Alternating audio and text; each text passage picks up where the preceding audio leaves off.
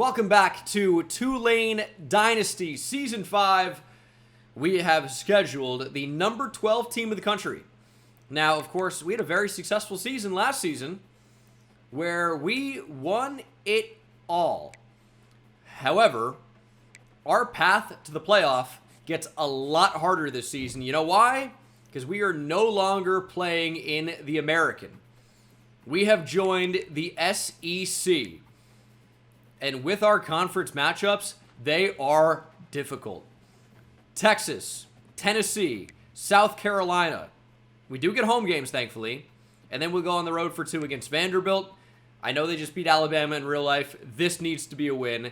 At number 21 preseason ranked Auburn. And then we'll host Texas A&M and Ole Miss to end the year before a bye week in Week 12. And then a rivalry game, a national championship Louisiana rematch against the LSU Tigers. It's at 11 a.m. There's some interesting start times out here. We got a 9 p.m. start time and multiple 11 a.m. start times.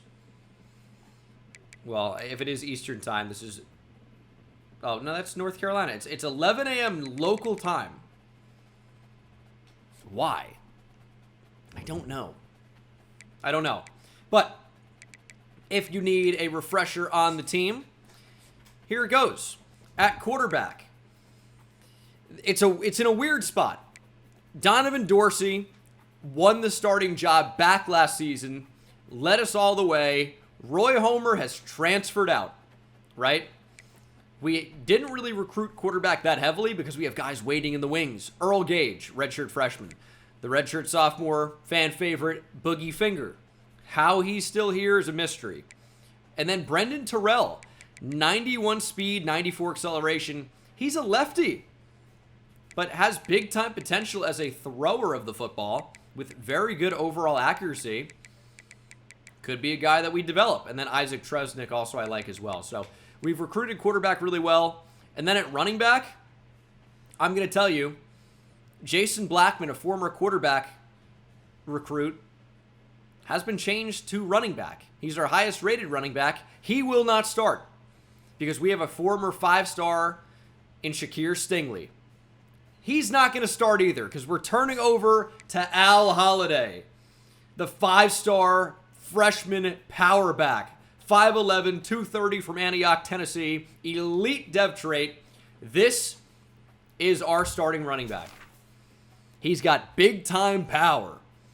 He's got decent quickness as well, and the elusiveness will only get better. Big Al Holliday is going to hit dingers and score touchdowns. He's a two-sport athlete. At wide receiver, it's still not a very great group. The freshmen will all redshirt. Maybe Byron Stacy ends up seeing the field. Although I was doing practice, I was not blown away with him as a player. Does have 98 speed, though. But we're going to go with a lot of the guys we already know. Paul McCabe, wide receiver 1. Mike Eberle's only a redshirt freshman.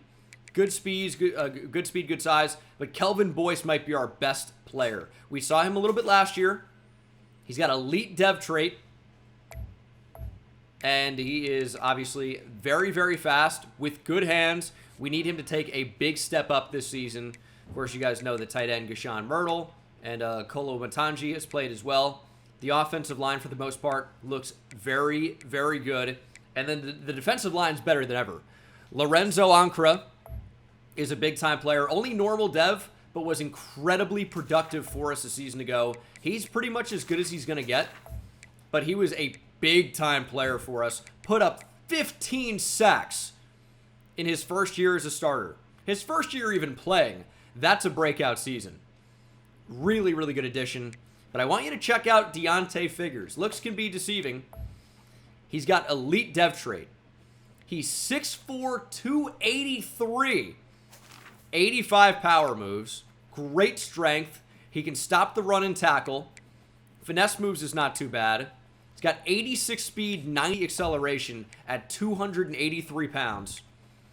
He will be playing off the edge on occasion, but he's also going to rush up the middle as a rush defensive tackle. He could be a monster. At right end, Lonnie Tant has been moved over.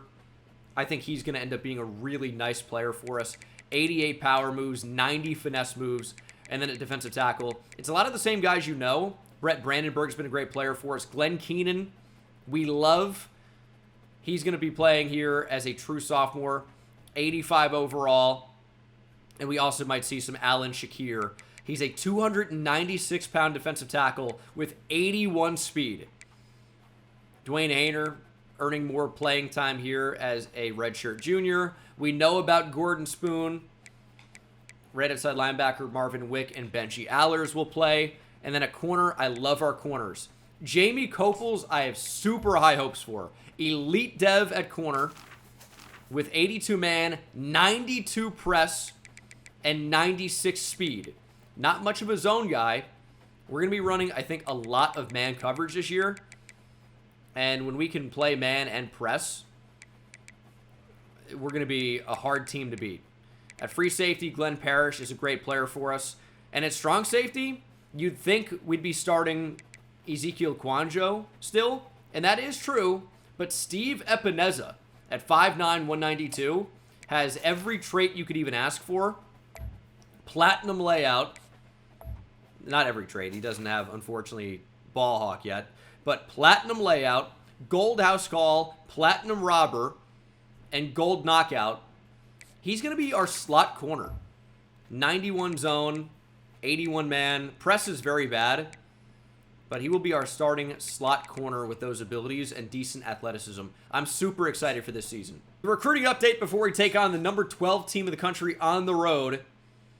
This is the class. We're going after a number of 5 stars. I guess it's better to show you from the prospect list so you can really see where these guys rank. Now, you'll see that the number 1 player in the nation, Joe Murphy, is interested.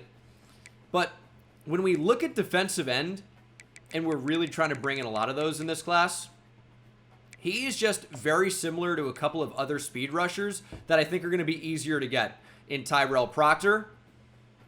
Fernando Tatis Jr. is also a monster, in case anyone was curious. That's unrelated, but it just happened in real life. Monster Bomb, 6'1" Padres. Anyway, Tyrell Proctor, 87 finesse moves, 83 speed, pocket disruptor. He's a monster, and I think we're going to be able to bring him in. Javante Babers, another monster. 87 finesse moves, 86 speed. He's a gem.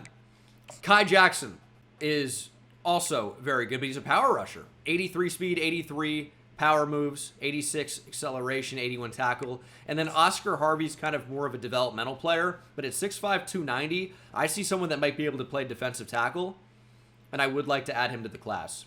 If we go back to the prospect list here, we are going after the number 2 player in the nation, a 5-star running back, Frederick Quinto. We're going to get into that top group for sure. We're going after a 5-star tackle in Keon Hawkinson from Texas.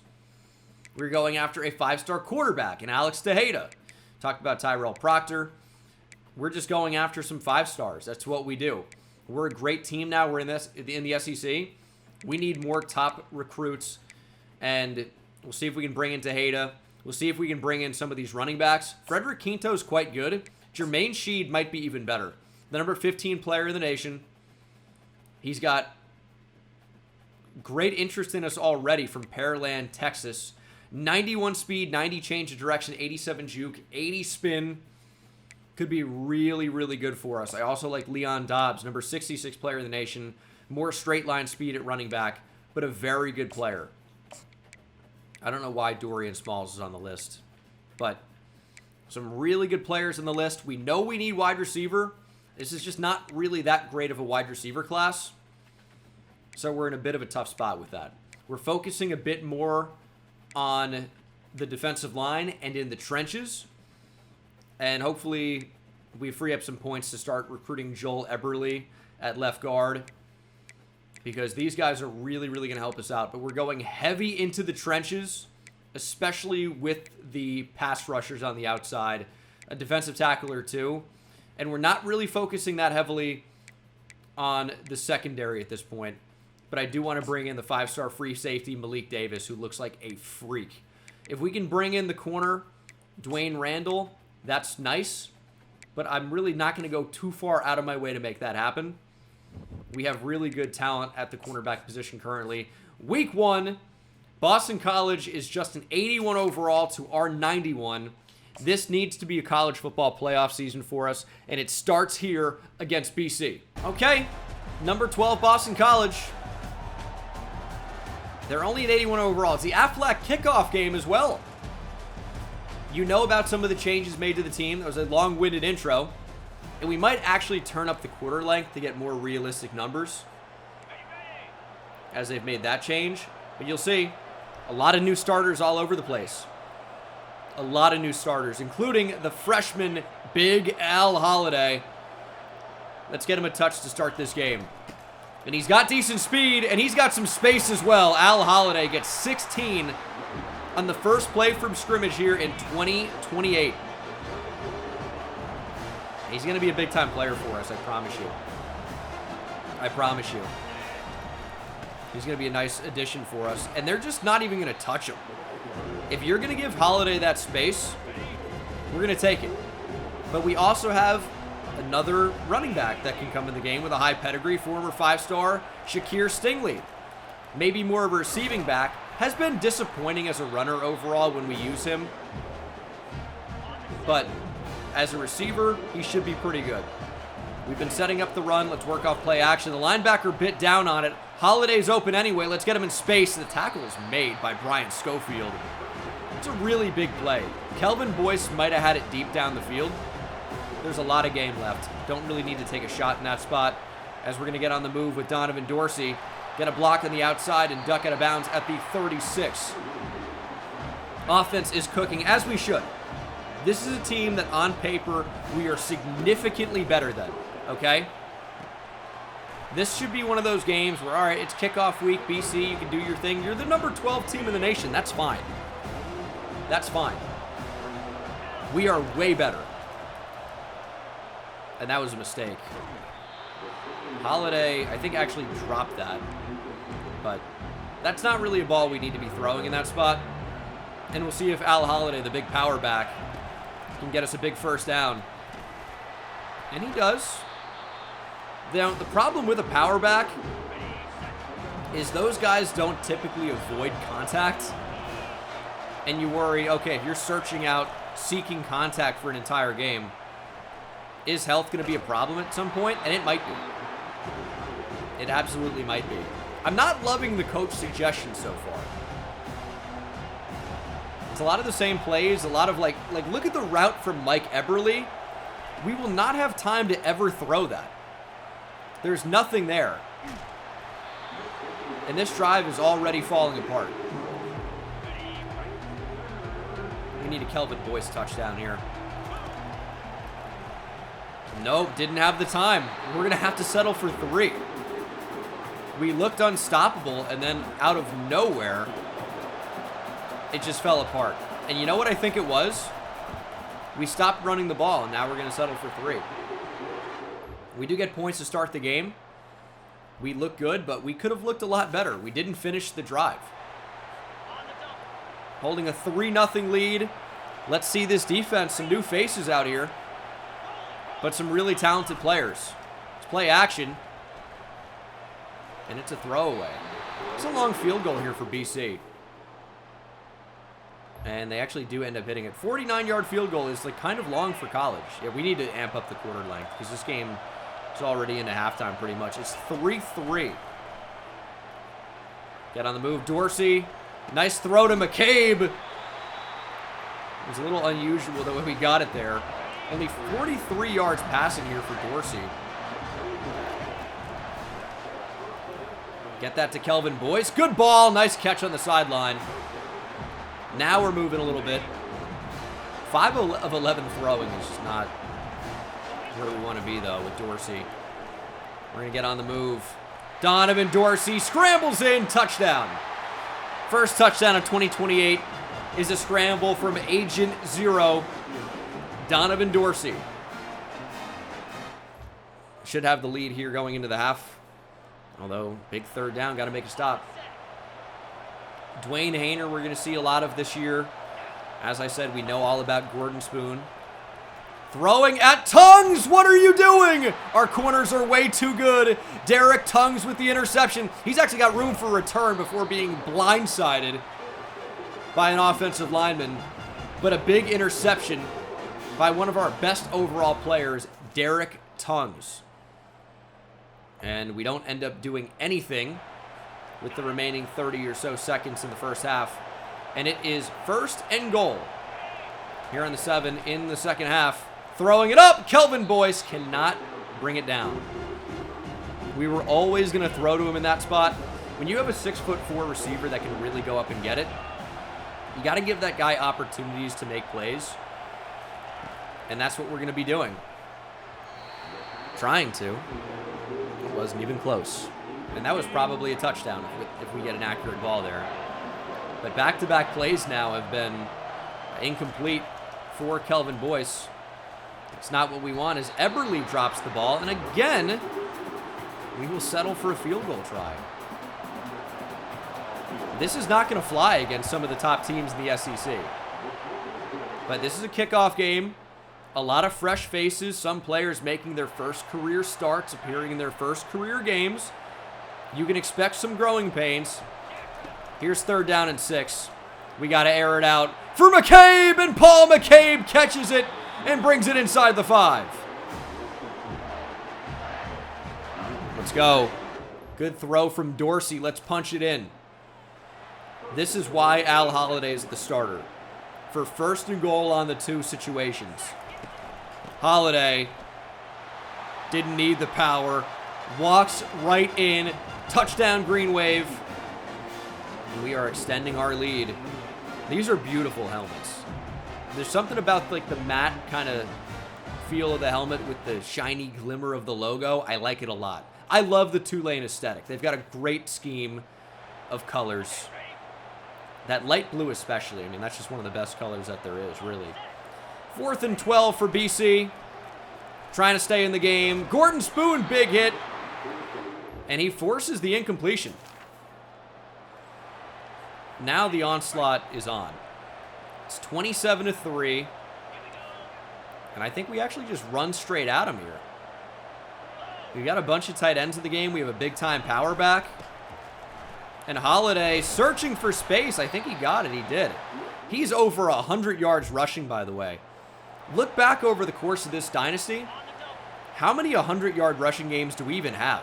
Al Holiday has one in his first ever appearance. Throwing it up for Boyce. We're going to keep giving him chances to make plays. He doesn't end up coming down with it. 2nd and 10. They're begging for us to throw the ball here. Just going to keep it on the ground, though. Holiday can only muster 1. It's 3rd and 9.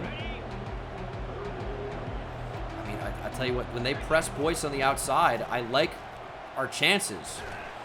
But again, on 3rd down, we're going to come up short in the red zone and settle for 3. I mean, Kelemete is getting a lot of practice here, and he's looking great. So many kicks. Yeah, Mekhi Hughes maybe had a couple, but I don't think we had very many. That was an instant answer by BC, by the way. Suddenly it's 30-10. And they're going to go for the onside kick. You got to find it. Shakir Stingley dives on it. And now we can try and put this thing away. 3rd down alert. 3rd and 1. This should be an unstoppable play for us. Nice change of direction from Holiday. One-on-one against a safety. Takes out his legs. The coward. Cowardly play. I do think we find the end zone, though. 37-10.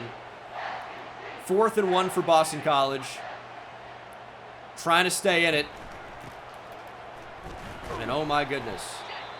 Grand slam Teoscar Hernandez, if you care about baseball. Oh my goodness. It was 6-1. Anyway, 37-10 Tulane is your final. Great week 1 effort here. I'll tell you that we didn't really start great, but we found our rhythm there. It is early. We're not going to have a national championship slump, but we need to be better on offense. Donovan Dorsey, 12 of 24 for 198 and a touchdown is not going to fly. But if we have a running game, it might. Look at these numbers from the true freshman Al Holiday. 18 for 157, averaging 8.7 yards per carry, 2 touchdowns, and 88 yards after contact. Shakir Stingley, as a change of pace back, even ran the ball well. 6 for 46, touchdown, of course, on the ground for Donovan Dorsey. What an effort from our backs. Receiving, Paul McCabe goes 5 for 128 with a touchdown. We kept trying to find Kelvin Boyce. Didn't really happen this time around, but McCabe really led all receivers by a mile. And then defensively, only 2 TFLs, Lonnie Tant and Gordon Spoon. 2 sacks, though, for Lorenzo Ancra. 1.5 for Glenn Keane and half a sack for Deontay Figures. This is a really, really good defensive line with an interception, of course, for Derek Tongues. No forced fumble, no touchdown, but a really great start to this year, all things considered. We have been locked out on a number of players here, which is typically not what you want to see. But Dorian Smalls, we were never going to get. Jonathan Wire, we added to the board. Didn't really care for. The receiver class is not special, so I'm not too mad about anything in here. And we are making ground where we're second. We're making up ground, so I think we're going to bring in another really, really good recruiting class. We are up to the number 3 team in the nation, and this should be a murder. It absolutely has to be. Yeah, we moved up quite a lot. Miami with an early loss. Purdue with a loss. They were top 10. Clemson lost by a lot to Troy. They dropped to 16 from number 1. They got murdered by Troy. Oh my goodness. That's crazy. That's crazy. All right. Anyway, this should be an absolute murder.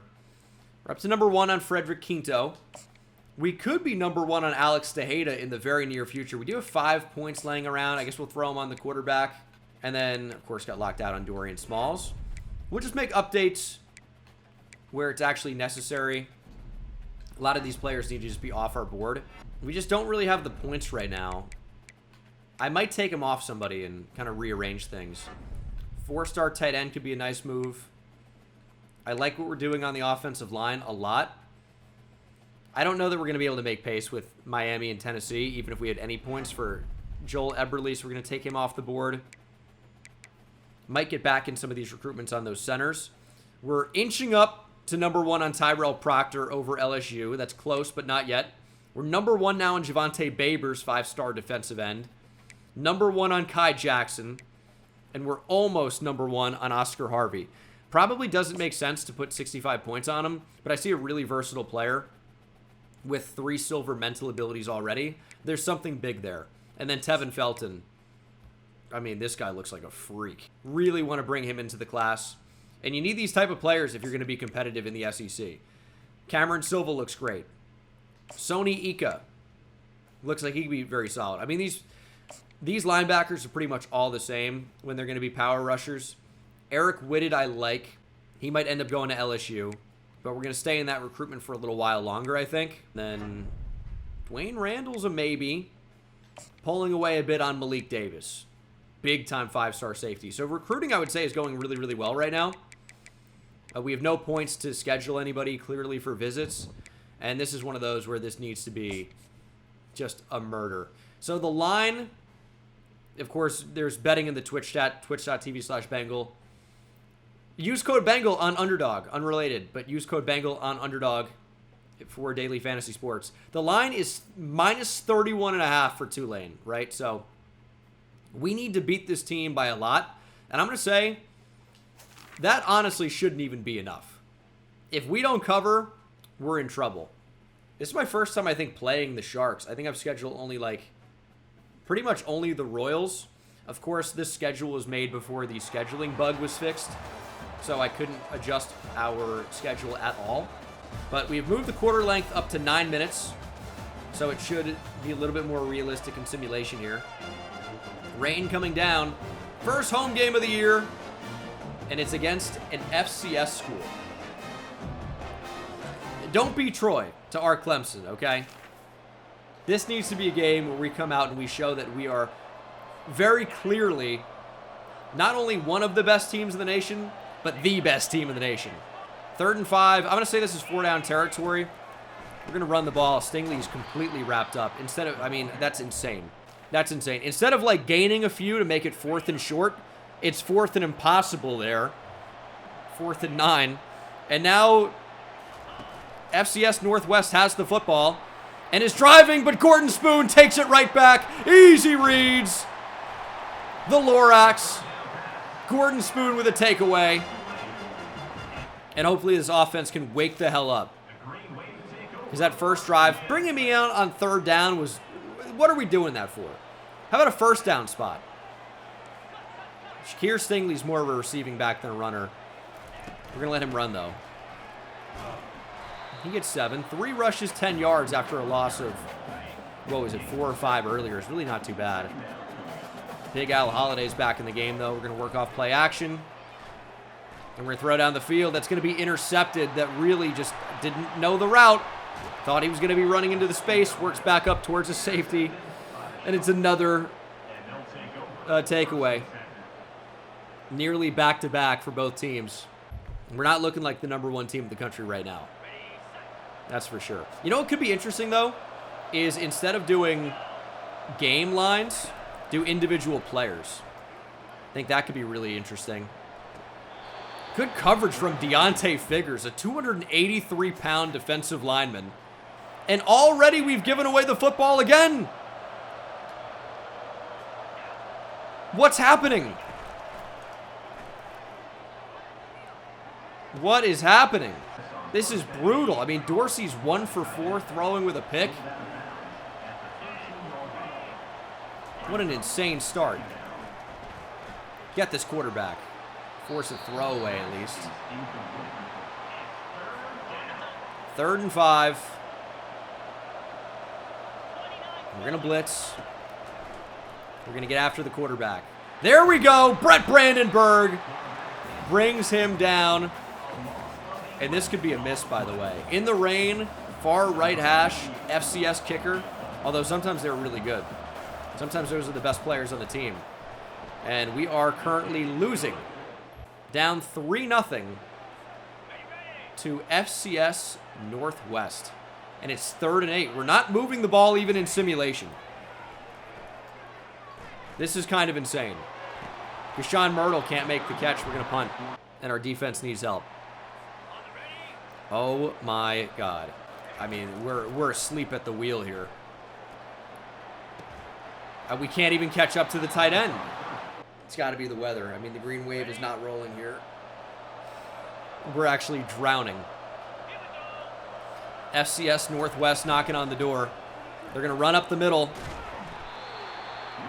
Their running back's averaging 4.7 yards per carry.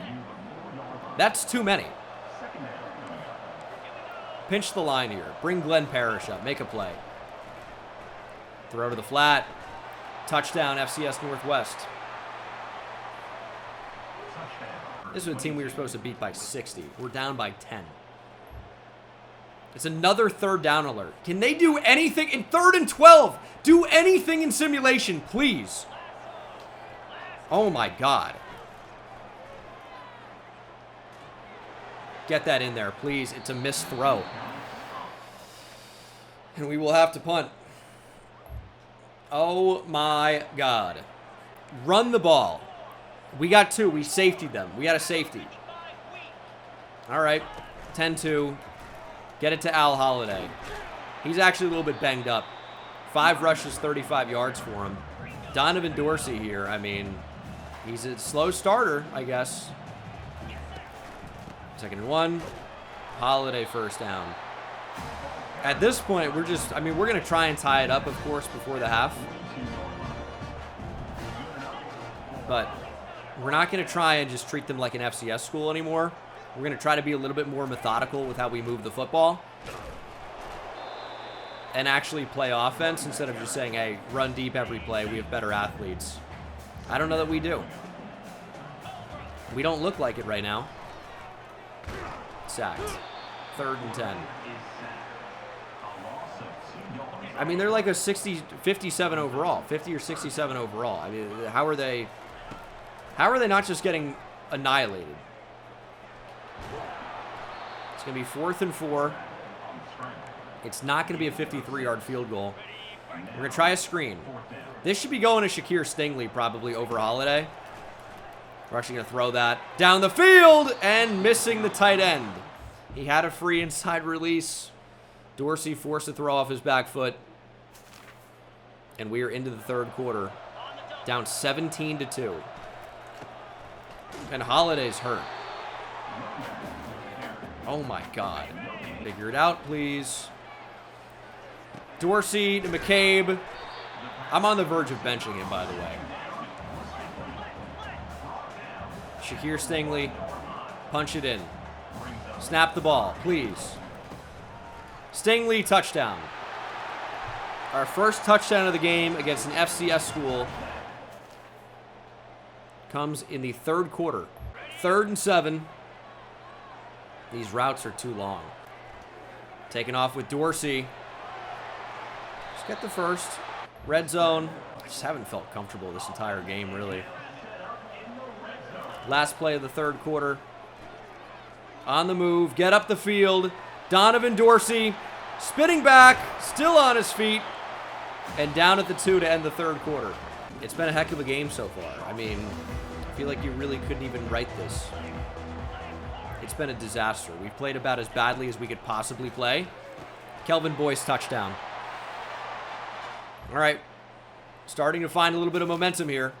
Defense is actually starting to play well. It's 3rd and 1. Give us a first down, Holiday. We'll take that. He's closing in on another 100-yard game. Streak Boyce. We might just give him a chance here on first down. Get it out there. Kelvin Boyce, touchdown. Starting to find our rhythm a little bit after a disastrous start. We have taken the lead, 24-17. 3rd and 7. Get to the quarterback. Good pressure, but the pass is unfortunately caught. It's another 3rd down. We might stop blitzing against them. Quarterback throwing to a wide open receiver. 1st and goal on the 1. Oh my God. I just can't believe they're doing this. No, get closer, get closer, get closer, get closer. They're just going to run the ball down our throat here.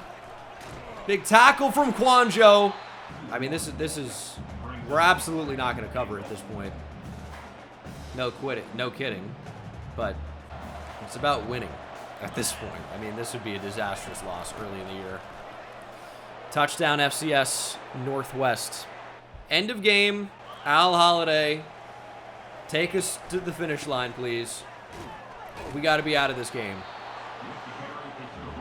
I mean, it's incredible. We are not looking even close to as good as them, let alone better.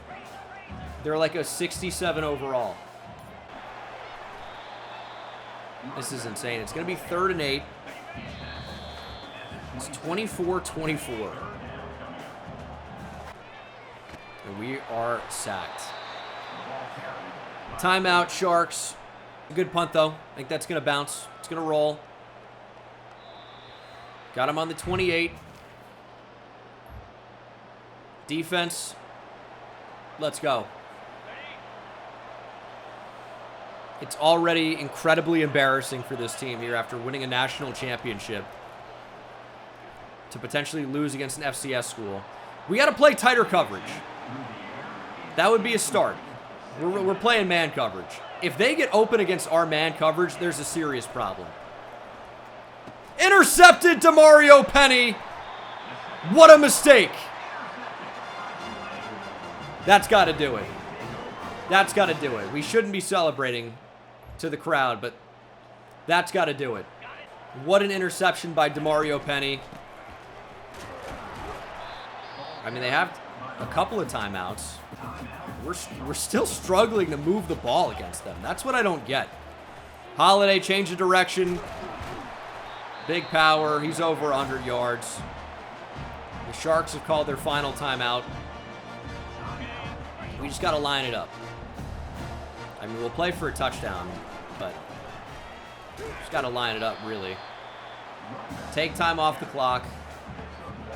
Don't fumble, obviously. Need Holiday to take us to the promised land. Because this has been a terrible performance.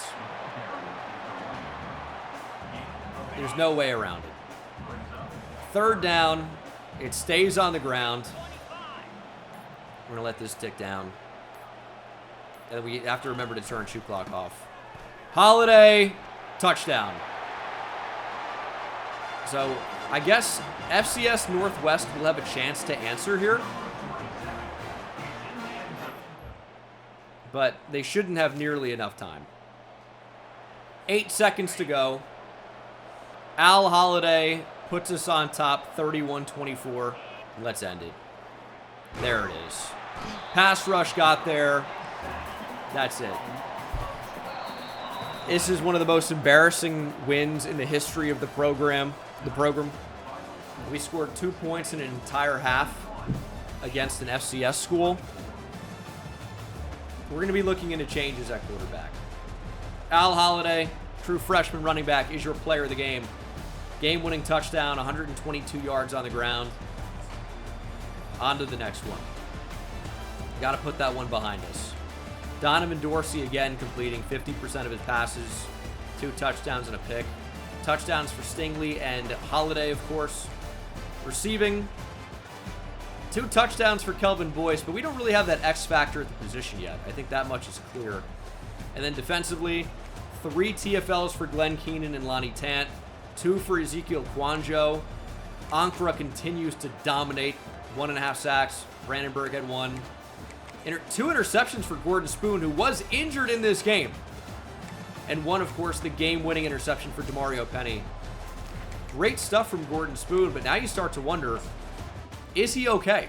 Oh, yeah, we did not play our best game there, clearly. Locked out on more receivers. We'll need to hopefully find some gems at those positions, or at that position, I should say. We do hold our number 3 ranking. Remarkably. We did win.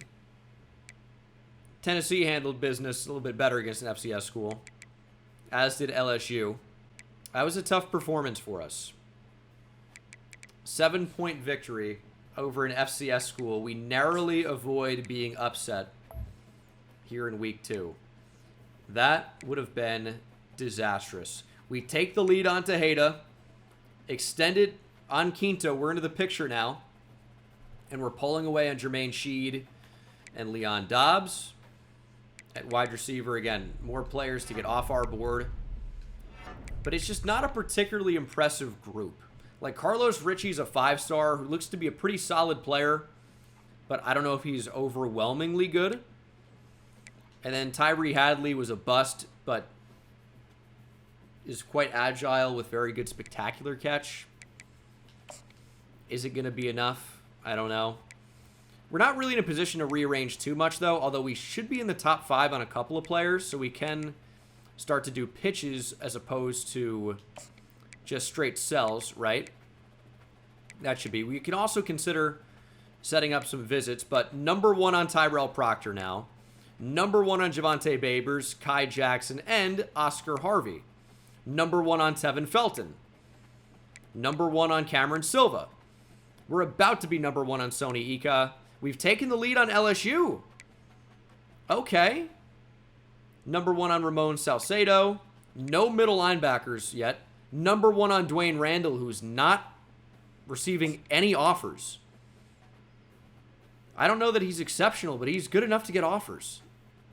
Why are these schools not offering him? And then Malik Davis is already into the home stretch, but we don't really even know what he likes just yet. We need to find out some more info. But we could soft sell in the meantime. That's going to be an option. Donovan Dorsey will stay the starter. If we were going to make a change, we would have done it at some point in that last game. We just started slow, but now we're going to take on Iowa State and hopefully look a lot better. Because with the way we played in that last one, we wouldn't beat any Power 5 team. Absolutely no way. So I'm hoping we just are starting slow, and this is not going to be a big setback season, because once we get into SEC play, we are going to ultimately drop a game to somebody, maybe even multiple teams. So we got to just play better football. 3rd and 7. Stingley, good route, and a broken tackle, and the first down. He's a great receiving back. We got to continue to use him in that way. Really, really good route. Just holding the football, man. I just don't know where to go with it. Their coverage is tight. 2nd and 15. Holiday into the game. Don't really feel good running in this spot. Under pressure again, we're going to lose a bunch of yards. 3rd and 23. I don't see anybody getting open.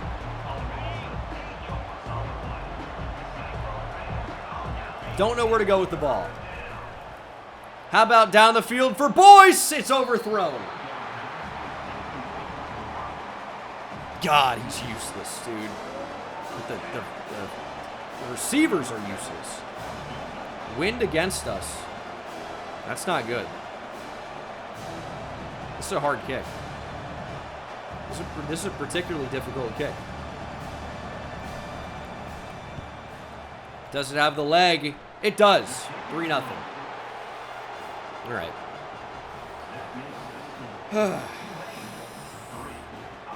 We got all the way down the field, but I mean, we got to call different plays maybe. I mean, it doesn't make sense that we're quite so bad. Defense held up strong, though. I don't know why we would pass on 3rd and inches from the 49 with Big Al Holiday in the backfield. Oh, he's hurt. He is hurt. Just another 3rd down. 3rd and 6.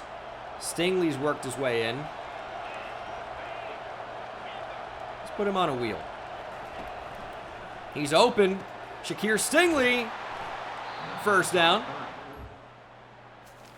But the back's getting banged up. I mean, that really hurts our chances, man. Really hurts our chances of being successful. 3rd and 7. Fumble from Donovan Dorsey. It's recovered by the Cyclones.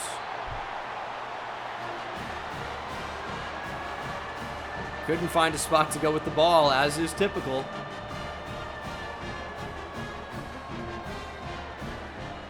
It is funny to see Dorsey as a national championship caliber QB when he was last year. We literally won the national championship with him at quarterback. But I don't know that he has it this year. Defense is coming up really big, though. Stingley can't hear the play. Is it an offensive line issue? God dang, these guys suck. Our defense continues to come up clutch, though. It's another 3rd down, 3rd and 7. We'll try a screen. We can't even get it away. It's so much of that. We'll try a 53-yarder. Oh, boy. Here we go. I don't know that this one's going to get there. Get in there! We drill from deep. All right. It's a big kick. 53 yards from Kelemete. I've explained about 1 million times now that we could not change the schedule. You still schedule Iowa State? Every team should be a top 10 team that you play. We barely beat FCS Northwest, dude. Shut the fuck up, please. There was a scheduling glitch. We're in the SEC. Also. God. 6-0. Get separation, please. Oh, Mike Eberle made the catch. Finally, something positive on offense. Finally. Otherwise, we suck, dude. There's Myrtle, broken tackle. If we can go into the locker room, though,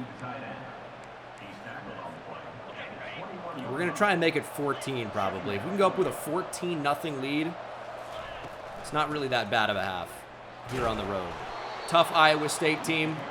I don't really want to score on this play, which is not really a concern for us. Dorsey, I mean, he's getting obliterated.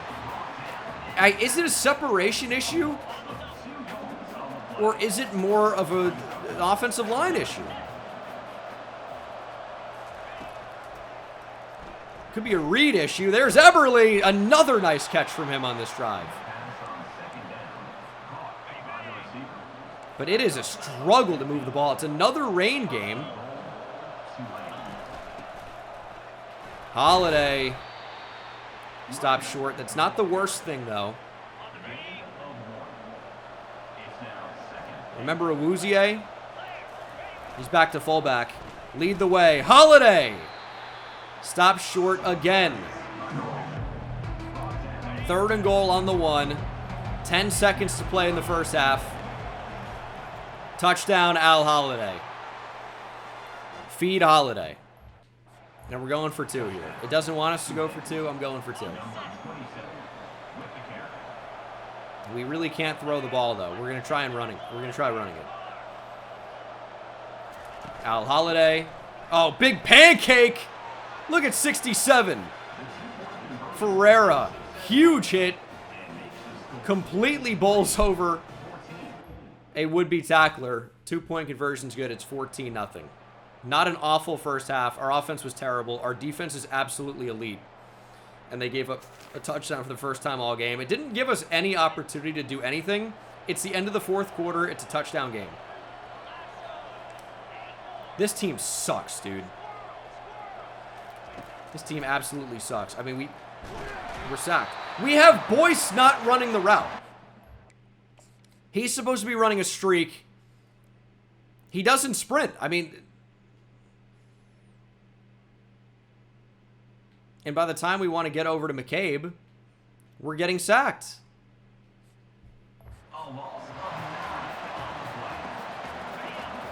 I think the O-line is horrendous. That's what I'm starting to think. Get the ball out. Dropped by McCabe. Our defense is going to have to continue to play really well because it looks like, I mean, Iowa State's going to get another chance to touch the ball. Get it up there. Maybe we get a chance for Boyce. It's knocked down. I mean, we have no chance. We have no chance. It's not even a great punt.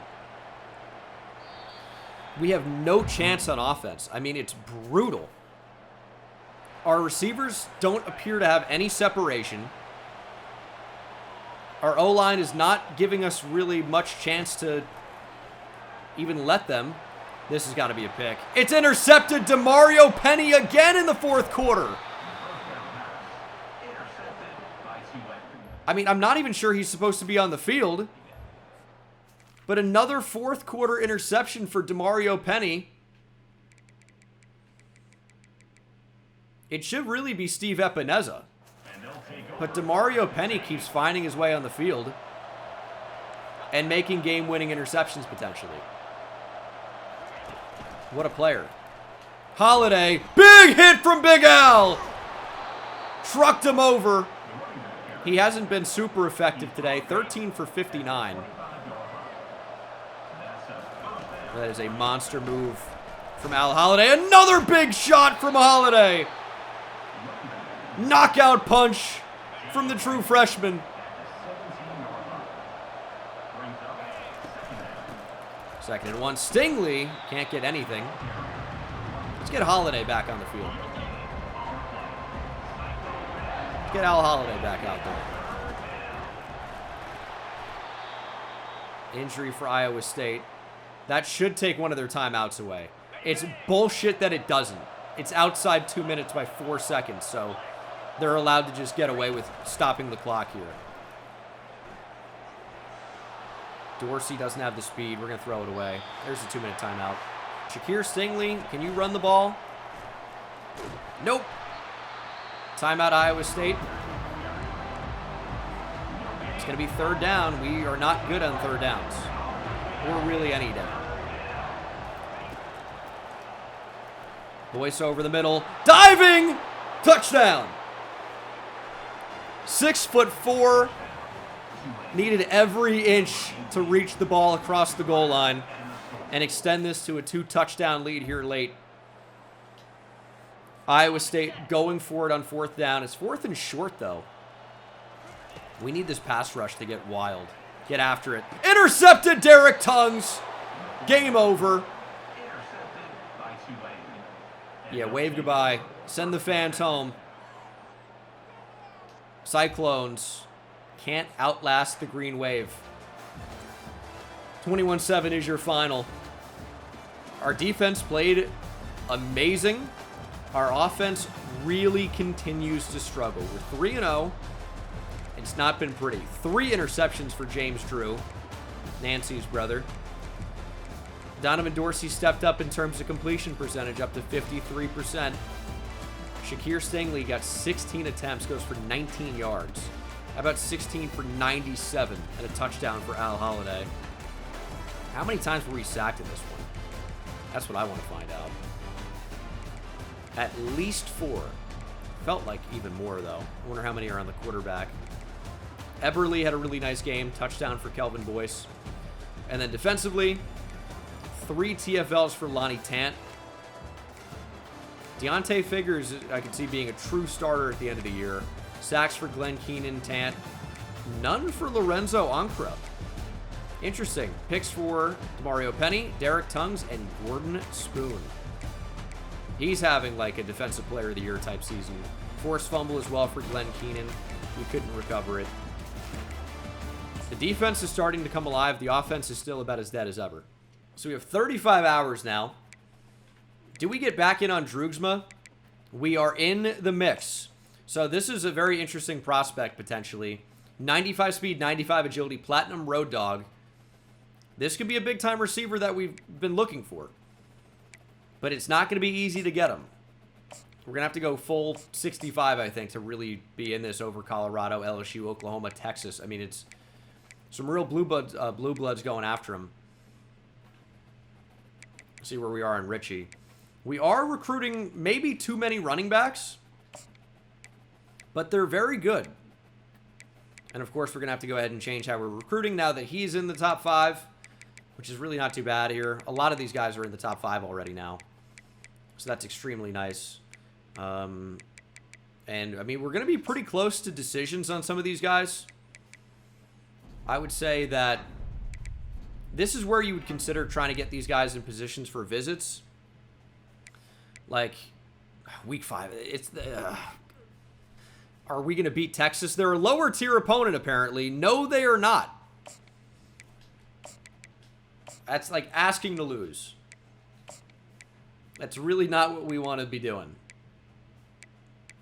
Keep it how it is on John Wake and I believe Tevin Felton. No, Felton, Coach Prestige is really all we know. We might be able to figure something out. All right, unranked Duke, I should say. They're 3-0, though. And it's a road game for us. And we've looked pretty bad. So we'll see what happens. They're an 81 overall. You know what it is? We got to change up the uniform combo. Give me the teal helmet, which is not teal. It's just light blue. And the light blue pants. They're not teal, but... Oh. Duke might be in blue. So that's kind of an odd choice. Yeah, but they're not really, though. They're in a different blue. That's okay. All right. Got to be better here. I will share with you for the YouTube viewers. The line picked was Donovan Dorsey over under 1.5 passing touchdowns. Most people are taking the over, which I don't think Donovan Dorsey's hit so far this year. And has been close to getting benched a couple of times. So that's a bold one. But we shall see. We shall see. 3rd down alert. We just don't perform very well in simulation. And I'll tell you, this Duke crowd feels like it's right on top of you. 3rd and 3. We got a lot in the box here. Let's run this to the wide side. We're going to rotate a safety over. Means it's likely cover 3, right? Going single high. Let's get that there. Myrtle can't hold on. We unfortunately had to punt, but we get the football back because our defense is great. And let's run the ball. Come on, Al. Al Holiday's just banged up. 2 rushes, 2 yards. High risk of injury. I mean, we're going to have to bench him.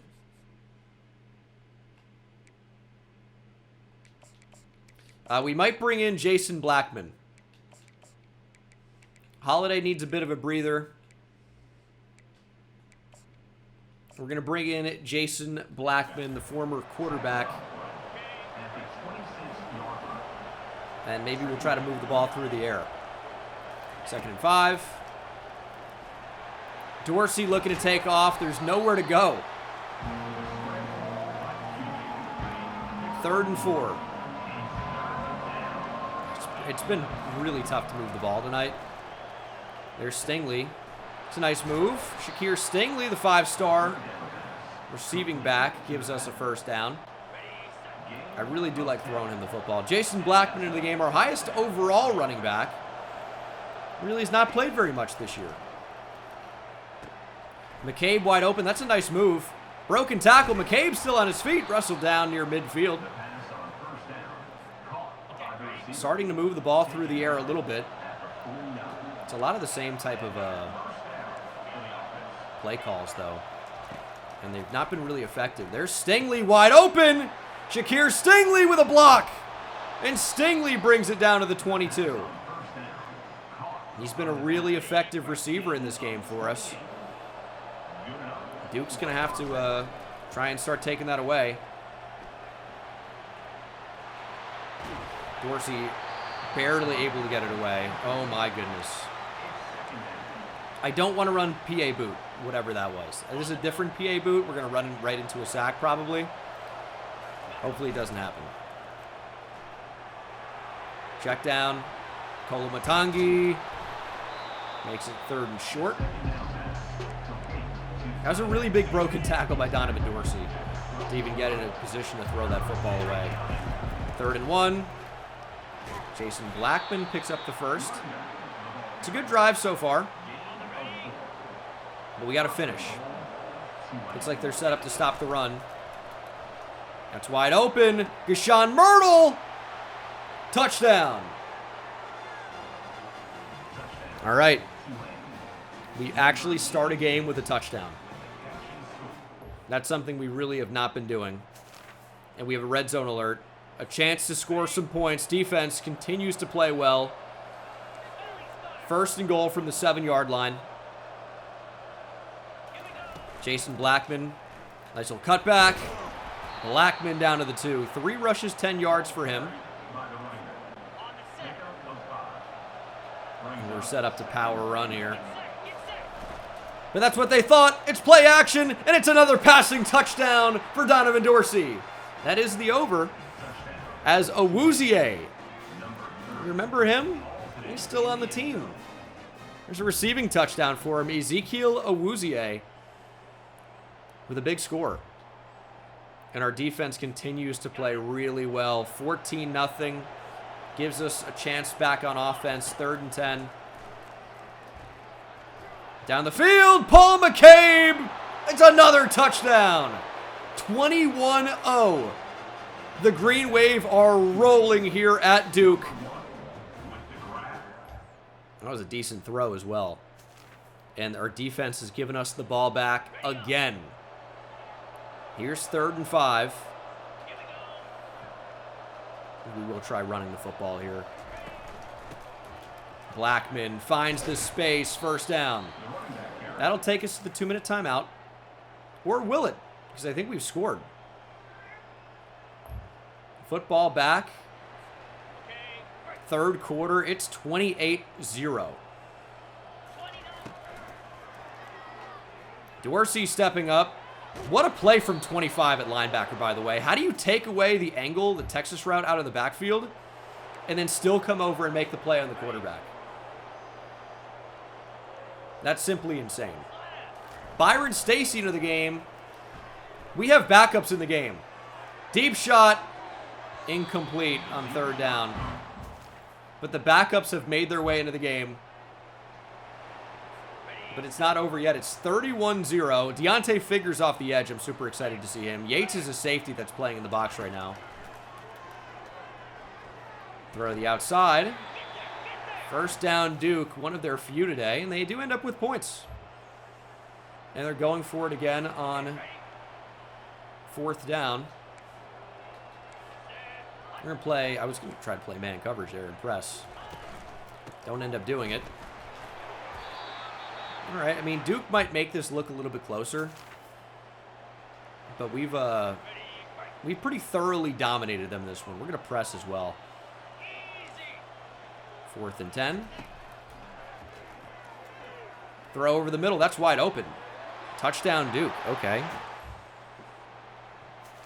They're going to go for the onside kick as well. It's 31-15. 4 minutes to play. That is the true freshman Byron Stacy, who I was pretty sure was wearing the red shirt, but they brought him into the game. We're going to go ahead here and jump in on offense to make sure we can turn on shoot clock. Don't give them any opportunities for a mistake. Backups are still in the game. Kind of concerns me a bit. Shakir Stingley, nice moves. Don't like that he's playing a bit hurt, though. If you're curious who's in at quarterback, it's Earl Gage. He's the backup for right now. And he got hurt on that play. We're going to take a look at Brendan Terrell, redshirt freshman quarterback. He is a lefty, but he's got very good speed. And we'll see what he can do. 3rd and 3. Terrell is sacked. Try a 54-yarder. It's a long kick here. Kelamete's got a good leg, though. Very good leg. It's on a line, and it is good. Yeah, star dev for Brendan Terrell. Couldn't really see an opportunity for him there, unfortunately. It's 34-15. I do think the CPU was a little bit premature bringing in backups. Yes, it's a 28-point game, but it very quickly was not a 28-point game. It very quickly was not. It's 34-15 now. Our awesome defense got a little bit less awesome there. We were able to sack the quarterback. That was number 4. That was Bernie Bland. Bernie Bland could be a name to know. He's not really a defensive end. More pressure. And pressure makes diamonds. I think that was Deontay Figures, by the way. It sure was. Deshaun Ring in there as well. A lot of our red-shirted freshmen are coming into the game. Here's backups. That's intercepted by Glenn Parrish. That's no freshman. That is a veteran for us, an upperclassman. Glenn Parrish brings it inside the 5.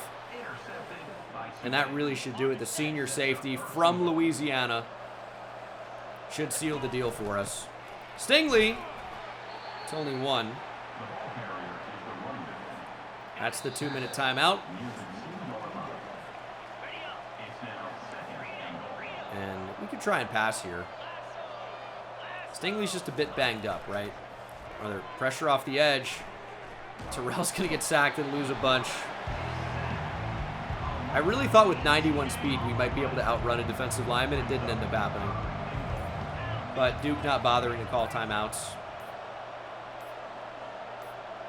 Snap the football.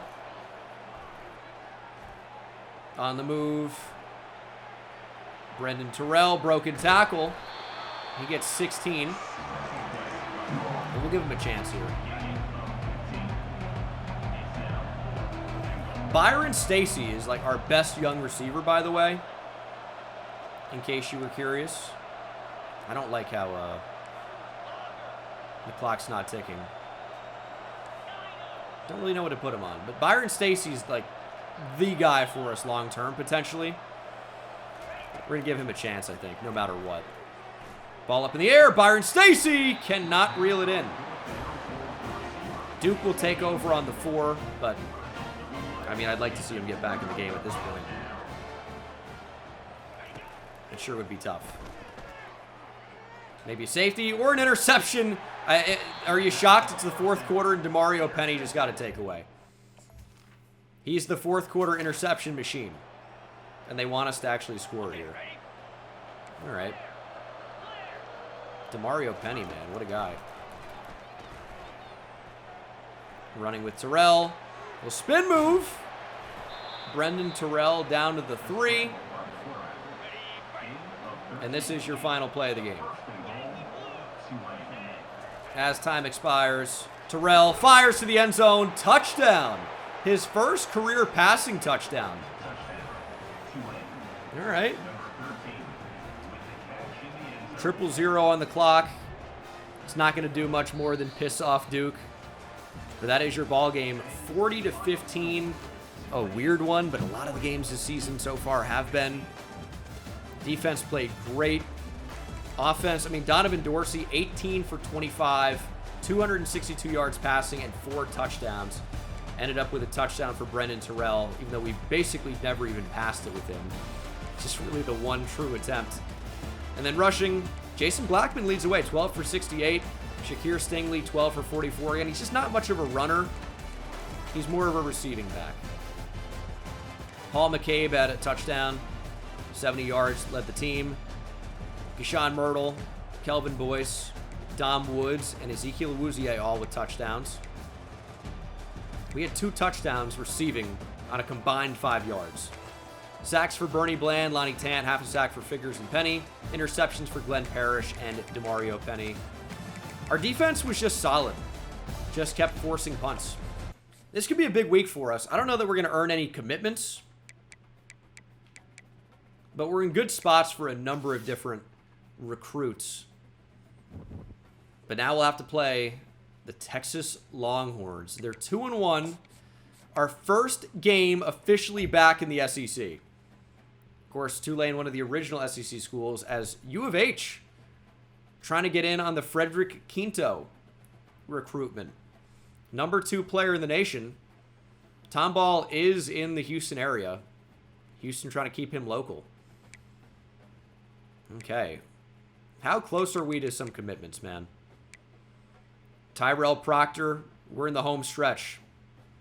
A visit's not going to matter much for him unless LSU brings him in, like, immediately. A week 8 for John Wake I don't think is going to matter too much.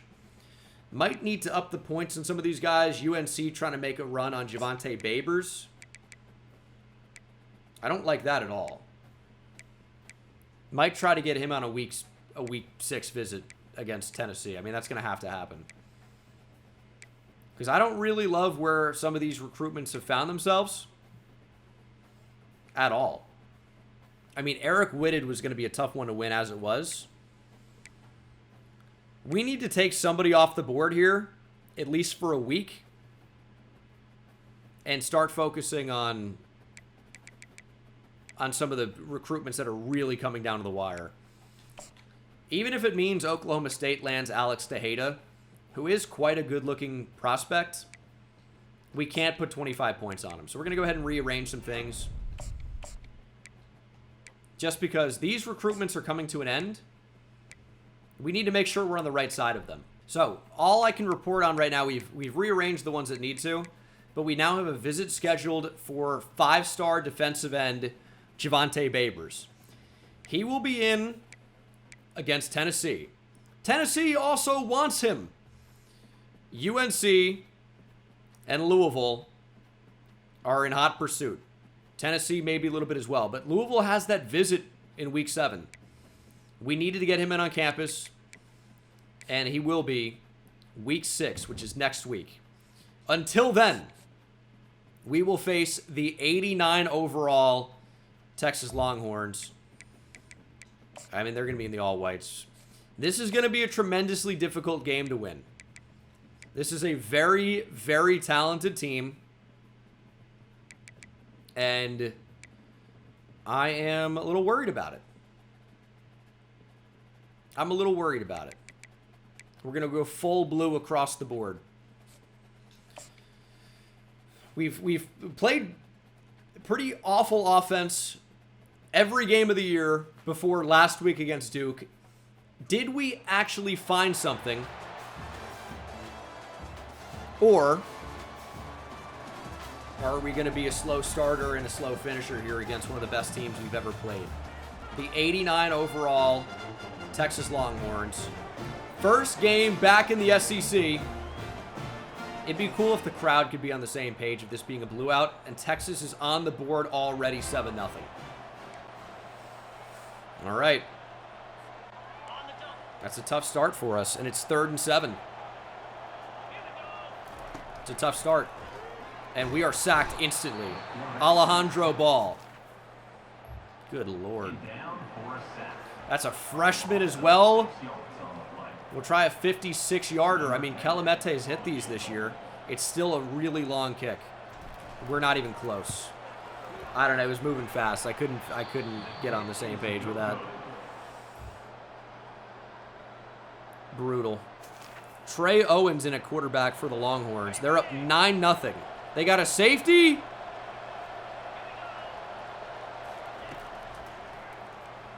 Get over the middle. Throw over the middle. Pass is caught and short of the line to gain. And how is that even caught? Texas is going to go for it. 4th and 1. They're going from empty. Bring the corners up. Screen. We're there. Incomplete. We got to score. We punted instantly. 3rd and 8. We need pressure. We got to get there. Looks like a screen or something that's wide open over the middle. I don't know. That was weird design from Texas. Weird. All right, there's Steve Epineza. We haven't really talked about him very much. 3rd and 5. Receiver in motion. Looks like Ryan Wingo. They're going to run it. So much space up the middle. It's James Espinoza. As Texas continues to roll over the green wave here. Using a lot of motion. Big hit from Quanjo. All right, Derek Tungs makes the tackle. That was Quentin Williams, who we've actually subdued today. 5 rushes, 8 yards. We need a takeaway. We need a takeaway in the worst way. There's a run. Not really a ton of space there. Do a decent job. It's just we're already playing so hurt. Our entire team is hurt already. That's really tough. Throw to the end zone. Touchdown. How are we so far away? I mean, we're trying to defend out of the end zone. There's a finite space where they can score. Why are we defending nothing? 3rd down alert. We're down 15-0. 3rd and 9 is a tough spot. I mean, it's asking a lot of us if we're going to convert. But Donovan Dorsey has a ton of space. Already his 6th rush. I don't think we're going to be able to get a snap off here. That's a 2-minute timeout. We're down 15-0. We knew this was going to be tough. We struggled against FCS Northwest, right? We were likely going to struggle against Texas. Mike Eberle, touchdown. We are on the board at least. We're also going to be going for 2 because we'll need to at some point, given the score. See if we can get it in. I mean, they're playing to defend the run. Get on the move. Intercepted. Really wanted to get that over him. It's unfortunate. Don't let it be a pick 2. All right. Didn't get the 2-point conversion, unfortunately. Didn't really have a lot of space to go as soon as we rolled out there. 15-6. And we have a chance to score again. Okay. Could be a lot worse right now. Eberle, nice catch. 116 and a touchdown. No picks for Donovan Dorsey in this one. So he's throwing the ball fairly well. Stingley looking for space. Touchdown, Shakir Stingley. Not bad. Now we absolutely need to go for 2. Why would we not? Why would we not? It's a field goal game right now. There's no point not to. It's a field goal game. If we don't get it, it's still a 3-point game. And we just fired another slant in there no matter what. Another 2-point conversion is unsuccessful. We were basically going to throw the slant there no matter what, if you couldn't tell. And we'll need to make a big stop on 3rd down. It's 15-14. Did we safety Texas? 2 safeties in this game? Oh my goodness. Texas is short of the 1st down. And we'll jump in on offense. 3rd and 6.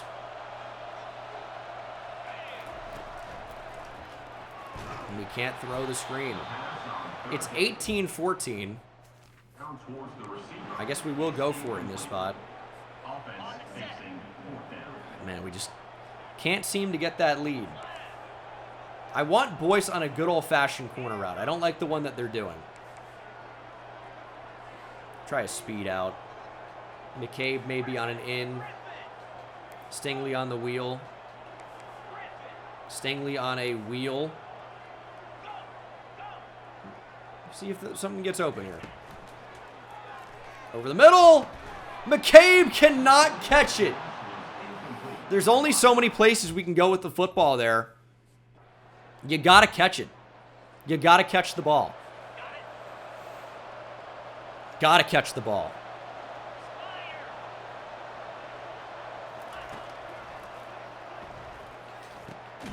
They catch the ball. I don't know how they do, but they do it.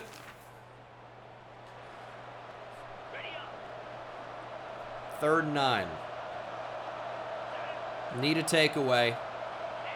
Texas scoring is not the worst thing. But it can't be a touchdown. That's a wide open receiver, completely missed. Glenn Parrish interception. There was a wide open receiver on the right sideline. Trey Owens completely missed him. Let's get points. Let's get points. That's got to be a touchdown, right? No, we didn't score. We punted. Oh, my God. Give me a chance.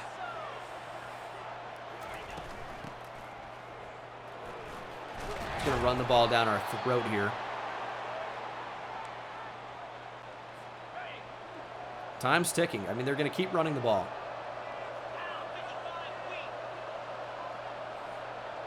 We know they're going to run it. Just pinch and shoot a gap.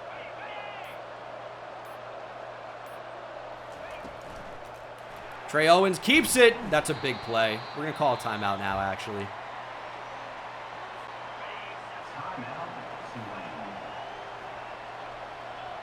They might not run the ball here, but they probably will. Now it's almost a definite. It's a touch pass. Ryan Wingo, monster game. They're going to go hurry up, but I don't even know if they're going to snap it. We can't defend the run.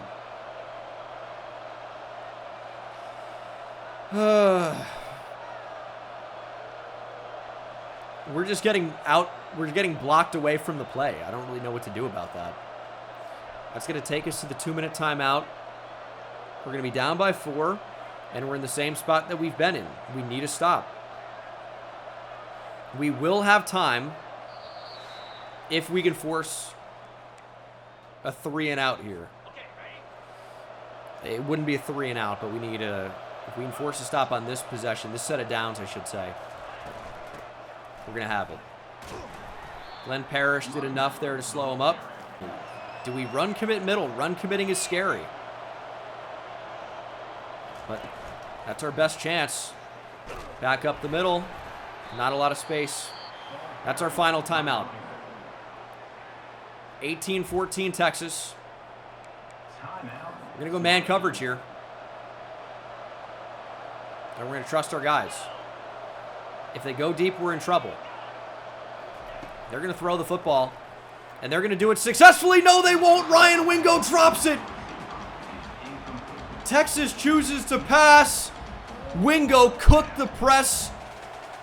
And Trey Owens missed the throw, forcing Wingo to dive. And he could not catch it. The punt will roll down to the 1. It lost all momentum. And Texas with the best punt I have ever seen We have to go 99 yards with no timeouts in 1 minute and 40 seconds. Holiday is beat up and banged up.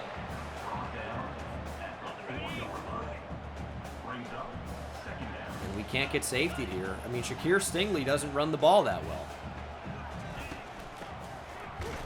He's wrapped up for no gain. I mean, he doesn't have the juice as a runner. 3rd and 7. I mean, this really is getting to be the game. We need to convert now. We can't get sacked. That's open enough. McCabe drops the ball. You gotta catch it. You can't. These guys can't keep dropping the ball. You can't. We're trying to get some yards back. 4th and 7. Game on the line. We're airing it out. We don't have it. Underthrown. Texas takes over at the 4. Victory formation. We're going to take our first loss. 4-1. Texas improves to 3-1. We knew it was going to be a really tough game, and it was. Our offense, man, continues to struggle. 14 points. Dorsey, 16 of 26 for 168 and a touchdown. Rushing, Al Holiday, 13 for 59. Stingley with a touchdown. We just continue to struggle. 2 drops for Paul McCabe. 2 drops for Paul McCabe is crazy. Big ones as well. I mean, you just can't drop the ball.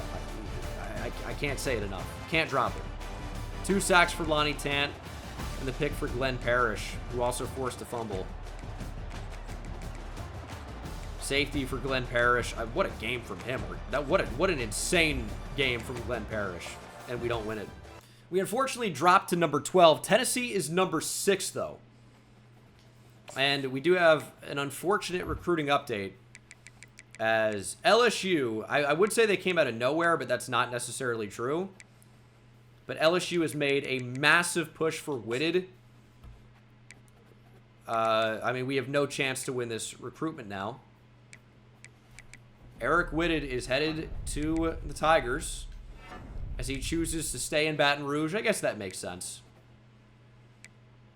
Oscar Harvey, we've been passed up for by Wisconsin. This is not a good recruiting update. It's a really bad recruiting update, in fact. A really bad recruiting update. LSU again could be the bane of our existence with Malik Davis. Now, New Iberia, Louisiana is New Orleans.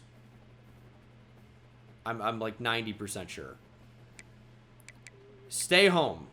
Don't travel all the way to Baton Rouge. We'll now have to put 65 on him. We might even want to get him in on a visit as well. Ty Jackson with a Week 7 to Miami scares me. Malik Davis going to be in Week 7. LSU's making a comeback. Just can't have that happen for a 5-star safety. Just can't have it happen. He's got great speed. Platinum Legion. Can't have that happen. Now, we've put more points on a number of players, but this is the thing I want to outline. Louisville is coming for Javonte Babers. Pause. Tennessee as well, but Louisville is a tough one. Week 7 is next week. However, we've got Javonte Babers in on a visit this week. Week 6 against Tennessee. Same tier opponent. They are higher ranked, so what? But give us something for winning this game potentially. But the recruiting class, things don't necessarily look amazing. If all goes well, though, it's 2 5-star defensive ends committing after this week. Tyrell Proctor and Javonte Babers. If not, we are in serious trouble. We dropped to number 12. This is the game of the week. It doesn't really get a whole lot bigger than this one for us here. Second game in the SEC.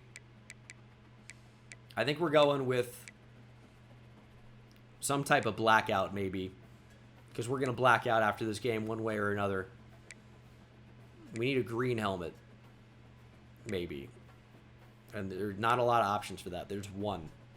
All right, you know what? It's a green out. Here we go. Full green. Tennessee coming to town.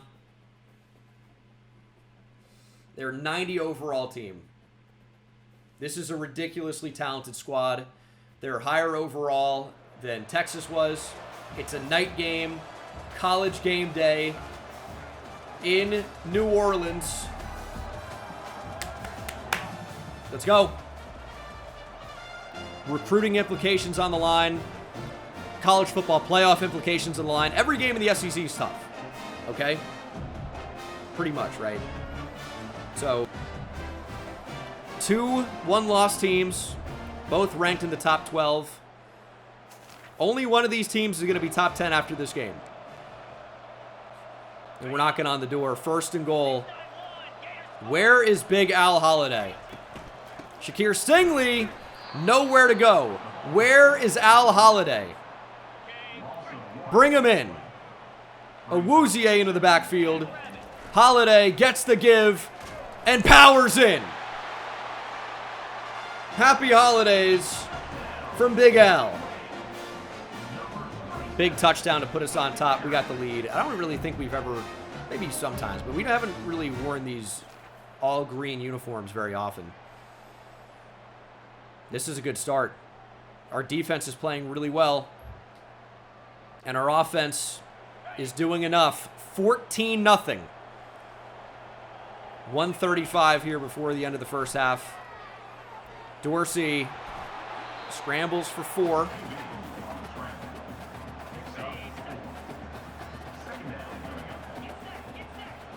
Second and 6. Throw over the middle. Mike Eberle.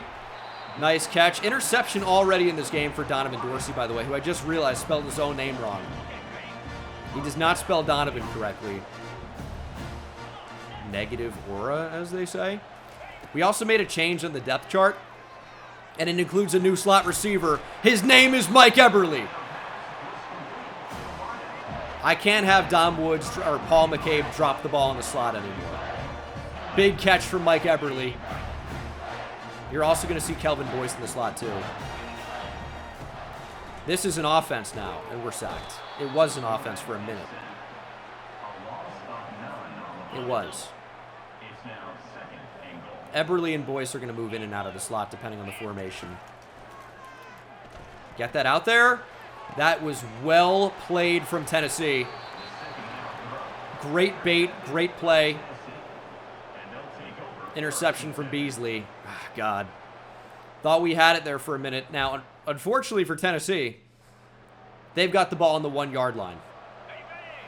So a safety and then getting the ball back is actually even better than a touchdown there, I would say. Not even better, but we have a chance for 9 points instead of just only 7. Touch pass. That's going to be a massive play. All right, it's maybe not better. Epineza, you got to save a touchdown. He does. Timeout, Tennessee.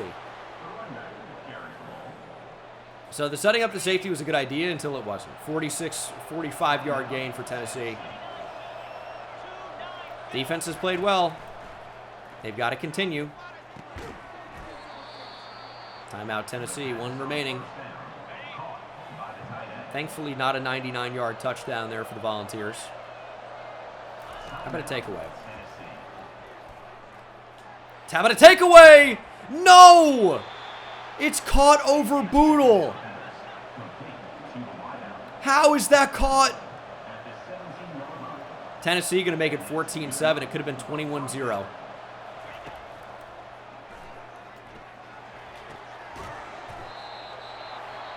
They called their final timeout, though.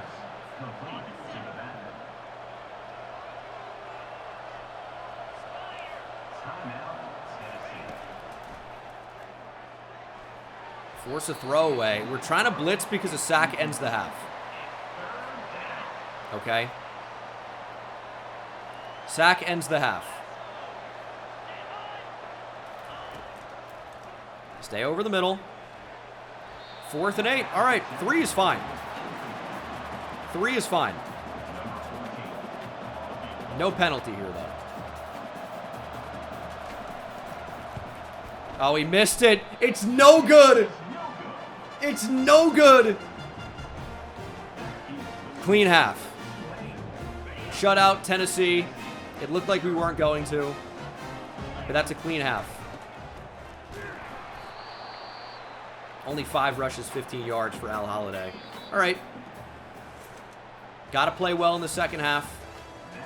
But that's about as well as that could have gone. We know our defense is good. Our offense has played well enough. We need to help our defense a little bit. We really need some points. 3rd and 4. Shakir Stingley. Nice catch. That's where he thrives. He is not, unfortunately, a very good runner. But he can definitely impact the game as a receiver. And we're going to give him a chance to show that again. All right. That was maybe a little bit too crazy. But it sets up 4th and 1, and we should get our better running back in the game. Al Holiday. I don't like the numbers here, but I like Al Holiday. And Holiday gets enough. Choked there. That's what that was, if you couldn't tell. Big way to move the chains. It's another 3rd down, though. All right. Trying not to turn it over. It's almost a bigger focus than even scoring points at this point. And, I mean, we had a receiver wide open. We were just addicted to checking it down. Because we're playing for points. And 17-0 makes it a 3-possession game. Kick is good. I know that was really conservative. It was really conservative. But making it a 3-possession game, I think, was super important. Although, I think we've allowed points. 17-10, Tulane. And I think we were stopped. Tennessee with the ball now on their own 11. 2-minute drill. Oh, no. Big stop. Let's go, Lorenzo Ankara. That takes us to the 2-minute timeout. We needed him to step up. He was electric through the first couple weeks of the season. And I'm like, okay, he's going to have another 15-sack season. And then he's been kind of quiet.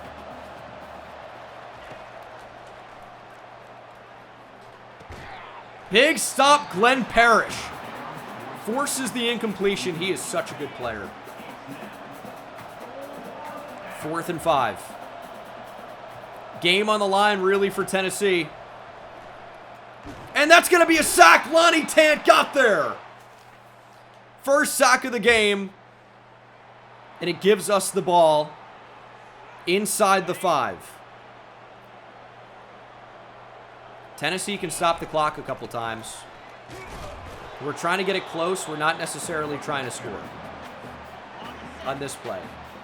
We want to take more time off the clock. We want to score on 3rd down. Which I know seems crazy, just get in the end zone when you can. Time is a massive factor in the game, and we can make it a 2-possession game with a kick. I really feel like scoring the touchdown early is not the right call. Big power from Holiday. We're going to bring it down close to a minute. Why would we ever go for it in this spot? Why would we ever go for it? We can guarantee a 2-possession game if we just kick a field goal and it's lined up right down the middle. If we go for it and get stopped, they can tie or win the game. We might have to fire the OC. Because that's absolutely insane. Kick is good. It's 20-10 Tulane. Hold on for the final 40 seconds here. Under 40 seconds. 4th and 2. Trying to complete the upset. Great tackle by Epineza, but they convert. But that is the ball game. 20-10. We only score 6 points in the entire second half. But when you shut out the number 6 Tennessee Volunteers for 3 quarters, puts you in a pretty good position to win a game. 4 catches, 55 yards, and a touchdown for Kelvin Boyce. Good win. Really good win here. Solid Tennessee team. Oh my God. 4 interceptions for Donovan Dorsey, and we win the game. We might make a change. Al Holiday, by the way, 1.6 yards per carry, did score a touchdown. We did not run the ball against Tennessee. Kelvin Boyce with our lone receiving touchdown. Defensively, 3 TFLs for Lonnie Tant, 2 for Lorenzo Ancra, half a sack for Keenan and Tant, the 1 pick for Jamie Copels, the true sophomore. I really think highly of him. Brett Brandenburg forced a fumble. Apparently recovered too, but that's kind of a glitch. We improved to 5-1. Big bounce back win following the loss to Texas. That's great. Now, Al Holiday has been phenomenal this year, Mikeys. I promise you. I promise you he's been great. Even in Sim, he's been a great player. Show me 2 5-star commitments. Please. We need them right now. Bang! Tyrell Proctor, the 5-star from Beaumont, East Texas, joins the class. That's a big get. Our first 5-star, our first commit of the cycle, is a big-time pass rusher. Really good player. And bang! Joining him is 5-star defensive end from the other side of the country, from Durham, North Carolina. It's Javonte Babers. 2 monster commits. We lose Eric Whitted, and Oscar Harvey picks Wisconsin. He would have been a nice get. So there's good news and bad news here. The good news is we got the 2 best players we wanted. The bad news, we lose out. We gave up on Whitted, but Oscar Harvey, I did not think was going to pick Wisconsin. Scheme Guru unlocked. All right. We'll take that. We are back up into the top 5, the number 5 team in the nation. Tyrell Proctor is the number 9 player in the nation, the number 1 right end, and number 7 in the state of Texas. Texas must be loaded this year in this cycle. 87 finesse moves, 83 speed, 80 tackle, 86 acceleration, 80 pursuit, 82 strength. He is unbelievable. And a great get. Javonte Babers, very similar type feel. Now, Proctor's 6'3", 270. Babers is 6'6", 245. So a leaner cut for sure. But equally, if not even more athletic. 86 speed, 87 finesse moves, 86 acceleration, 82 tackle, 80 agility. Also pocket disruptor. 2 monster gets. Number 2 player at left end. Number 1 in the state of North Carolina. Some monster gets. We'll have to go ahead and change how we recruit players here. John Wake should be joining the class. Have to put points back on Tejada. We have 225 hours back. So, getting those commitments over with, I can't even tell you how important that was. As, yeah, it's going to be grassroots for Tejada. And we should really pull away with this recruitment, I would say. I'll tell you what. We did not make this visit decision a moment too soon. LSU passes us on Malik Davis. We've got him in on campus, though, this week. Now, the problem is that we're considered to be a much better team than South Carolina. But hopefully they don't leave scars on us. That's an interesting line. Don't play spoiler here. This is a 5-star safety with 96 speed, 83 zone coverage, Platinum Legion, whatever that one is. This needs to be a win. We will secure at least 1 more 5-star commitment with a win. They're an 82 overall. It's not really that bad. I know it seems like we're much better, like we should easily get a win here. The problem is that we could barely even beat FCS Northwest. That was in simulation, that was in the game. We have struggled this season. We have not played our best game.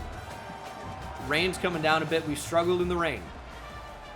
We are coming off of our biggest win of the season, though, and we're struggling to score points here early. 1st and 10 from the 10. Let's go offense. Come on. Kelvin Boyce over the middle. Change of direction, up the middle.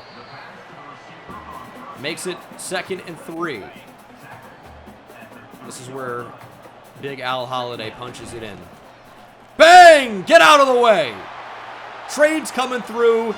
Get off the tracks. But happy holidays to you. Merry Christmas. Al Holiday touchdown. Decent enough start. When you have an elite defense like this, you can afford to have an offense that doesn't have it, together all of the time. But I wish that they were a little bit better. I think that goes without saying. Oh, Holiday got smashed. 8 rushes for 88 yards to start, and he might have just torn his ACL. Severe risk of injury. Let's give him a breather. Good Lord. I mean, he just got absolutely sandwiched. Stingley checks into the game. We're going to try a cross screen. There's Stingley. Gets us 3 back. 0 first downs currently for the Gamecocks. Did Vandy beat LSU? Oh, that's huge if that happened. 3rd and 3. Bullet to Myrtle. Don't take the hit, just go down. 1st and goal. Boyce, Bullet. He's much better in the slot. I mean, we had the wrong guy in the slot earlier. Ooh. Blackman Wildcat, former quarterback, by the way. He can do this. But all he needs is to pitch it. Little touch pass to Shakir Stingley. Touchdown. That actually might be the move, by the way. Run Wildcat with Jason Blackman, who can actually throw it.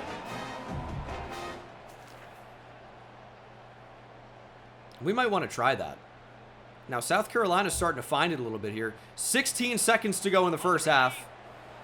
It's 14-6. Let's find the end zone. Bullet. Can't find the diving Boyce. They didn't really give us the space that we wanted. We have 1 timeout, though. We actually can go over the middle.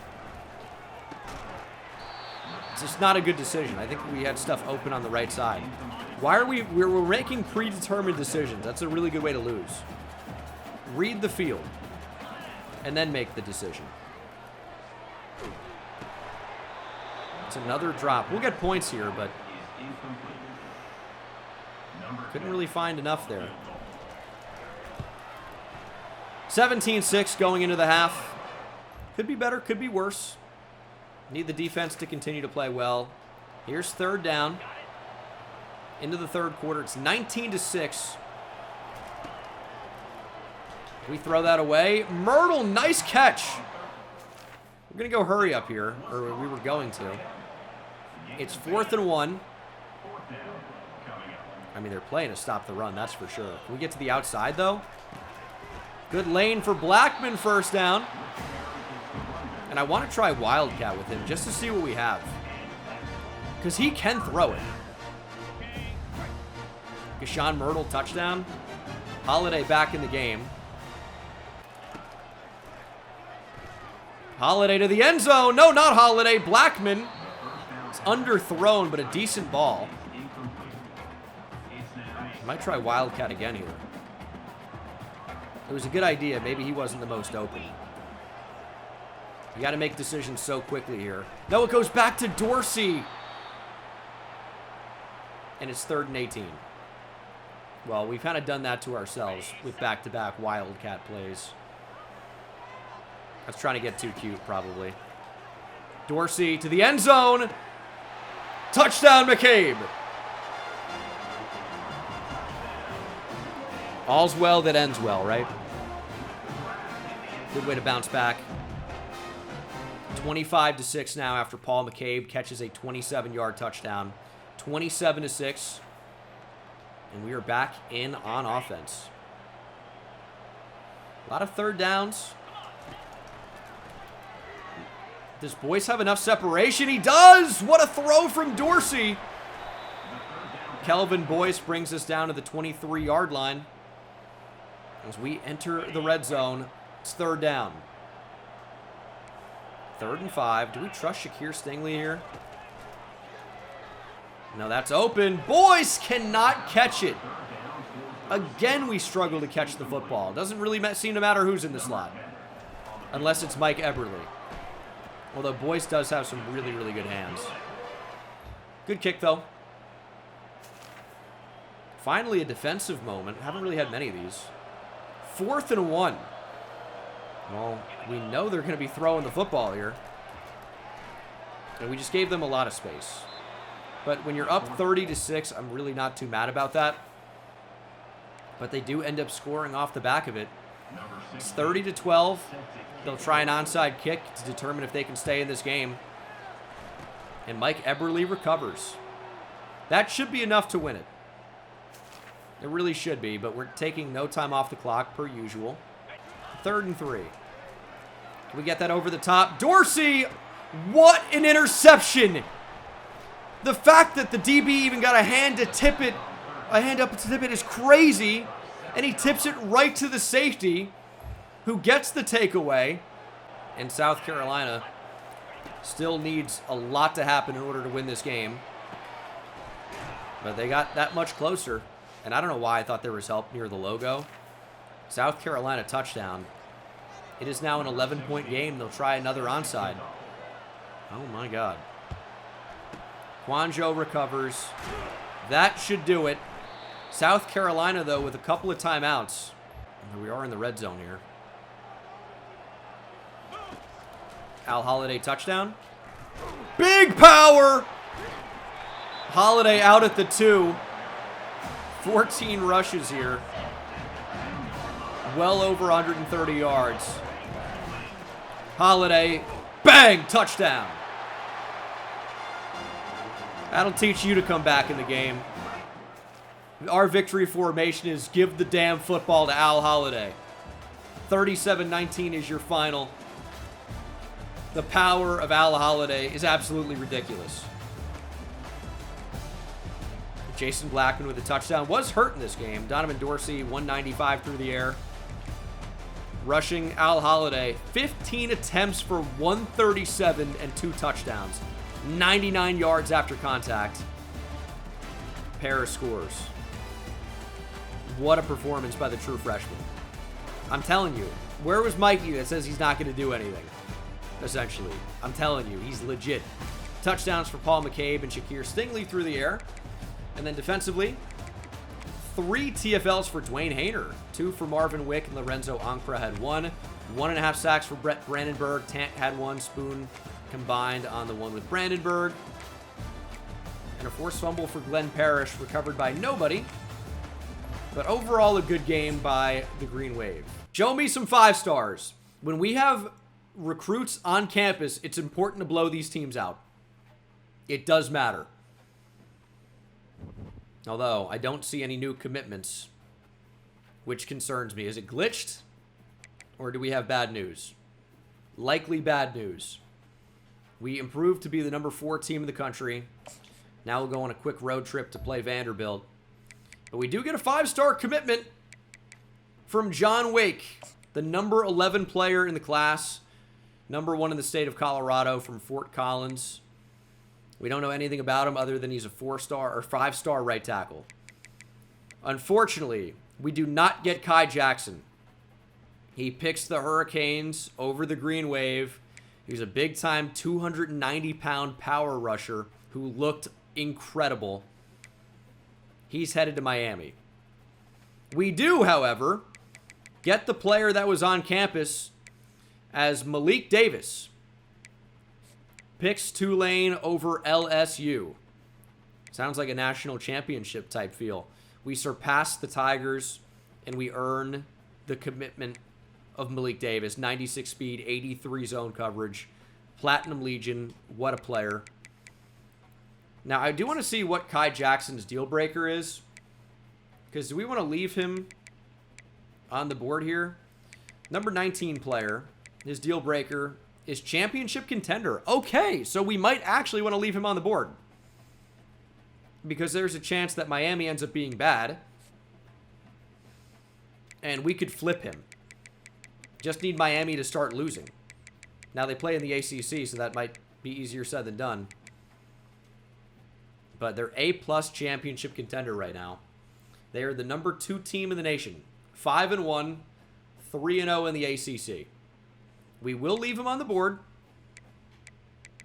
but that one doesn't necessarily look good right now.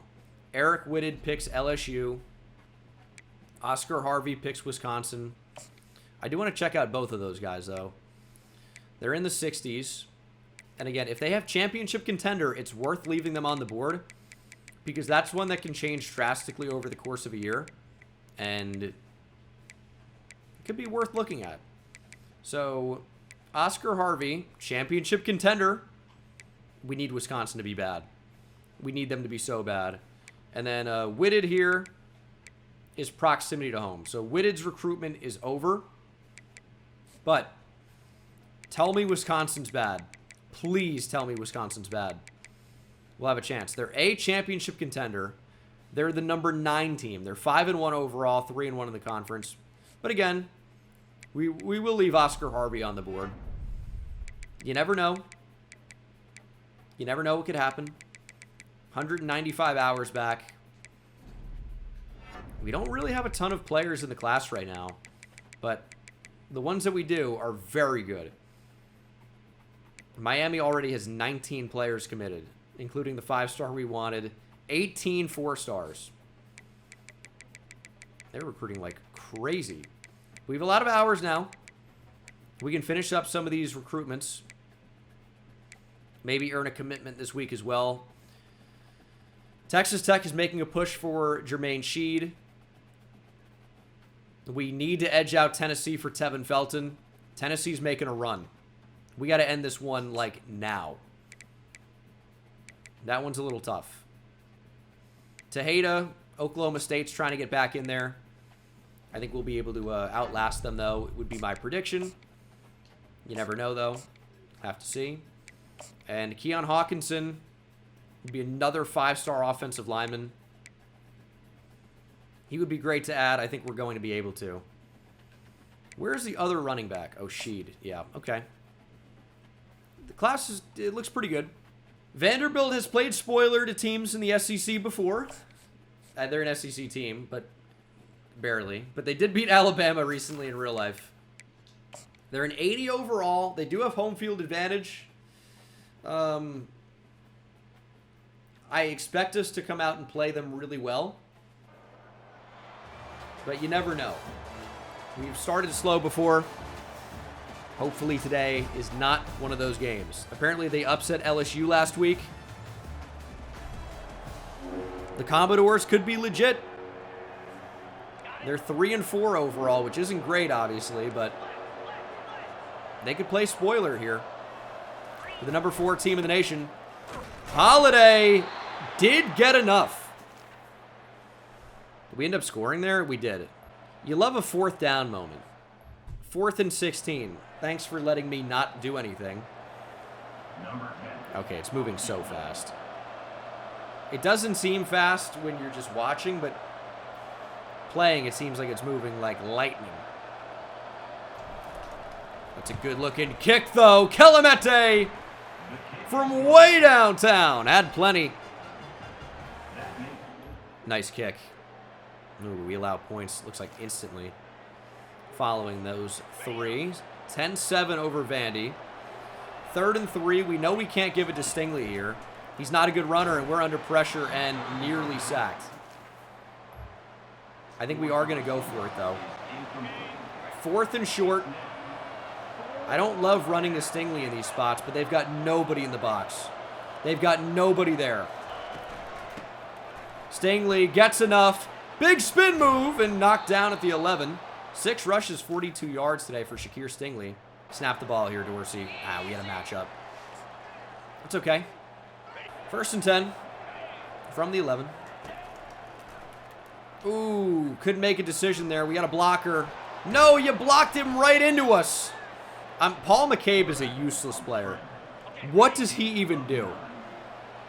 Actually, what does he do? Stingley searching for space. Push him in.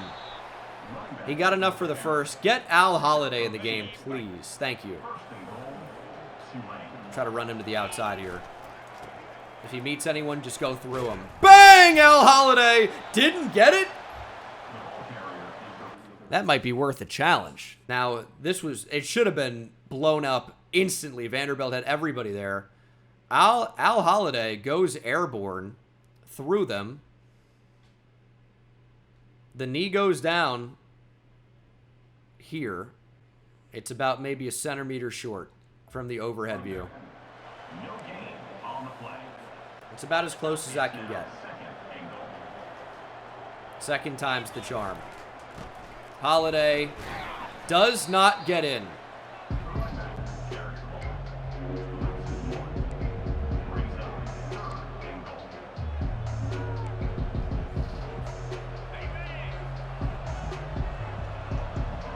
Third time's actually the charm. That's what we were waiting for. Holiday powers in. Happy holidays. Finally. Really, really was the third time. All right. Defense holds strong. Beautiful. Into the third quarter. Let's finish off this drive. See, this should be Shakir Stingley getting it, but we'll give it to Holiday. He's a little bit banged up, but he's playing through it. He's a tough kid. Shakir Stingley into the game now. Bullet to the end zone. Paul McCabe. I called him out. He answered with a great route. Donovan Dorsey finds him with a bullet. And the defense is really starting to play well now as well. First and goal from the 10. We find him. Al Holiday receiving touchdown for the big man. 230 pounds barreling into the end zone. The rare Al Holiday receiving touchdown. Maybe the first one of his career. In fact, it probably was. 31-7. Bullet. McCabe again. Again, I called him out, and he's starting to make plays here in the red zone. He's got really good speed. It's 38-7. 3rd and 4. Something's going to get open here. We're going to give him a chance. Eberle, you don't really get a chance in the game. He didn't go for it at all. We wanted a 50-50 ball. It looked like a 100-0 ball. What is that? Oh, that was terrible. 4th and 10. Throwing one-on-one. You don't target Derek Tongues in one-on-one. Interception. That's the best player on the team. Not a mistake you want to make. Not a mistake you want to make. And that pretty much should do it. Holiday gives us 10. 14 rushes for 48 yards for him. I know he's been hurt. But that is really lacking a lot of production that we've seen in recent weeks. Keep running this kind of same exact look. But they cover it better this time. Dorsey up the middle. Fumbles the football. It's recovered by Vandy. I just didn't think he was going to fumble. But we got the football literally back a second later. A minute later, maybe. Okay, ready? Our defense is just too good. We probably should pull Al Holiday from the game. He's got 2 touchdowns. He's played well enough. We don't need to just keep pounding the rock with him. Makes it 3rd and 1, though. I'd love to just get him out of the game. I don't want him getting hurt, you know? 38-7. Awuzie back in the game. And this is why we don't play him very much anymore. What does he even do? I don't know why the clock doesn't tick when you have 2 clock on 4th down. I'll complain about this every time. Play action. Throw to the end zone. How does he make that play? Doesn't matter. 38-7 is your final. 0 points for either side in the 4th quarter. But a dominant win overall. We left a lot of points on the table, probably. 4 picks for Jeremy St. Hilaire. 3 touchdowns for Donovan Dorsey. 230 yards passing. Rushing, we had a touchdown for Al Holiday. Shakir Stingley, 11 for 101 and a touchdown. That's why Al Holiday didn't go for over 100. Shakir Stingley, 3 rushes of 20-plus yards. What a game. Receiving, Paul McCabe with a pair of touchdowns. Eberle, 81 yards receiving. Love the production. Defensively, no TFLs. 1 sack for Lorenzo Ancra, but interceptions for Glenn Parrish, Derek Tungs, Steve Epineza, and Jamie Copels. With the exception of our starting strong safety, the entire secondary with interceptions. Our 2 outside corners, our slot corner, and our starting free safety. Dominant win. Finger is a morale guy. He's a great guy to have on the team. We're back up to number 3 in the country, and we'll take on Auburn here in week 9. 0 hours remaining is very interesting here. Keon Hawkinson on the verge of committing. Oklahoma State's going to bring in Tejeda on a visit. Tevin Felton on the verge of committing. That's going to go our way, you'd think. Jermaine Sheed on the verge of committing. LSU, Texas, Alabama now making pushes for Dwayne Randall. We put 50 on him in the nick of time. Sony Ika. This recruitment is coming down to the wire. U of H trying to keep him local. He looks like a good player. I'd love to have Sony Ika on the team. It's going to come right down to the wire for Tyree Hadley. If we want him, we would need to probably bring him in on a visit next week. Do we want Tyree Hadley that badly? That's a fun rhyme. Almost makes me think yes, but I don't know. Carlos Ritchie, I think we're going to get. Locked out on Cortez Kalu. Tennessee making a real push for Leon Dobbs, and they have him on campus this week. That's going to be one we're going to lose out on, and I'm actually just totally fine with that. Now, to be fair, he does have championship contender as a deal breaker, so maybe I'll add him back to the list, but it's not someone I'm going to continue to recruit. I'd rather have the 20 points. At the end of the day, I think he chooses Tennessee. So, we'll offer him a scholarship. It's worth the 5 points. I shouldn't have taken him off the board. It's just a waste of 5, but he's going to go to Tennessee. He'll go to Tennessee. So, is what it is. Drugsma we want. Do we want George Bonesy? He's solid, maybe unremarkable. Troy Drugsma with a visit to Texas week 10 is a little scary. I think he's going to be a good player. In fact, I think he's probably worth extra points. We'll come back to that one. We don't really need to go after Quincy Hendricks that hard. If we get him, great. If we don't, I'm not really going to be too upset about that one. But I think maxing out on Troy Drugsma is going to be pretty good. O-line's looking solid. I don't need to bring in more right now. We went 2 for 4 on the defensive line. Where did the number 1 player end up going? Because he was interested in us. But he picks LSU. Okay. That is going to be an interesting one to monitor. Tevin Felton will be a fantastic addition. I like where we are at outside linebacker. We need to probably put some more points on Dwayne Randall. Because some other teams are making runs right now. He is a 5-star. He looks okay. I'm not, blown away. I would say he's pretty good. This could be a sneaky bad game for us. We're obviously number 3 in the nation. 7-1 overall. We might be the highest rated team. San Jose State at 5. What? Baylor even is strange. Okay. Miami lost, by the way. If they can start losing games in the ACC, we've got a chance to flip that defensive end. We would have a legitimate shot. They're going to have to start really losing, though. Auburn can be tricky. They're an 88 overall. That's pretty good. That's pretty good.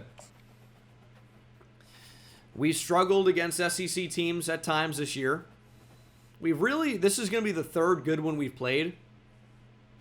Right, because Texas beat us. We beat Tennessee. And now Auburn's really the next best one that we've played. Okay. This is a big game on the road, by the way. Jordan Hare Stadium. All right. Auburn's going to be tricky. We can't afford to make mistakes. Let's go. Toughness ranked 21. I mean, this is the toughest environment we've played in all year. Stingley can't hear the adjustment. We have guys that don't know the route. Eberle makes the catch with the spin move. Mike Eberle down to the 30. Really nice play. And now a chance to get some points as we get in the red zone. Shakir Stingley as a runner. Nope. It's just never a good idea, is it? Really doesn't seem to be. Dorsey, he doesn't know his own button. I don't know any of the routes. All right, there they are. Quick throw to Boyce. Never a real chance to accelerate there. I think a screen could be really good. This could be good timing. We just don't have the time to even try a screen. Get 3 at least, but damn. A third down screen, I like to call it. Sometimes it works, sometimes it really doesn't. And that's one of the times where it really didn't work. And what is happening right now? We're up 10-7. We're going to get on the move here with Donovan Dorsey. Just slide. 1:40 to play in the first half. If we can go into the half with the lead, and a 2-possession lead at that, I feel like we can feel pretty good about it. Dorsey throwing on the run for Kelvin Boyce. Big spin move. You thought we were taking off.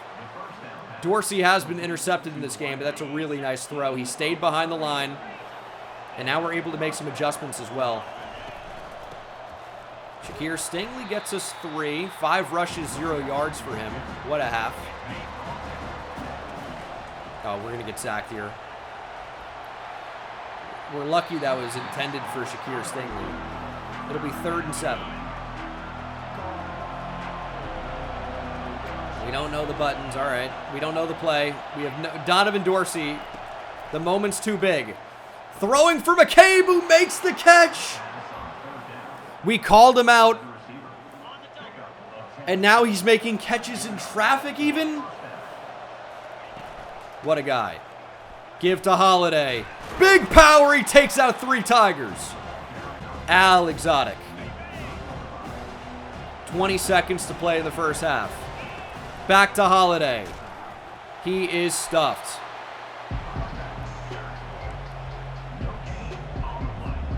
Ten seconds. We got to snap the ball here so we get 2 plays. Holiday, big power! Down to the 1 timeout. It's 1st and goal. 3 seconds on the clock. We let it get down a little bit too far. Push it in. Donovan Dorsey, touchdown. We punch it in with 2 seconds to play in the first half. That's masterful clock management because it worked. A lot of 3 and outs I'm looking at. I mean, so many. So many 3 and outs, it would appear. It's 3rd and 10. We're up 17-7. We cannot call a halfback draw in this spot, but I can't call a timeout. Hopefully that adjustment came in.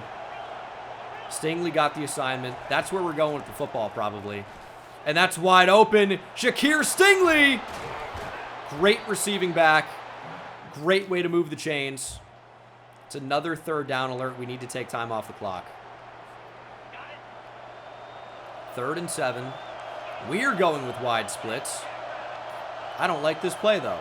We have no choice but to snap it with the clock. Eberle makes the catch, gets only 2. I think we go for it here. 20-7. 17-7, still 2 possessions, right? So I think we try to get this.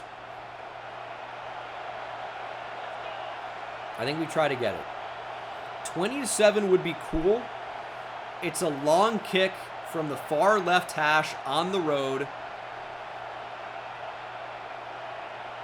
I think the moment might be too big for the kicker. If we don't get it here, we're still up by 2 possessions.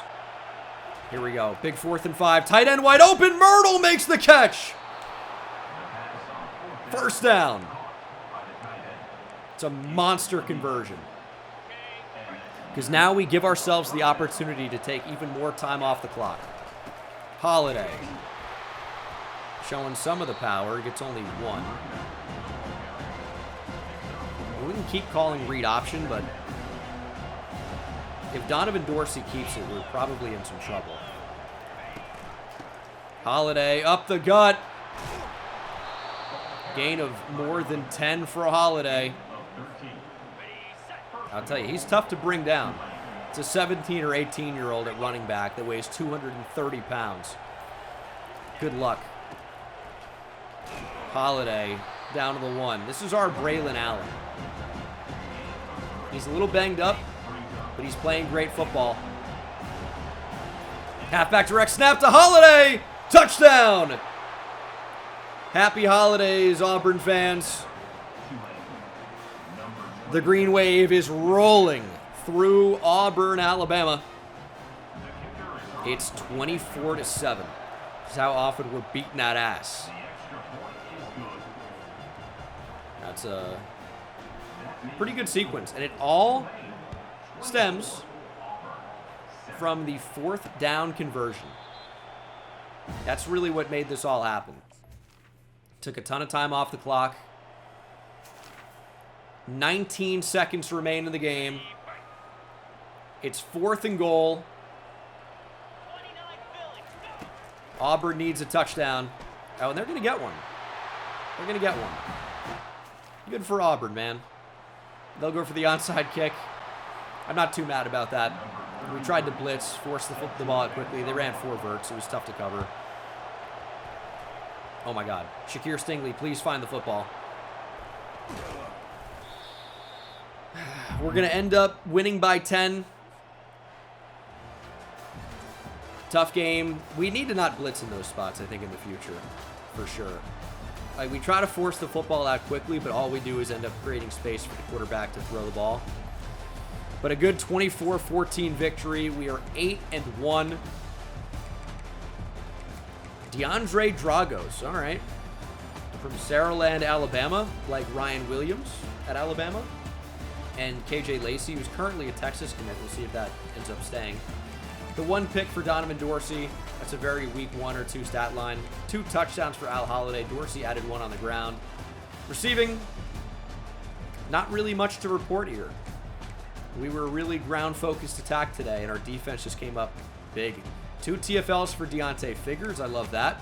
1.5 sacks for Deontay. Ankara got 1, half a sack for Epineza. And no picks in this one, of course. No forced fumbles. It's a good, solid defensive battle for us. Big road victory. Are we rewarded with commits? Survey says we have no idea. It's a shame it doesn't pop up like it used to. Texas A&M in at the top 25. Let's go ahead and check out the college football playoff bracket. We should be projected a pretty high seed right now. This is wrong. We would be one of the 4 highest ranked conference champions. Utah, Nebraska, Clemson, Oregon State. Okay. Don't just disregard that because it's not right. It's not right. We need Wisconsin and Miami to keep losing. Hopefully that happens. Tejada with the week 11 to Oklahoma State. We knew about that, and it could come back to bite us because we didn't do anything about it. Tevin Felton, the 5-star defensive tackle, has committed to the Green Wave. 84 power moves, 78 speed, 91 hit power, 87 tackle, 92 strength. He is unbelievable. We really haven't talked enough about him. This is a tremendous ad. Number 1 player at defensive tackle. Number 1 in the state of South Carolina. Number 12 overall. What a get. We also add a 5-star in Keon Hawkinson. He's got at least 84 pass block finesse and pass block. He's a pass protector type. Don't know how well-rounded he is, but he's a number 4 player in the nation, number 4 in the state of Texas. The top 4 players all from Texas. Number 1 left tackle. We also get Jermaine Sheed from Pearland, Texas. The number 15 player in the nation, number 8 in the state. He's a number 3 running back, but he looks like he could be about the best. 91 speed, 84 carrying, 80 break tackle and spin move, 90 change of direction, 91 agility, 87 juke move. We also get Sony Ika, 4-star, but a high 4-star. The number 2 right outside linebacker, number 38 in the nation. Gold quick jump, 81 power moves, 81 speed. What a week for recruiting. That was absolutely massive.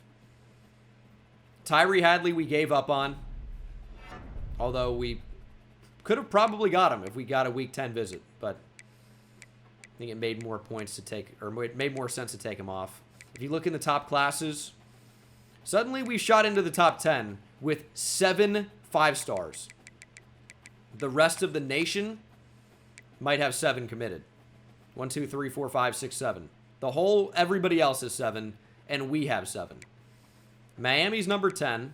Wisconsin's number 18. Keep losing, please. Richie should commit after this week. Cameron Silva could commit after this week. LSU making a big push for Dwayne Randall. I don't like it. We have the hours. We're going to bring him in for the Ole Miss game. Don't want to even let this get close. The Week 11 visit to Oklahoma State could really, really kill us. Definitely potential for that. We're going to bring in Frederick Quinto for the Ole Miss game as well. He also likes brand exposure. We're going to up his points. He's a number 2 player in the nation. He is the number 2 player in the state of Texas, number 1 running back. Would be quite the ad, as we really have prioritized running back in this cycle, which I don't really think is necessarily a bad decision. Yes, we do have Al Holiday, but we can get a Thunder and Lightning type of combination, and a lot of these guys that we're recruiting in this cycle are going to be a couple years away from, being quite good. So it's not a bad idea to just think in advance. Miguel Escobar is a gem,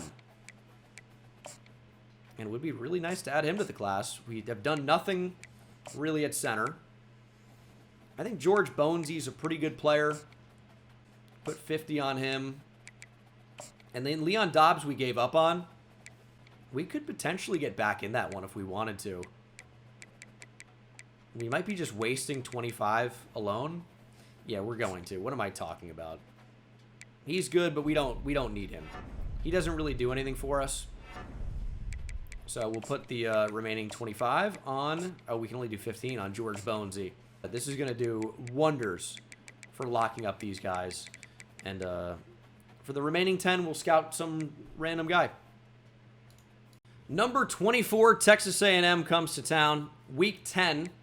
Update on the schedule, in case you don't remember, which would be fair because I don't. It's versus A&M versus Ole Miss. This game is also, is that the nationally televised logo? Sure is. It's a big game, and I imagine this one against Ole Miss will be as well. 3 regular season games remain. LSU is 4-4 and 1-4 in the SEC, by the way. Oh my goodness. LSU goes from losing the national championship to out of it. Miami currently, by the way, 3rd in the ACC. We need them to lose again. I need Miami to lose again and again and again. If Miami loses out, I think we're going to flip a 5-star commit. 5-star recruit. I just don't know if that's going to happen. Notre Dame, at Notre Dame is interesting.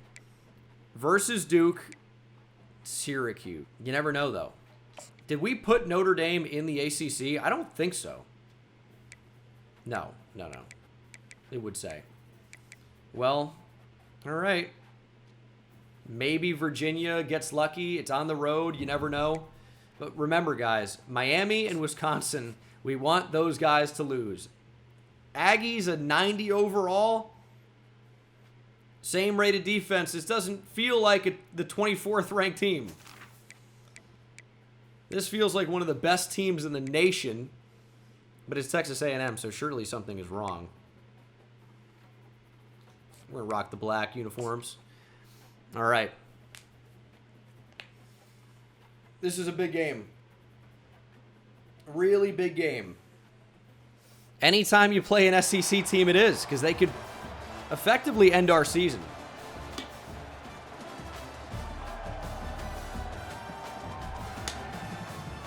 All right. Come out hot, stay hot. We're down 7-0. We're down 14-0. Okay. What if we were jumped in? I had to back out, and we're on defense. They've got an Aikman in the game. We're getting bodied here. I mean, this could have been like 28-0 if we didn't jump in now. We need to stop.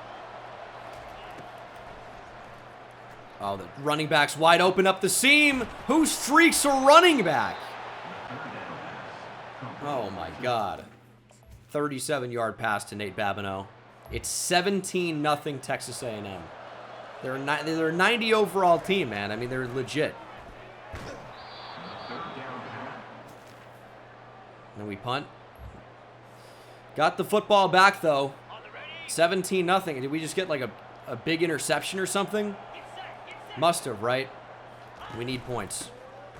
Holiday. He's banged up so easily. 6 carries for 54 yards. Shakir Stingley forced to check in.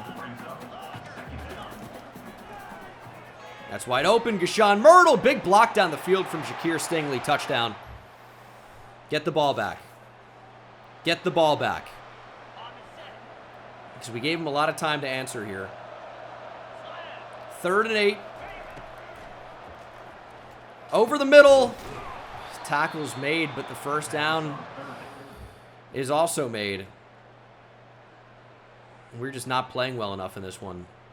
Okay, can we get a moment? I have no idea what's happening. It's 38-15.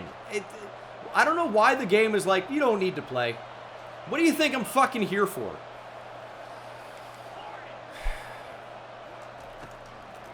Not necessarily out of it, we're sacked. Juan Pino into the backfield. Oh, Lord. O-line just doesn't give me enough time. Intercepted. Yeah, I just didn't have it. Didn't have it. It's going to be a tremendously difficult game to win. Yeah, how about nothing on 1st, 2nd, or 3rd down, but oh, it's 4th down. You think you can get 10 yards on one play? Nope, because we don't have the time to. We simply have no time.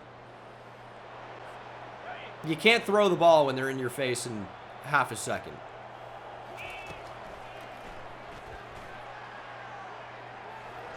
I mean, that was the cleanest pocket we've had. We just got murdered here at home. But it's the number 24 team in the country, and they're a 90 overall. I mean, they're in the SEC, the high-rated SEC teams, you cannot walk over. We pretty much know that at this point. And we're under pressure again. Yeah, I mean, the game's over. The game's over at this point. They can say we need points, but there's not enough points, not enough time. There's literally no way we get back in this thing. There isn't a miracle big enough that I can even think of. I don't know how we could possibly do it. So we've accepted defeat. Chew clock is on. The game is over. Yeah, this D-line's going crazy. Just force it down the seam. Any bullet pass, by the way, is a recipe for an interception. You kind of just got to tap it up there. Jordan Pride with another interception. That guy's a freak. Stop giving me the ball. I just let it be over. I mean, at some point, you just have to take shots. That should be a touchdown at least. Kelvin Boyce, but it wouldn't have mattered anyway. There's no path to get back in that one. We were down by too much. 41-22 is your final. Our offense continues to struggle, and our defense, which has been so good the entire year, was not nearly good enough. And that is our second SEC loss. 40% completion percentage is brutal. Al Holiday, 8 for 109, by the way. If you told me at that stat line ago, we win this game easily. Not even close. This was just a bad game for the boys. Deontay Figures, 2.5 sacks, though. He's starting to really come on strong, but this was I mean, it was over as soon as we got in the game. Brutal.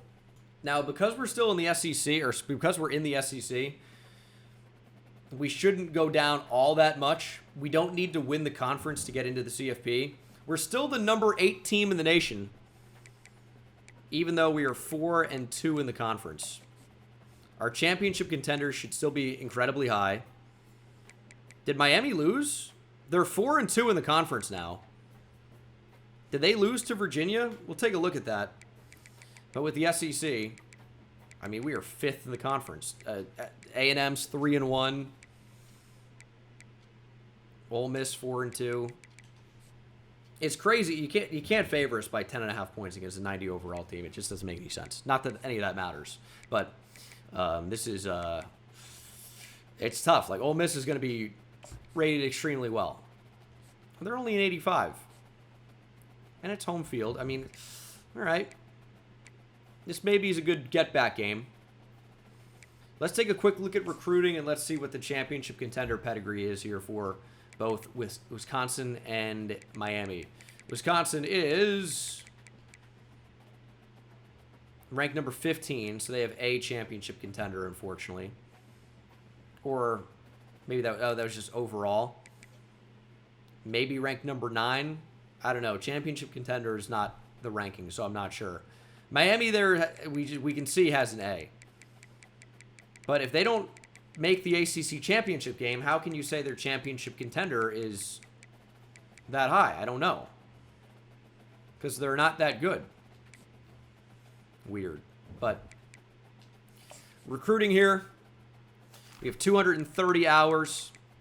Anything positive to report? Cameron Silva, 5-star outside linebacker from the Lost Colony of Roanoke, Virginia. That's not what that is.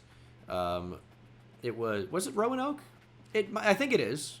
Yeah, I think it is. I don't know why I'm second guessing that now. He's a freak. Gold, quick jump, 82 speed, 84 power moves, 89 acceleration. What an ad. Carlos Ritchie's a big-time receiver.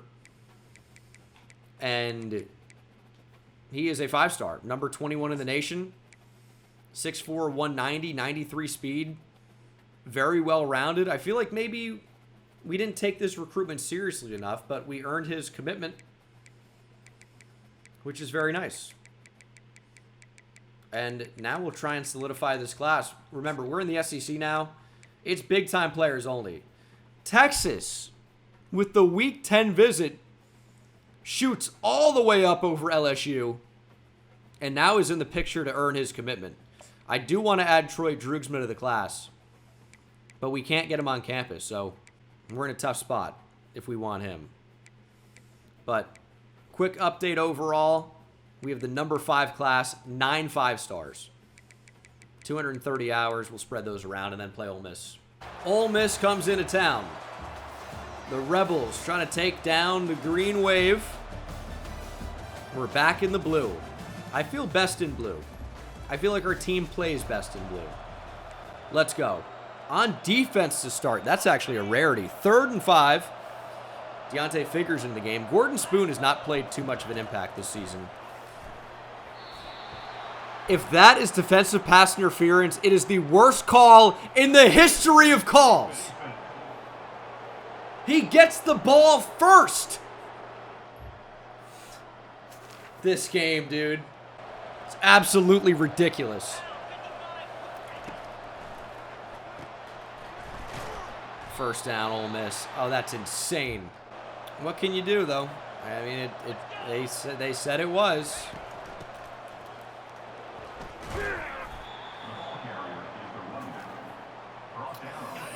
I'm already I'm already losing composure here. It's early. It's 0-0. Let's not freak out.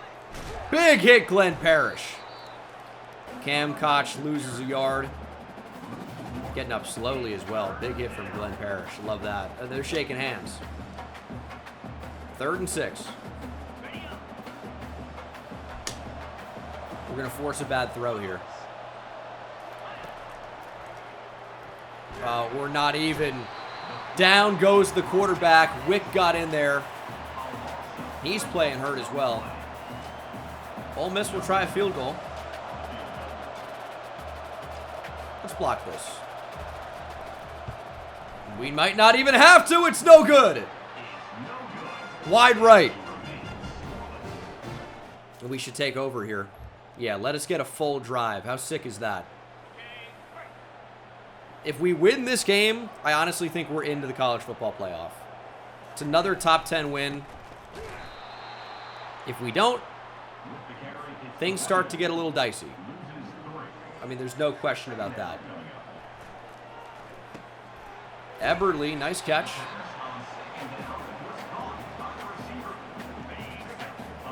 Yeah, we lost to both Texas schools in the SEC. Al Holiday up the middle. Big power from Holiday. We really haven't used a power back like him in this series. Like, there have been some that are power-oriented, but they're not good. Al Holiday is actually a good player, which is nice. Bring Stingley into the game, though. All right. See if Holiday can catch it. We've had trouble running screens the entire game, or entire season. Maybe you should try to take that to the outside. Holiday's still in the game. We're going to continue to run the football.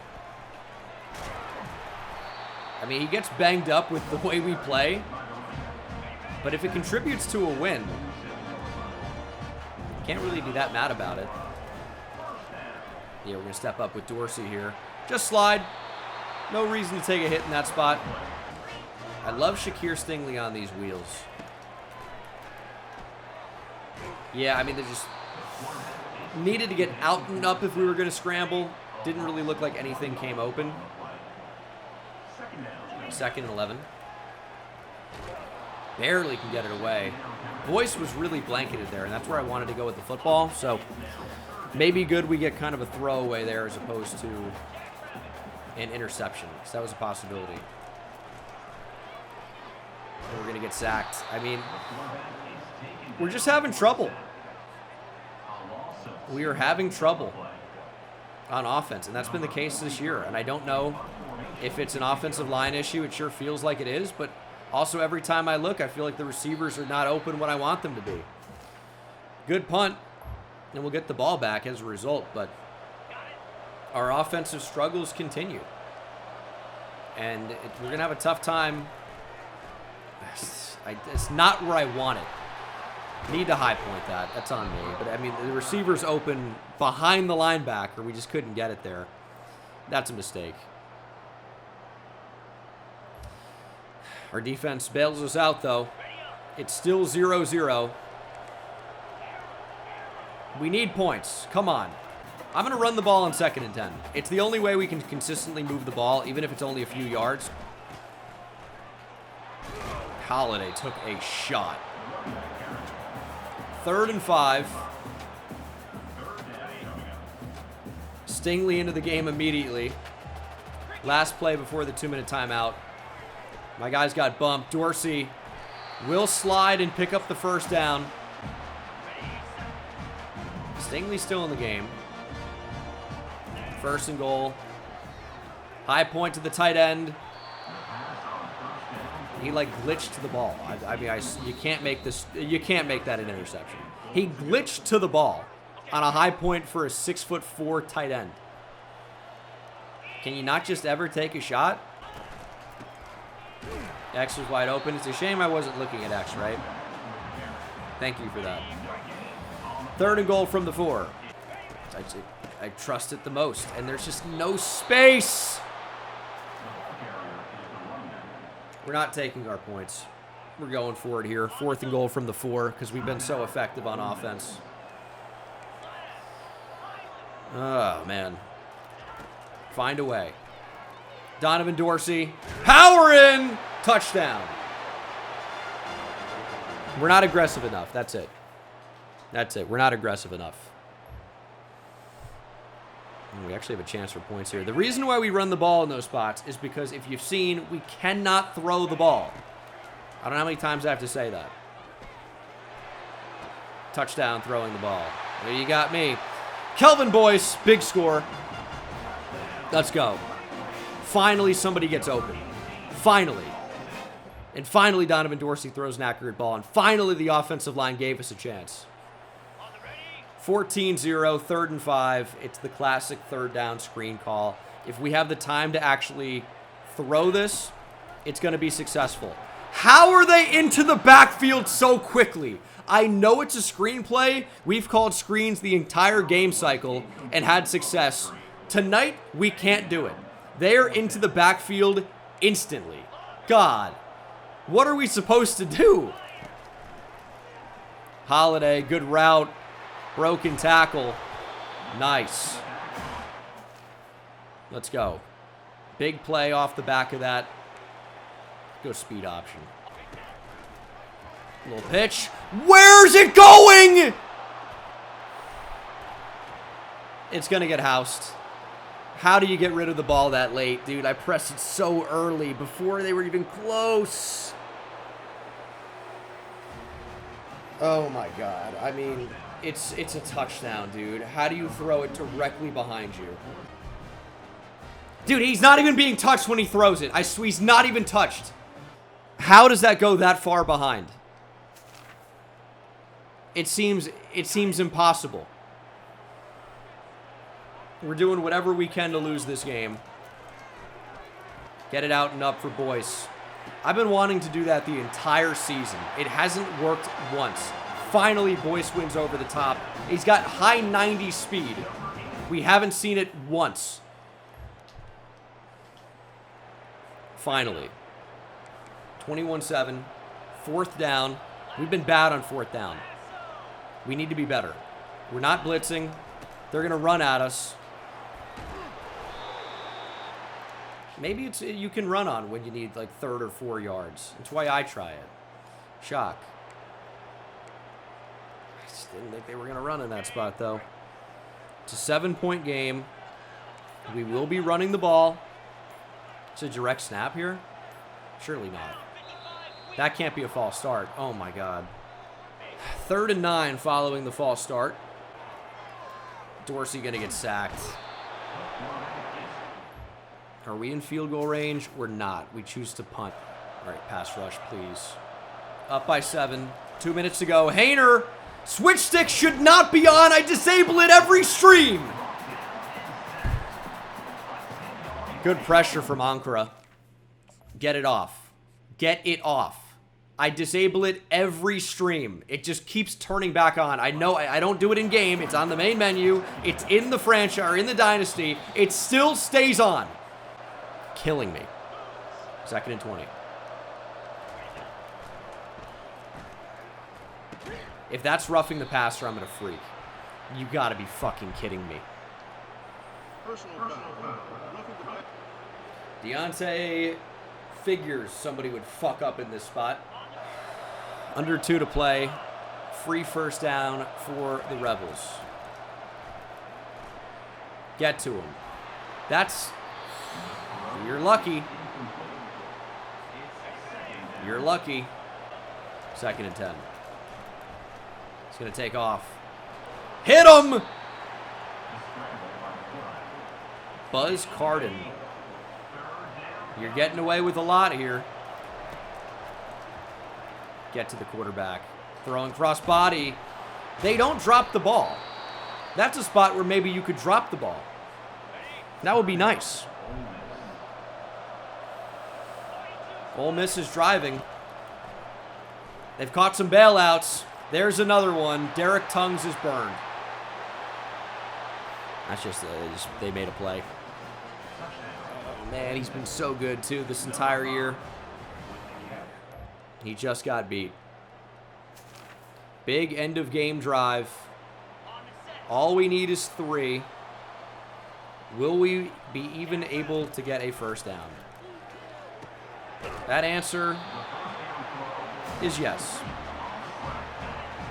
And we have 2 clock up. That's something that's good to remember. How about a throwaway? All right. 21-21. Let's get in the field goal range. That's all we need. Doesn't have to be fancy. Just get 3. Boyce is going to get real close to the line of game. We're going to call a timeout. And I think we might even decide to run the ball in this spot. We need to convert. 3rd and 1. Holiday got there. Let's go hurry up. Let's take a play action deep shot. I don't like this play though. Dorsey with space up the middle. We'll slide and pick up the first. Could have probably considered a timeout there. Did not call it. 20 seconds to go. The throwaway was super important. Okay.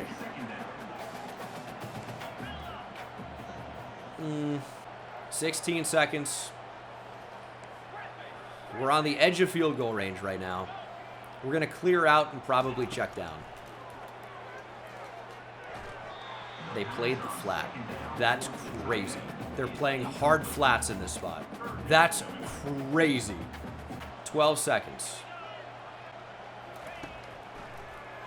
Get on the move.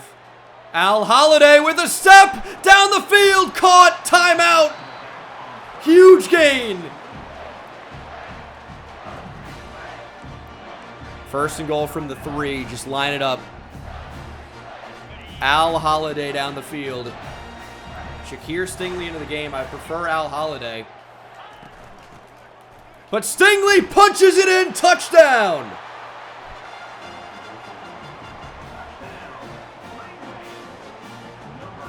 Green Wave go on top with 3 seconds to play.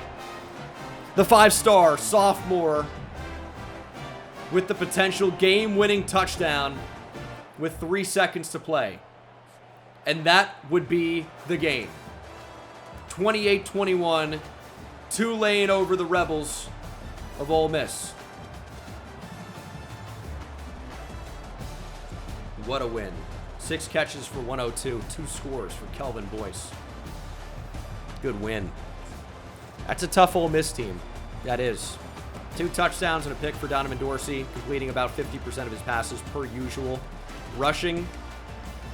We didn't run the ball as well today, but touchdowns for Dorsey and Stingley, of course, to win it.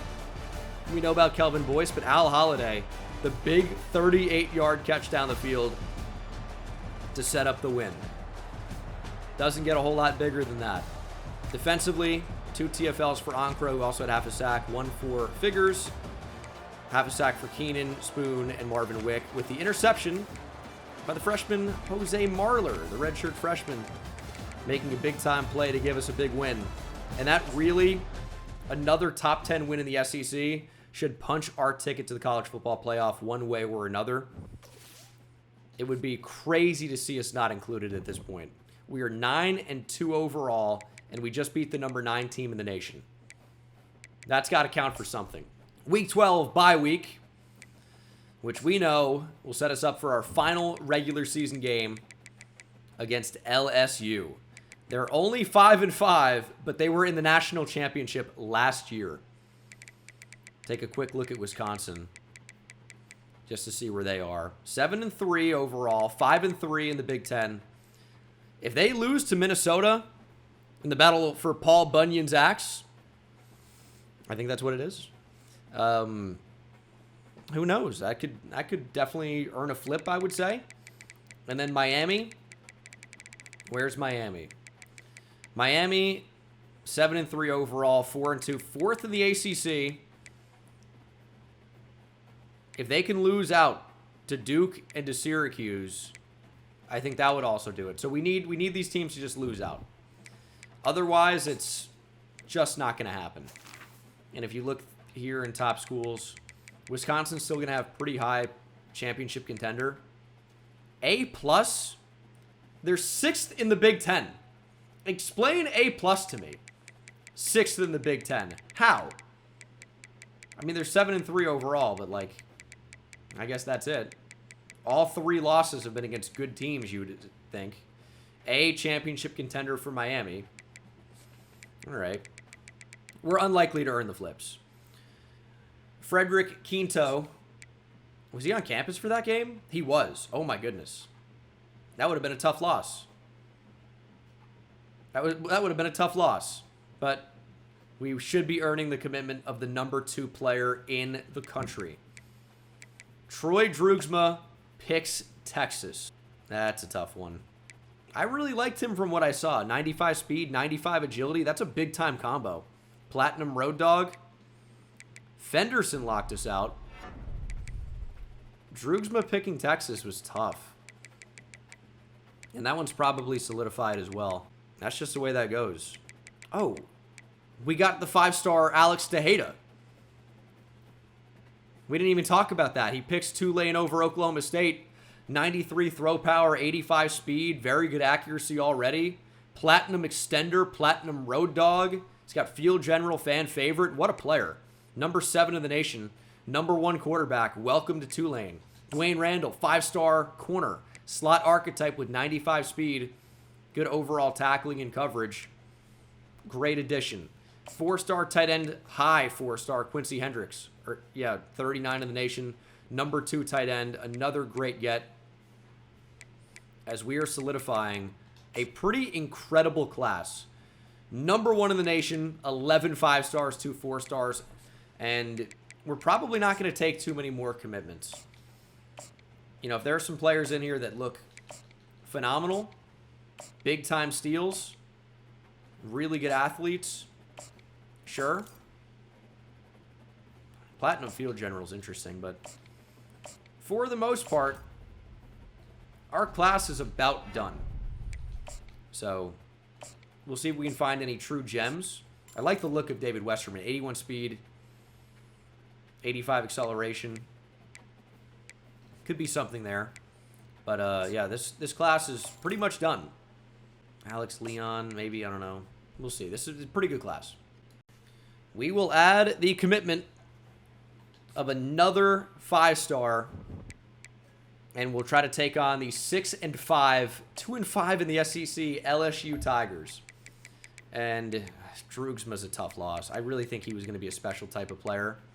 Coco Gainwell has locked us out. That's all right. But Frederick Quinto has picked Texas.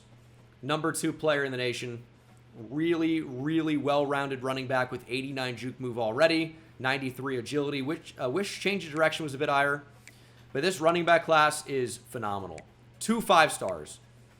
Both elusive. Both really talented overall. So I feel very good about that. And again, we're pretty much done recruiting at this point. Like, we might try to take somebody in the transfer portal, but what you see is what you get here for, you know, the rest of the regular season until the offseason. Final regular season game is a national championship rematch. LSU is a sleeper team. They're not as bad as their record. I mean, there's simply no way. There's just no way. College football playoff top 25 has us at number 5. We dropped after the bye week. Okay. Miami's up to 11 after a really close win at Duke. That sucks. Wisconsin's out, though. They didn't even get votes. No, Wisconsin's 6. They made quite a move. Current college football playoff bracket is looking like this, but it's not accurate. Wouldn't worry about that.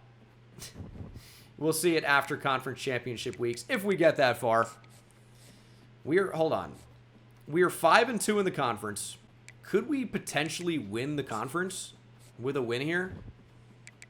Let's see. Maybe. Why would Arkansas be ranked ahead of us? Same conference record, more points. I don't know what the conference tiebreaker would be, but we have a better record. Is it going to be Alabama and Arkansas? We need an Arkansas loss. Either way, control what you can control. We got to beat the 90 overall LSU Tigers. Just not fair that they're unranked and, you know, looking this bad when they're not bad at all. They're a 90 overall team with an even better defense than what we have. And this was a really, really, really low-scoring national championship game. So, we know that defense is extremely good.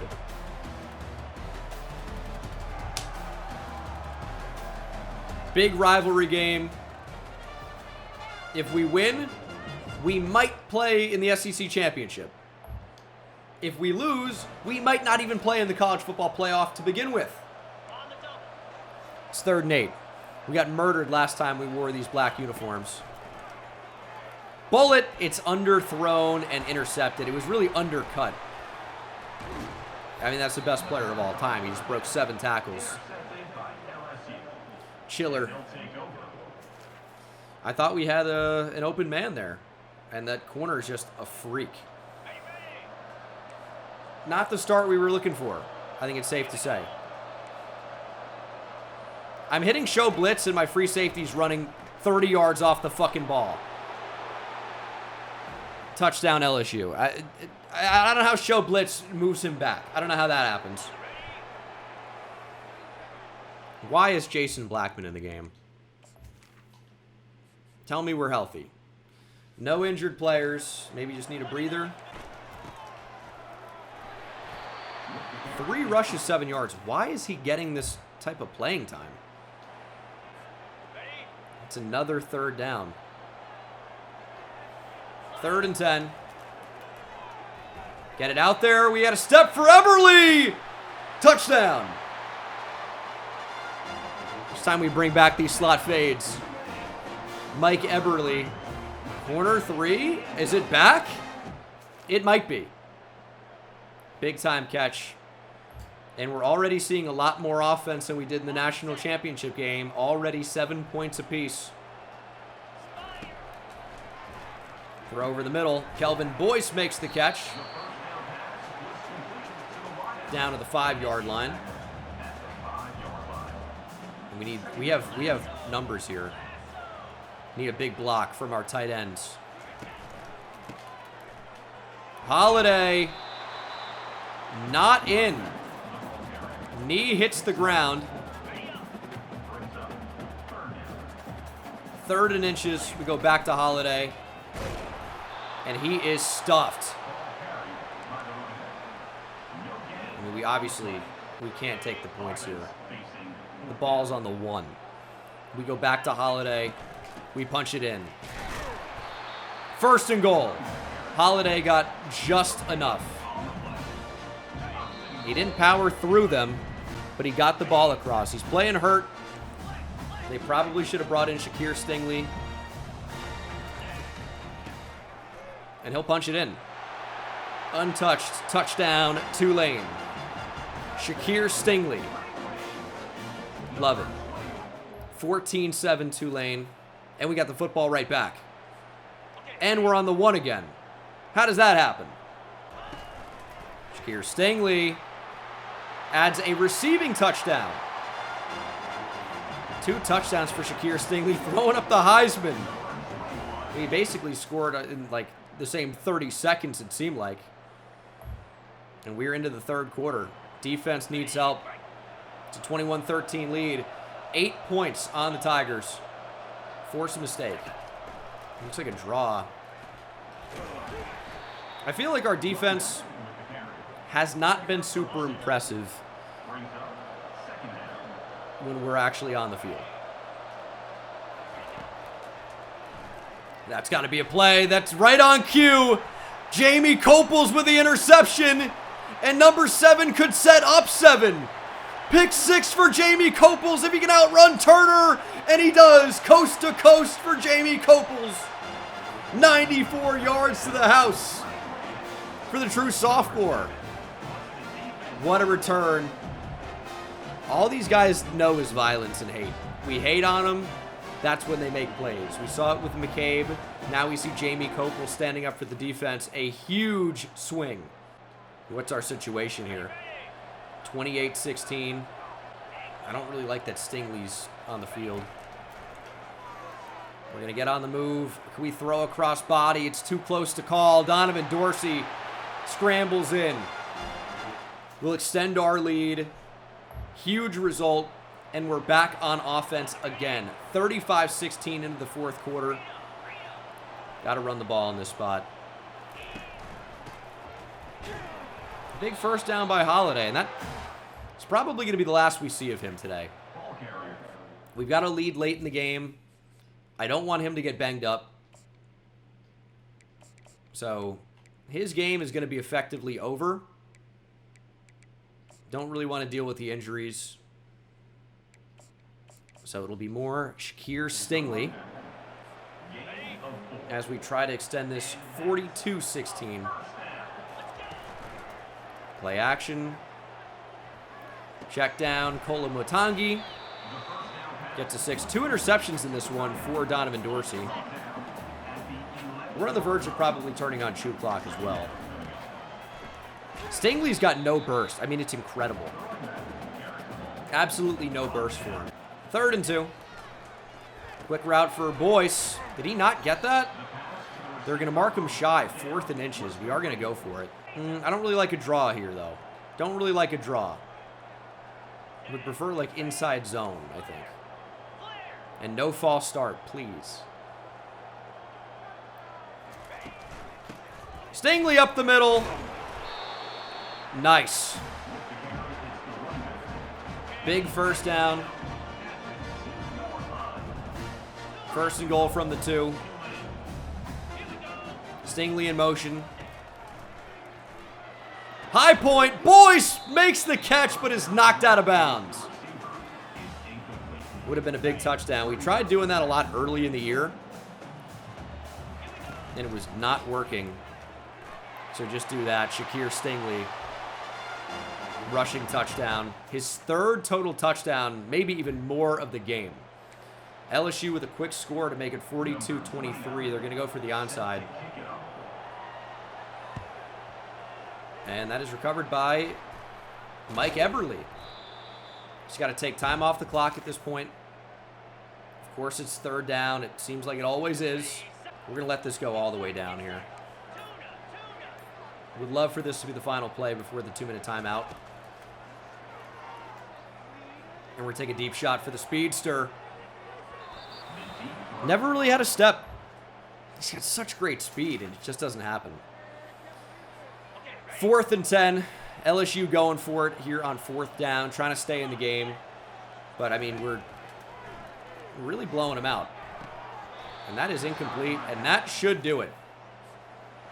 Big win in a rivalry game over the LSU Tigers. That's a tough opponent, and we handled them. This is the type of momentum we need. Battle for the bag. Come out on top. 10-2 overall. LSU just didn't have it this year. 2 picks for Donovan Dorsey. Al Holiday ends up throwing 1. Rushing, Al Holiday 10 for 74. 2 touchdowns on the ground for Stingley. 1 for Donovan Dorsey. Blackman injured in this game. Receiving, Kelvin Boyce 7 for 59. Touchdowns for Mike Eberle and Shakir Stingley. And then defensively, tackles for loss for Gordon Spoon, Lorenzo Ancra, Lonnie Tant. Sack for Deontay Figures, Dwayne Hayner, Sterling Woodrum, and Lonnie Tant. Interceptions for Steve Epineza, who I thought would play a bigger impact this year, and Jamie Copels, who, of course, he's got the house call physical ability, and he showed us by taking one all the way back to the house. Big win for the Green Wave. We keep rolling.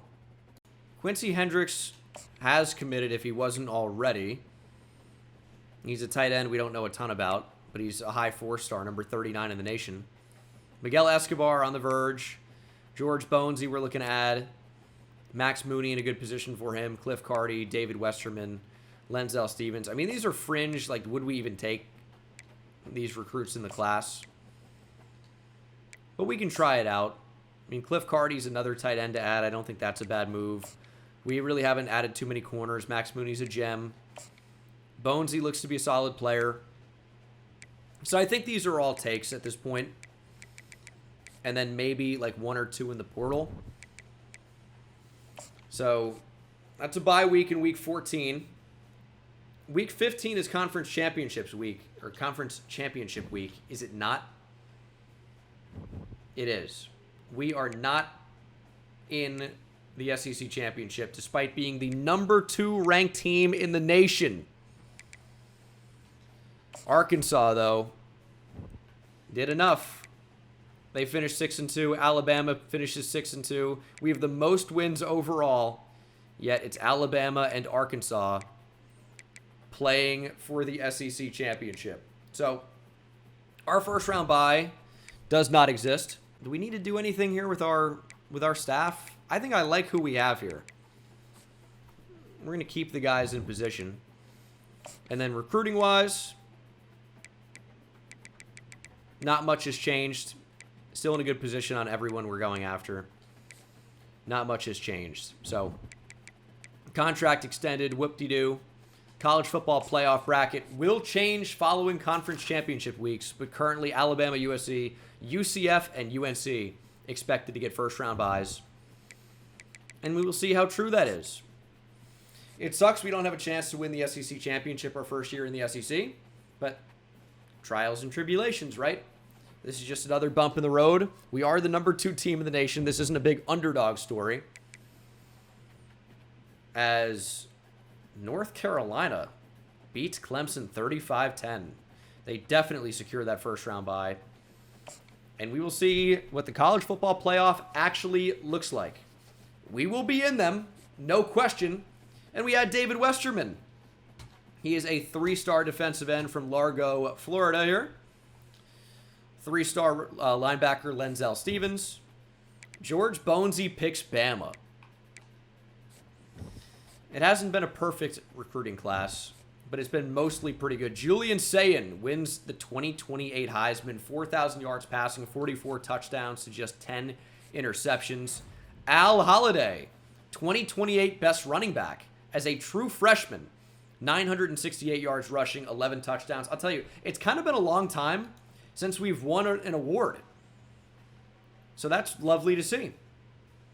What a season for the true freshman. We'll take on the JMU Dukes in the first round of the college football playoff. I'm not going to talk crazy. They went 11-2. Congratulations to them. But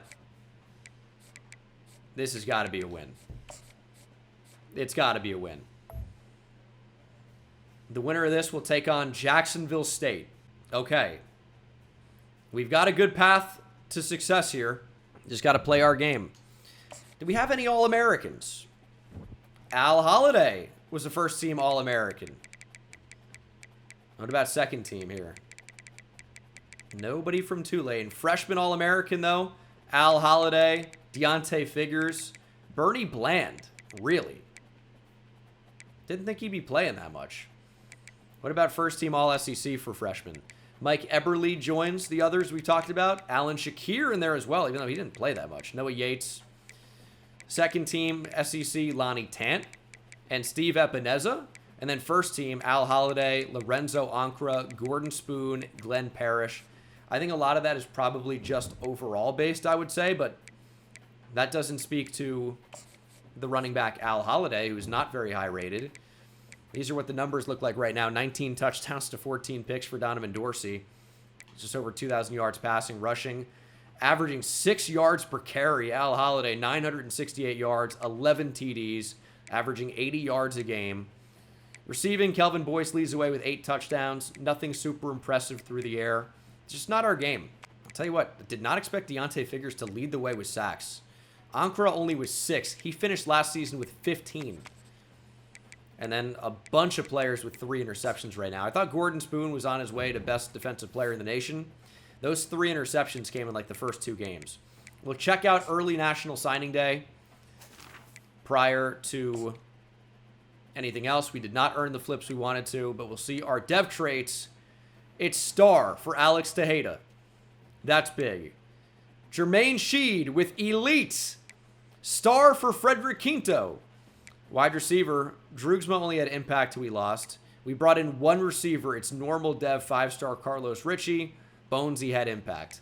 At tight end, Quincy Hendricks with star. Normal for Cliff Carty. Did not mean to click away from that. Impact for the 5-star right tackle John Wake. Star for the 5-star left tackle Keon Hawkinson. No guards. One center was elite dev center Miguel Escobar. What an addition. What a player. Defensive end. Elite for Tyrell Proctor. Elite for Javante Babers. Star for Kai Jackson. We lose out on to Miami. Oscar Harvey had impact. David Westerman, late ad, has impact. Defensive tackle, star for Tevin Felton. Star for Cameron Silva, and impact for Sony Ika. Middle linebacker, normal for Lenzel Stevens. Dwayne Randall, the 5-star, has star. Don't know yet on Max Mooney, although we should be adding him to the class. Elite for Malik Davis. Very, very good class overall. And that's a lot of momentum headed into this playoff game. I mean, the fact that we could start with JMU and Jacksonville State, you really, I hate to say it, you can't ask for an easier path to the college football playoff semifinal. You can't. Star is better than impact. It goes normal, impact, star, elite. Because making an impact is not the same as being a star, right? College football playoff action. First year in the SEC for the Green Wave. Home field advantage. We are hosting a CFP matchup against a team that was in the FCS just a few years ago. Several years now, I suppose. JMU with the football first, and they are driving. And our pass rush is already injured. Figures and Ankara not playing up to their full potential. Throw over the middle. Big hit, but surviving the contact. They've got a bowling ball. Oh, my goodness. I don't know if JMU is going to roll over in this one. Starting to feel like they won't. Big hit. But this JMU team feels tough. I don't really like how Wick is on the field as much as he is. I really need it to be Dwayne Hayner more often. But Wick finds himself on the field all the time. I just don't like it. Allers is 89 speed. He's going to come in. More speed, more chances to make a play. Trying to pinch my line. They're not doing it. They're going to run the ball at us. Allers is there. Big hit. Immediately checks into the game. Immediately makes a play. Hayner off the edge is an interesting idea. I'm actually going to flip that based on where the slot receiver is. On the move. Throwing to the end zone. Tongues get a hands on it. Wrong S's on the wrong words there. Tongues gets a hand on it. Incomplete. JMU does get 3, but our defense doesn't really break. But our offense really isn't doing a whole lot, and our defense is forced to stay on the field. 0 points through a quarter and a half.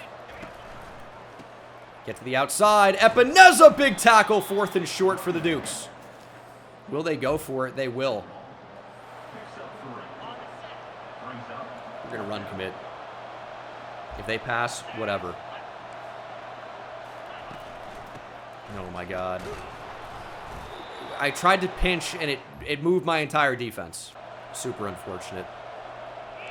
Sometimes it seems to work easily, sometimes it does not. Spoon read that. Ankara forces the football out. They dive on it. Evans saves JMU, but finally pressure from Ankara. And remember last season, he was a college football playoff big game player. He made big plays all the time, and so did Gordon Spoon. It's an easy read. Interception. Green eggs and ham. Easy reads for Gordon Spoon. Evans cannot stop making mistakes. He fell on his fumble, but turns it over a play later. Turnover beads are out. We haven't seen them enough this year. But again, our offense cannot make anything happen. Unacceptable. Under pressure. Spoon with the play. It turned switch stick back on. Turn it off. I'm going to try again from the main menu. Maybe it'll happen. Maybe it'll work finally. A minute on the clock. Sacked. We've been sacked 4 times by JMU.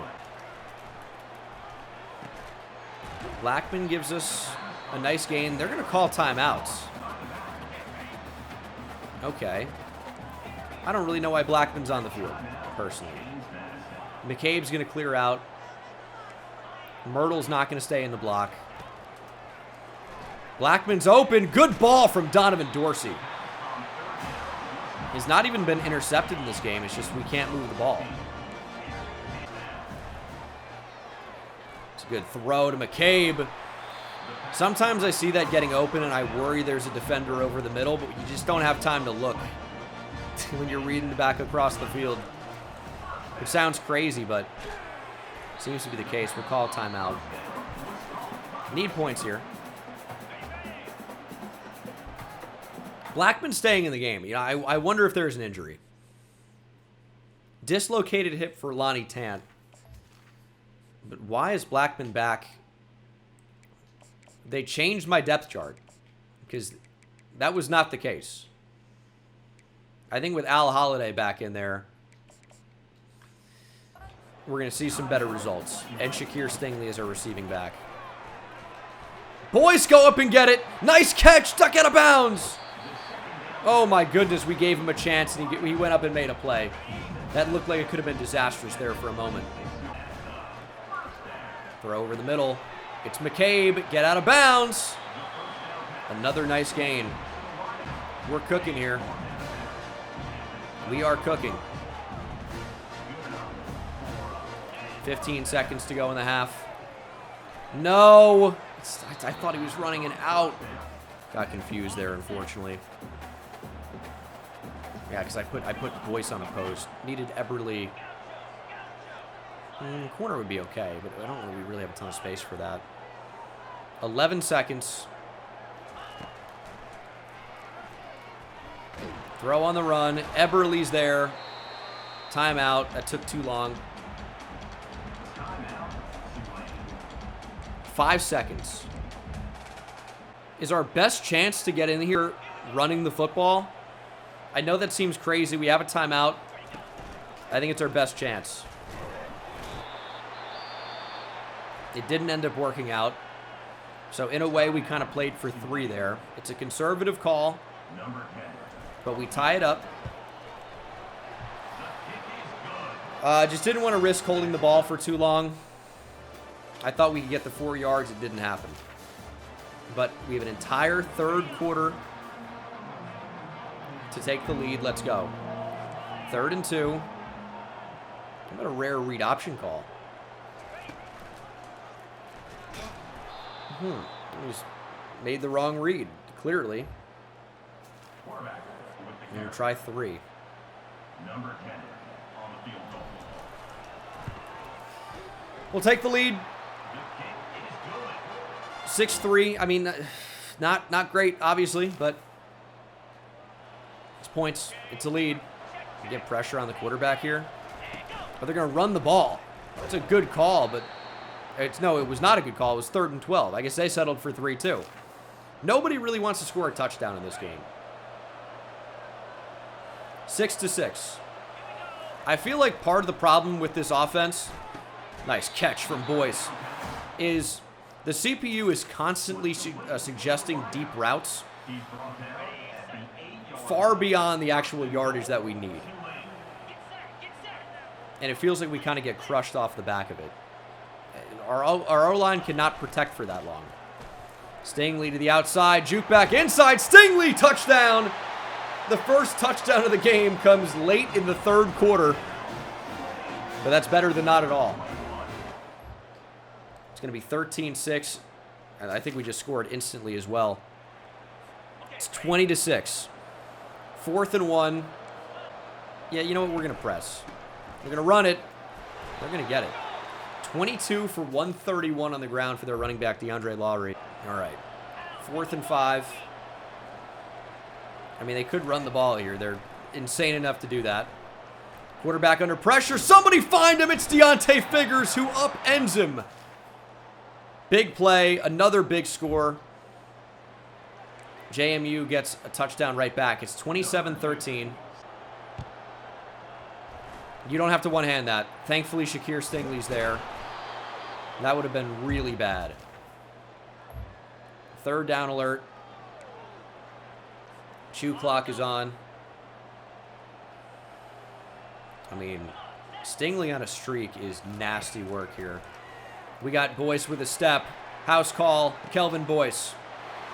That's it. It's over. That's the dagger. That's going to be Tulane moving on to the college football playoff quarterfinal game where we will meet Jacksonville State. It'll be a fun one.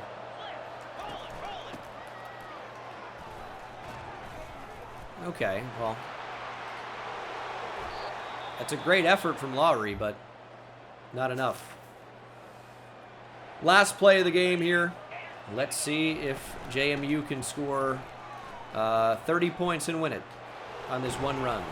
It doesn't look like it's going to happen. We did allow 163 yards rushing to that one player, but 34-13 is your final after 21 in the 4th quarter. We did enough. 3 touchdowns, 389 yards passing for Donovan Dorsey. Maybe his best game of the year. Rushing, ooh. No rushing attack at all, but they changed our entire depth chart. 171 and 2 touchdowns for Kelvin Boyce. 132 and a touchdown for Paul McCabe. All right. Passing offense starting to come alive. 2 TFLs for Ankara and Figures. They also each had 2.5 sacks. Gordon Spoon had 1 and an interception. Forced fumble for Ankara, of course, was not recovered.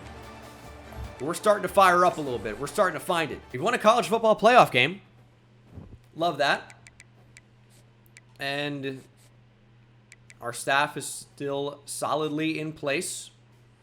We do have 10 coach points here. And we've unlocked strategist. Don't think we're going to be doing anything with that just yet, as we will simulate a week. Let's see here. We should be playing Jacksonville State, and we are. Kelvin Boyce with a big-time game in the first round of the college football playoff. We needed somebody to step up, and he did. And now it'll be the number 19 Jacksonville State Gamecocks against the number 2 Tulane Green Wave for the Cotton Bowl. This will be a fun one. Upgrading coach skills. I think we've got to go back in a tactician. I need these receivers to start getting open. And starting to catch the ball would also be nice. So we're going to max that out. We should be pretty good here. Who wants to hire Coach Gene Dengus? Yeah, these are, I mean, just horrendous offers. The OC job at Boise State? What? Either way, we have to do a couple of things here, which is one, check and see why it keeps turning on, it's actually not in that one. It keeps turning on switch stick. I swear I have it off. Okay, well, it did it again. I've done that, I think, once a stream. I do that. I don't know why that keeps happening. And then it changed my depth chart as well. You guys noticed that for some reason now Jason Blackman is starting again, even though he shouldn't be. They're like, we're just going to change it. I'd really appreciate if you wouldn't do that. I think that's fair to say. And it has changed my rush end spots as well. It really does not want me to be happy. I don't mind Figures there, but I think we're better when he's a rush D tackle, even with Brett Brandenburg. And I think Dwayne Hayner off the edge has a little bit more juice. I don't really mind that at all. Are we wasting him at rush end, though? No, we probably are. We'll switch it back, and we'll go, yeah, Brett Brandenburg in that spot. Figures off the edge has been kind of a monster. And then Stingley back in that spot. Jacksonville State Could really end our year here. That's kind of how the college football playoff works. You'll see if we manage to get through this game, we'll play the winner of Miami and USC. Nebraska and Utah play for the Sugar Bowl. Wisconsin and UNC for the Orange Bowl. We'll get the winner of the Rose Bowl if we can get through the Gamecocks. We did it against the South Carolina Gamecocks. Now for the 82 overall Jacksonville State Gamecocks. They're higher rated than JMU, right? So, I don't know. It could be tough. Let's go. Cotton Bowl on the line. Jacksonville State stands in our way. I mean, we really couldn't have had like an easier set of opponents. Doesn't mean we're going to beat them, but we got literally the best possible draw of every team in this college football playoff tournament. We probably are playing the two worst. We won the last game, I think, pretty handedly. But maybe Jacksonville State will pose more of a threat. They're an 82 overall, not especially good, but you never know. They went 11-2 for a reason. I'll tell you the reason is because of their conference, but that's neither here nor there. Let's go. Cotton Bowl on the line. We have our right players in again. Let's start off hot. That ball's tipped up and incomplete. Screens are not working today in any capacity. The all-white does look incredible. Stingley up the middle. A run on 2nd and 10 is not my usual forte, as I always say when I do it. But I think in college football you can get away with it a little bit. That safety's asking for trouble. He's single high.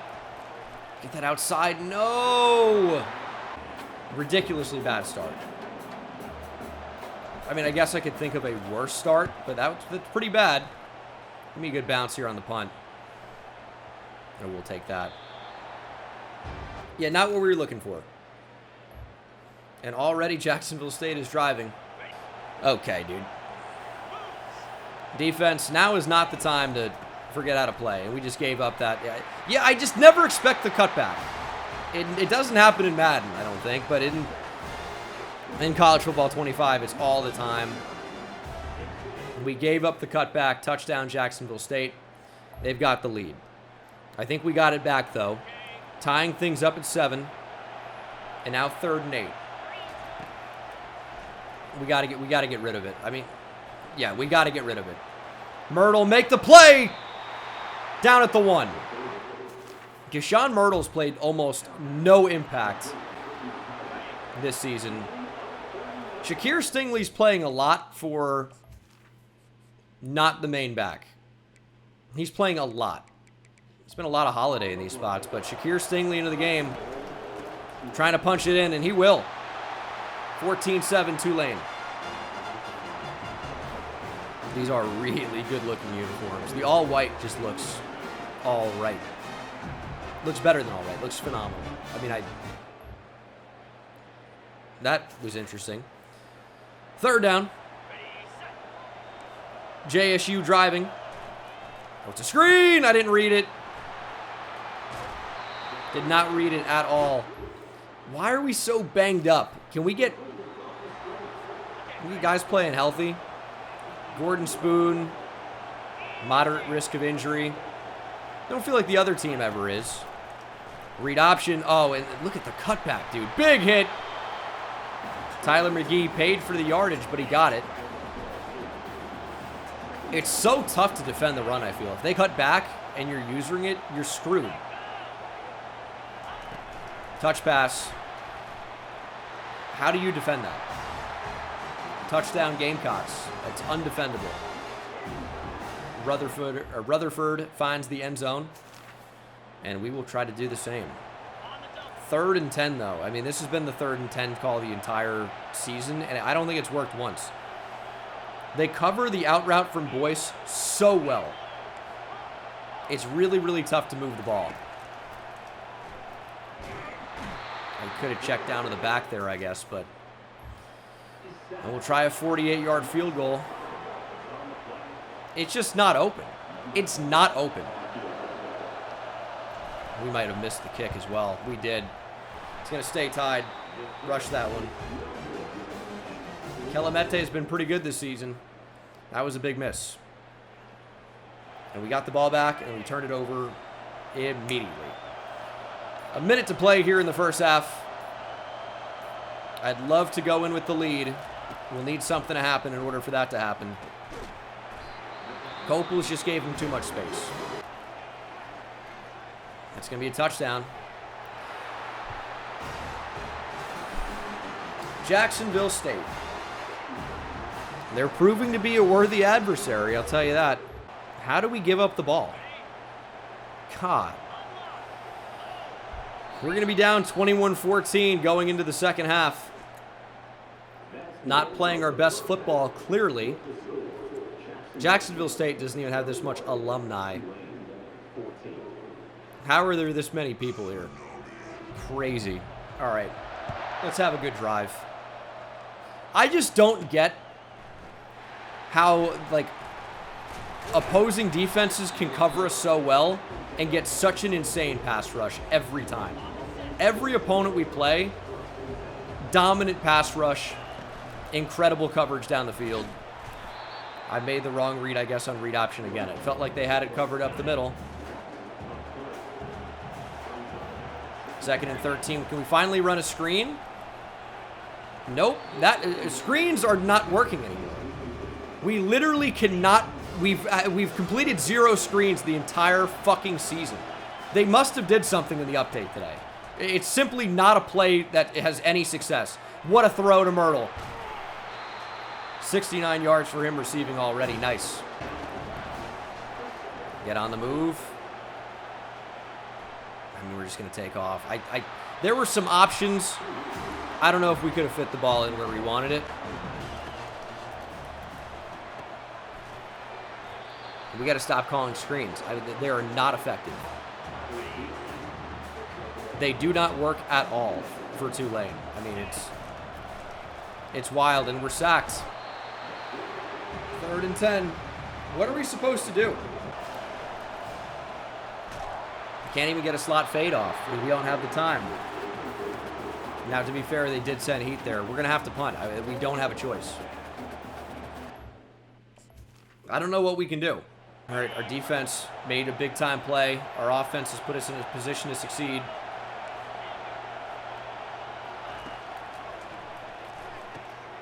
Stingley, nice catch inside the 5. Let's go. Figure it out.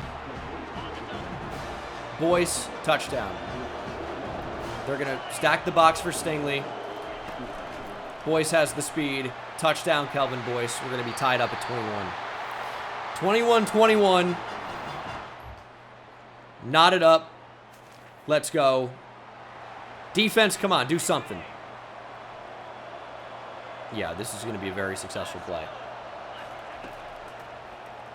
There it is. Gordon Spoon brings down the quarterback, and we might have knocked him out of field goal range. I think we did. 3rd down alert. It's 3rd and 1. This should always be a run. I don't care if they're geared up to stop it. It should always be a run.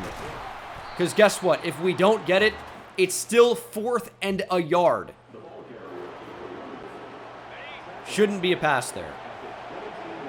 4th and 1. We're going for it. Holiday to the outside. Holiday inside the 10. Read option is, they play the quarterback every time. Holiday gets maybe a yard. Stingley checks into the game. Open over the middle. Boyce diving just short. You know what? We were going to go toss here. How about straight power? Holiday, touchdown. Happy holidays from your friend Big Al. Big TD. Might have walked in with a toss. We don't want to walk in. We want to inflict pain. Or big to get the lead. Obviously, we're up by a touchdown. It's not a big lead points-wise, but it's really big to get that. We're going to run the ball. 20 rushes for 121 yards for Justice Savage. Holy name. 2nd and 4. We're there.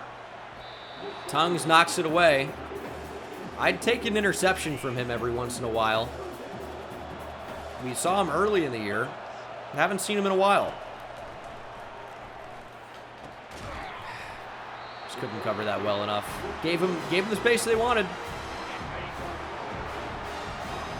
We're gonna run commit. If you pass, whatever. And they do. And we stood there and watched it with Steve Epineza. We do have the football, though. It's 35-28. Why are we passing on first down? I mean, it's a touchdown or a completion of Boyce here. We'll take the completion of Boyce. Or it could be a touchdown anyway. Kelvin Boyce makes a miss. It's not or. It's either or. And something. Kelvin Boyce, touchdown. 42-28 pending the point after. What a move from Kelvin Boyce. I'm losing my Kelvin voice at this point. 4th and 5. Bring down the quarterback. Just end this. He's going to throw. It's intercepted by DeMario Penny. 4th quarter interception machine early in the year. Welcome back. Nice to see you again. Honestly, forgot about you. See, this is why you don't pass. I mean, Jacksonville State. Oh, maybe a 2-minute timeout actually happened. We're going to pass. Get it out. Outrun him. Outrun him. Touchdown, McCabe! What a ball from Donovan Dorsey. Endorphins. Going crazy. That's the 1,000-yard stare there from a fan. Although, Jacksonville State answers with a touchdown really quickly, as is customary here late in the game. Our defense stops playing. And that will be your ball game if we can just pick that up one-handed. But we have won the Cotton Bowl 49-35 over the Gamecocks. And we are advancing to a college football playoff semi-final, trying to win back-to-back national championships. Defense was not good enough in this one, but the offense came to play. 402 yards passing, 5 touchdowns for Donovan Dorsey, touchdown for Al Holliday on the ground and Shakir Stingley, and receiving 3 for Kelvin Boyce, 1 for Paul McCabe and Mike Eberle. And then defensively, we have sacks for Gordon Spoon and Lorenzo Ancra, and DeMario Penny with that big late-game interception. Quarterfinal playoff game winner. We are 1 game away from another national championship berth. And who will we be playing? I genuinely don't even remember. Gordon Spoon, 4 TFLs in that game, by the way. Great performance. He was your National Defensive Player of the Week. Kelvin Boyce, SEC Offensive Player of the Week. That makes sense. 3 touchdowns. And he was your National Offensive Player of the Week. Tulane versus USC. We've seen this matchup before. And I think Tulane actually won this game in real life. And we may have played them as well at some point in this series. Program Builder unlocked as well. Our staff is good, so we're not doing anything with staff. We've got some pretty great guys locked in there. Maybe next season. USC ranked number 1. College football playoff bracket. Tulane and USC on one side. Nebraska and UNC on the other side. Fiesta Bowl here is a semifinal game. Wow. Okay. Peach Bowl on the other side. This is going to be an interesting one. This is an interesting matchup. I think that, we're good enough to beat USC. They're an 89 overall. They are the number 1 team. College football playoff semifinal. Fiesta Bowl. Trojans versus the Green Wave. Tulane versus USC. The All-Whites are back. And it seems to be a pretty pro-USC crowd until you check the other side. We are split down the middle.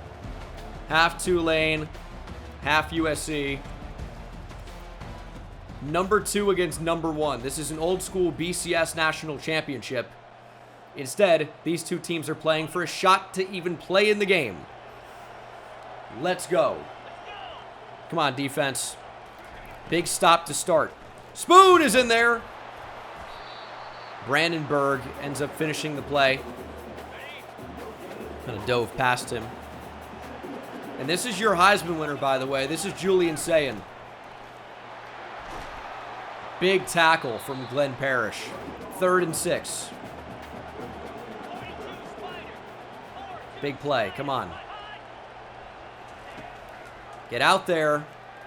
You want to check down. You want to check down. It's a throwaway. USC will try a kick. Far left hash, and it's close. This could be wide left. Does the kicker get it over? He does. And there's a flag. I think that's on me. I think I dove into him. Fresh set of downs for the Trojans. Let's see on replay. Because I think I've done that the entire stream. We haven't been called for it once. It wasn't me. It was not me. It was the CPU. You weren't even close to blocking that. You actually leaped after the ball had already been kicked. Can't really do that. RPO, big tackle from Spoon. And after the penalty, Steve Epineza comes in and makes a big tackle. UNC has defeated Nebraska, by the way.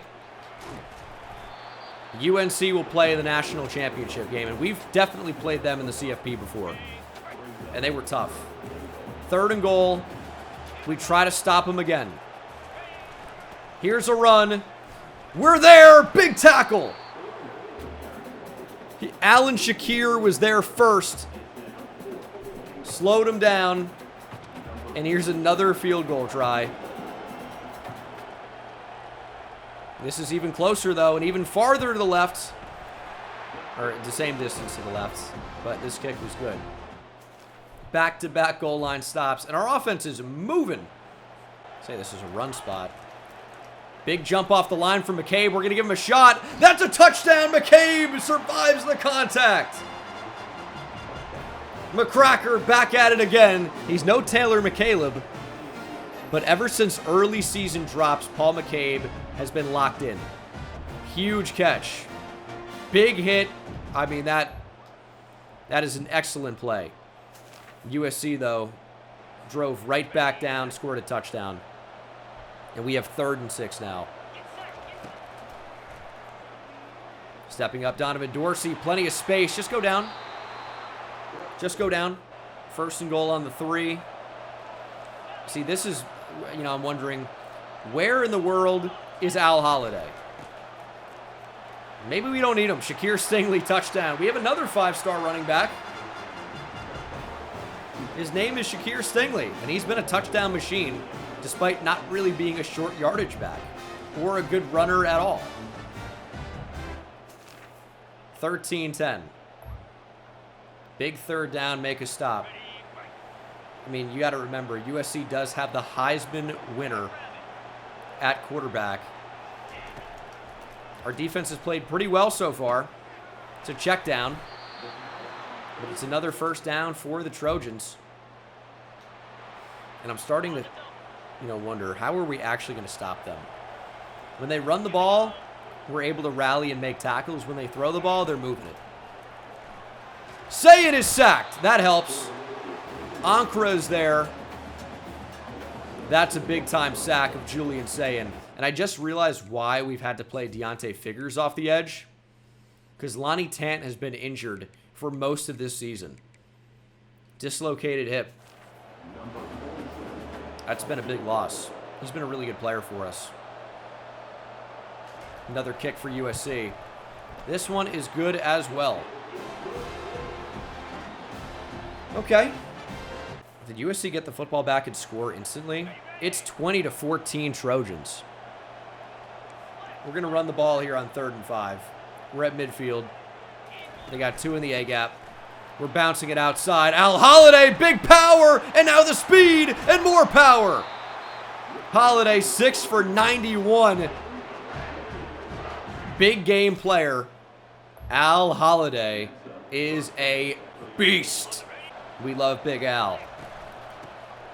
But we also love Stingley now. He brings it inside the 5. This might be the thunder and lightning we've been looking for. Holiday up the gut. He's feeling a little bit gassed after that long run, I think. Did not really have the burst there. We're going to put Stingley back in. Can't turn over the football here. Dorsey on the move, throwing on the run. It's Gashawn Myrtle. Touchdown. He did almost nothing the entire regular season, but big yardage, now a big touchdown here as we look to take the lead in the college football playoff semifinal. Defense needs help, though.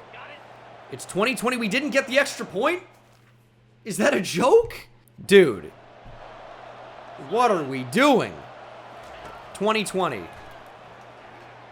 Touchdown USC.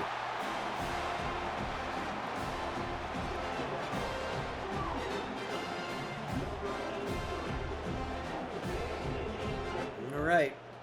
We sure gave up a touchdown there. 24 seconds, 3 timeouts. I'm starting to feel confidence, though. I want the offense to get a chance here, so we're going to jump out of play the moments. And maybe take a shot. Maybe run the ball. I don't know. Touchback gives us the ball on the 25-yard line.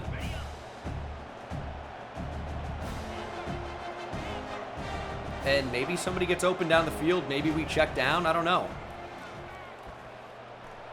Stingley or Dorsey with a broken tackle. Thought he was going to get sacked for a minute. Instead, it's a big gain. I mean, now you actually really start to think about at least 3 here. Is running the ball insane? It probably is, right? But I was hoping maybe we could spring something to the outside. That's like a stupid call, but I just thought it would work because we have Big Al Holiday. But that's actually like stupid. Like I totally get it. I'm not debating that. Can't get the throw away. 3rd and 8.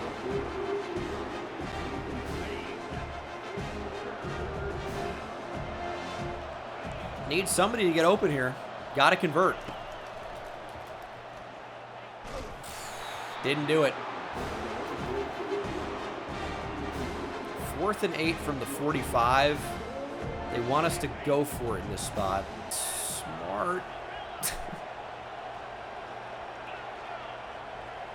But will USC be able to answer? We're betting that they won't. Throw it deep down the field for Eberle with a step. Mike Eberle, touchdown. What a way to end the first half. We're going to tie it up. Mike Eberle wins deep. USC is Alex Grinch back at defensive coordinator. The redshirt freshman Mike Eberle wins down the field. Dorsey under pressure unleashes a bomb, and it connects. Eberle caught, but finally scoring a big play is Mike Eberle, caught in the end zone. 27-27. We got a ball game here. We got a ball game. Did that decision to run the ball with Al Holiday hurt people's brains? Probably so. It worked out. Doesn't make it the right decision. I recognize that. This is a football game. USC starts with the football, but they give it away. And it's 3rd and 8. We've tried this the entire stream. It hasn't worked, but stuff that hasn't been working is working now. Screen to Stingley. We got blockers. That really shouldn't have worked, but it did. So, all right, I don't know. Something's in the water here. Where are we playing? Phoenix? Yeah, this is State Farm. So, something is in this Phoenix water. You'd think it's a Flint, Michigan bowl game. But nope, we're in Arizona. 2nd and 7. Boyce. Boyce might have a score here. Boyce has one-on-one to the pylon, diving! Stop just short on the 1. We'll take that, though, because we know we can punch it in. Bring more into the box. It doesn't matter. Holiday. Touchdown. We'll take the lead here late. Not that late, but late enough. It's the 3rd quarter. We need our defense to keep playing well. We're back on offense. Do we try a screen on 3rd and 4? This is where I really would typically like to run the ball. We don't have Al Holiday in, but we're going to do it anyway. Stingley trying to bounce. Oh. We got to not run the ball with him in those spots. It's 34-34, USC with the football. The reason I run there is to set up 4-down territory, but when you lose yardage, obviously the whole goal, everything changes. Yeah, you just don't expect to be losing yards in that spot, but I didn't mean to call a draw. It was bad. 2nd and 7. How does Glenn Parrish get blocked there? I have no idea how he gets blocked. There is no planet where a defender can make a block on him here. There's no way that you can engage. We're running past you. We are past him. We get locked into animation. That's so stupid. I mean, USC just continues to score and score and score. We have backups in the game. Woodrum is not a typical player. 22 carries for 36 yards for Mike Coxey. We stopped the run. We struggled to stop the pass. We struggled to stop the pass pretty badly. Coxey, I mean, 23 attempts for 34 yards is simply insane. They should stop running the ball. They keep running it, though. 3rd and goal. Keep them out of the end zone. Throw out of the end zone. USC will likely take the lead with a field goal. We're actually not even going to try and block this. I don't need a fresh set of downs for USC in that spot. Big 3rd down, make a stop. You can't not give me the ball in that spot. You can't. You really can't. That's insane. Throw over the middle, wide open. Okay. 1st and 10 for USC. Our run D continues to be incredible. They lose 3. We cannot stop the pass at all.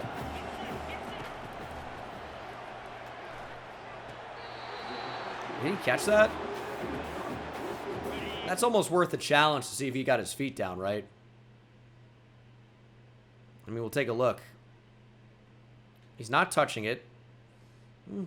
All right, the feet are probably down as he has possession, so it'd be a bad challenge. We're not going to do it. Man coverage, they're going to run the ball. They change directions. We're there. USC going to get 3 on the board again. Again, we're not going to rush. And a touchdown. Blocking the kick is not worth it. It is not worth it here. Touchdown and extra point gives us the lead, right? And this is one of those moments where you go, hey, remember when we missed an extra point? It may not even end up mattering. Shakir Stingley, 2:31 on the clock. And we could take a deep shot first play. I think we actually have it. Dorsey down the field for McCabe. Corner got a hand on it. Jamison Littlejohn maybe saves the game for the Trojans. Stepping up, Donovan Dorsey, just enough speed. He doesn't slide. We tried. Oh, my goodness. 1st down anyway. We can run the ball in these spots, though. We'll see if we're able to. Holiday got rocked. That's going to be the 2-minute timeout. This is the final drive of the game. It's not really about time in this spot. It's more so about, let me make that 10 minutes. It's more so about just making sure we can get in position. See, this is the draw we don't want. I don't want a draw. And I don't really even want to run with Shakir Stingley. But it's a somewhat light box. Good block. Stingley gets the first. They're going to give him a favorable spot there. I think this is a roll out and throw something across body here. Woods is a clear out. Something gets open. We're actually going to run across the other way. Dorsey slides, gain of 6. Just over a minute and a half to play. I think we go back to Stingley. He's playing a lot in this spot. We got blockers, though. Stingley, first down. We're not really getting chunk plays, but we really don't need any. This is the moment where people go, you could have won the game if you threw the streak that was open that you wouldn't be looking at in this situation. We don't want to give USC a chance to answer. They've thrown the ball really effectively. We want to be methodical. We want to score with little to no time left. That's just not, that's a mistake.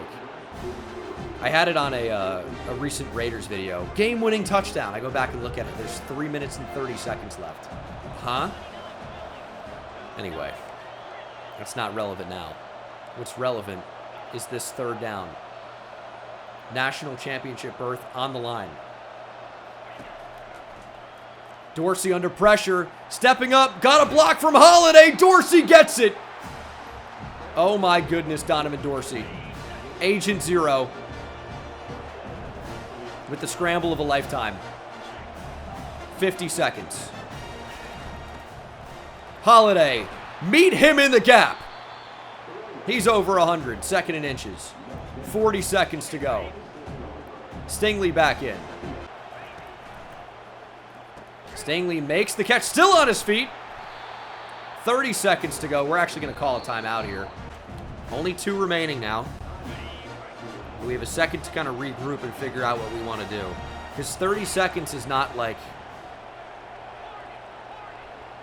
an incredibly large amount of time here. Quick throw to Stingley. Good block down the field. Stingley inside the 10. Great block down the field. They're leaving the middle open. Are they begging for us to throw that ball? We might have been baited into it. Dorsey on the move. He's going to get sacked. We're forced to call a timeout. I thought we could outrun him. 1 timeout remaining.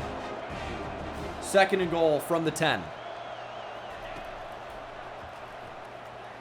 Throwing to the end zone. It's intercepted.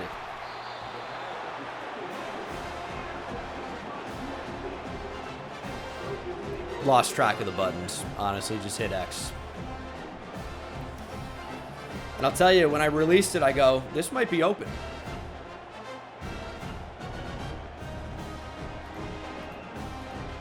It was not, I guess. Take another look at this. Xavier Brown, senior corner, with the takeaway. He just undercut the route. He just undercut the route. I didn't know that we had enough time to feel good about running the ball. Wanted Boyce, he wasn't open. Blitzer comes in at 32. Just felt like we had to get rid of it. Obviously, nothing was open here. I guess we should have just taken the sack. But through one-on-one, and as you guys probably know at this point, one-on-one is a recipe for an interception almost every time. Tough interception. And that is the way we lose in the college football playoff. That is tough. That is tough. Not going to bother calling timeouts. USC moves on to the national championship. They get their bowl revenge, as we will not be repeat national champions in 2028. We'll move on to the next one. And you can't win every game. We win most of them, but that's obviously a tough win to lose. We played the Heisman-winning quarterback, and he played like it. He was really good. 2 interceptions for Dorsey ends up being the difference in this game. Rushing, Al Holliday was great again. Did fumble the ball. It's the first time that's happened all season, I think. Okay. Touchdown for Myrtle, Eberle, and McCabe. Boyce was our leading receiver. And then defensively, 2 TFLs for Epineza, 3 for Ankara, who was injured in the game, also 1.5 sacks. Half a sack for Glenn Keenan. No interceptions, obviously. Forced fumbles for Copels and Keenan. We recovered none of them. This was a game of having opportunities and not doing enough with them. SEC Defensive Player of the Week, Lorenzo Ankara. We can see the final stats here as our season is officially over. 12-3, our first year in the SEC is a pretty good result, but just not good enough on offense, and part of that is from senior quarterback Donovan Dorsey. Rushing over 1,100 yards for the true freshman Al Holliday, 13 touchdowns, and a costly fumble in the college football playoff semifinal game. Receiving, Kelvin Boyce does end up going over 1,000 yards with 13 touchdowns, and we'll get him back next season for sure. Our O-line was not good enough. DeJuan Singletary as a pass protector was especially bad. Let up 8 sacks. Overall, it doesn't look like it was too bad, but we were pressured a lot more than sacks were allowed. Defensively, 89 tackles for Gordon Spoon led the way. 14 TFLs, 3.5 sacks, and 4 picks is quite a season. 17 TFLs. Lorenzo Ankara somehow ended up with 11 sacks. 10 for Deontay Figures, 7 for Tant. Interceptions-wise, DeMario Penny ended up having 4. The redshirt senior, I don't even know how he kept getting on the field. But he kept finding a way. But we're losing a decent bit of talent here. And hopefully our coordinators are still intact, and they are. I think Jack Riley actually might have been extended. I need our offensive coordinator to be extended as well, if that's possible. But we will be losing Donovan Dorsey. We'll be losing Glenn Parrish at least. And UNC has beat USC. Coach Peppo Mueller leads the Tar Heels to victory, 39-35. Dedrick Dandy was your Defensive Player of the Week. So that is the end of 2028. There will, of course, at least be one more season. Probably even more. And we'll get through with players leaving. Lonnie Tant, the redshirt sophomore, is wanting to declare for the draft. Gordon Spoon is wanting to declare for the draft. And then Antoine Bragg wants more playtime. Now, Gordon Spoon doesn't know what he's talking about. He wants to be back. He's a pro Tulane guy. Lonnie Tant might want to be back, right? What was Tant's injury? I know he's one of our best players. Dislocated hip still. 5-star. I mean, you can't leave as a redshirt sophomore. I mean, you can, but, like, don't. You know what I mean? You want to come back. You want to win another national championship. I know you do. Lonnie Tant, stay. He's gone. Lonnie Tant has not been persuaded. We lose a 90 overall redshirt sophomore defensive end. However, Deontay Figures was awesome in his place. So it's not a huge downgrade. Gordon Spoon, stay in Louisiana. Success. Spoon is back. We keep our defensive leader. Antoine Bragg I would like to keep, actually. And he's decided to stay as well. He's a big-time freshman speed rush defensive end. I know we brought in some players behind him, but losing Lonnie Tant makes him all that much more valuable, right? So Antoine Bragg was a 5-star with elite dev. This is a player we would like to keep at Tulane. He's got no skill caps pretty much. He's a monster player. We needed to keep him, and thankfully we did. Now, will he be a starter next season? Unlikely. It's probably going to be Lorenzo Ancra still, who we have for one more year. Thankfully, he doesn't have any stupid ideas about declaring. He's pro Tulane. And then Deontay Figures, also elite dev trait. Only a 4-star. Say only, that's still quite good. But he is a monster player. However, he could potentially move to defensive tackle. That could happen. And then Bragg could step in and be a starter right away. We have options. We also have Deshaun Ring, who is a big-time get. 5-star run stopper type. Really, really good player. Needs to improve as a pass rusher if he's going to get more playing time. But he's only 261 pounds, so he's not really going to play defensive tackle for us. It's just not really going to be something that happens. But we have a lot of talent. A lot of talent. Next season is going to be a really, really good year for us. For sure. Donovan Dorsey graduates.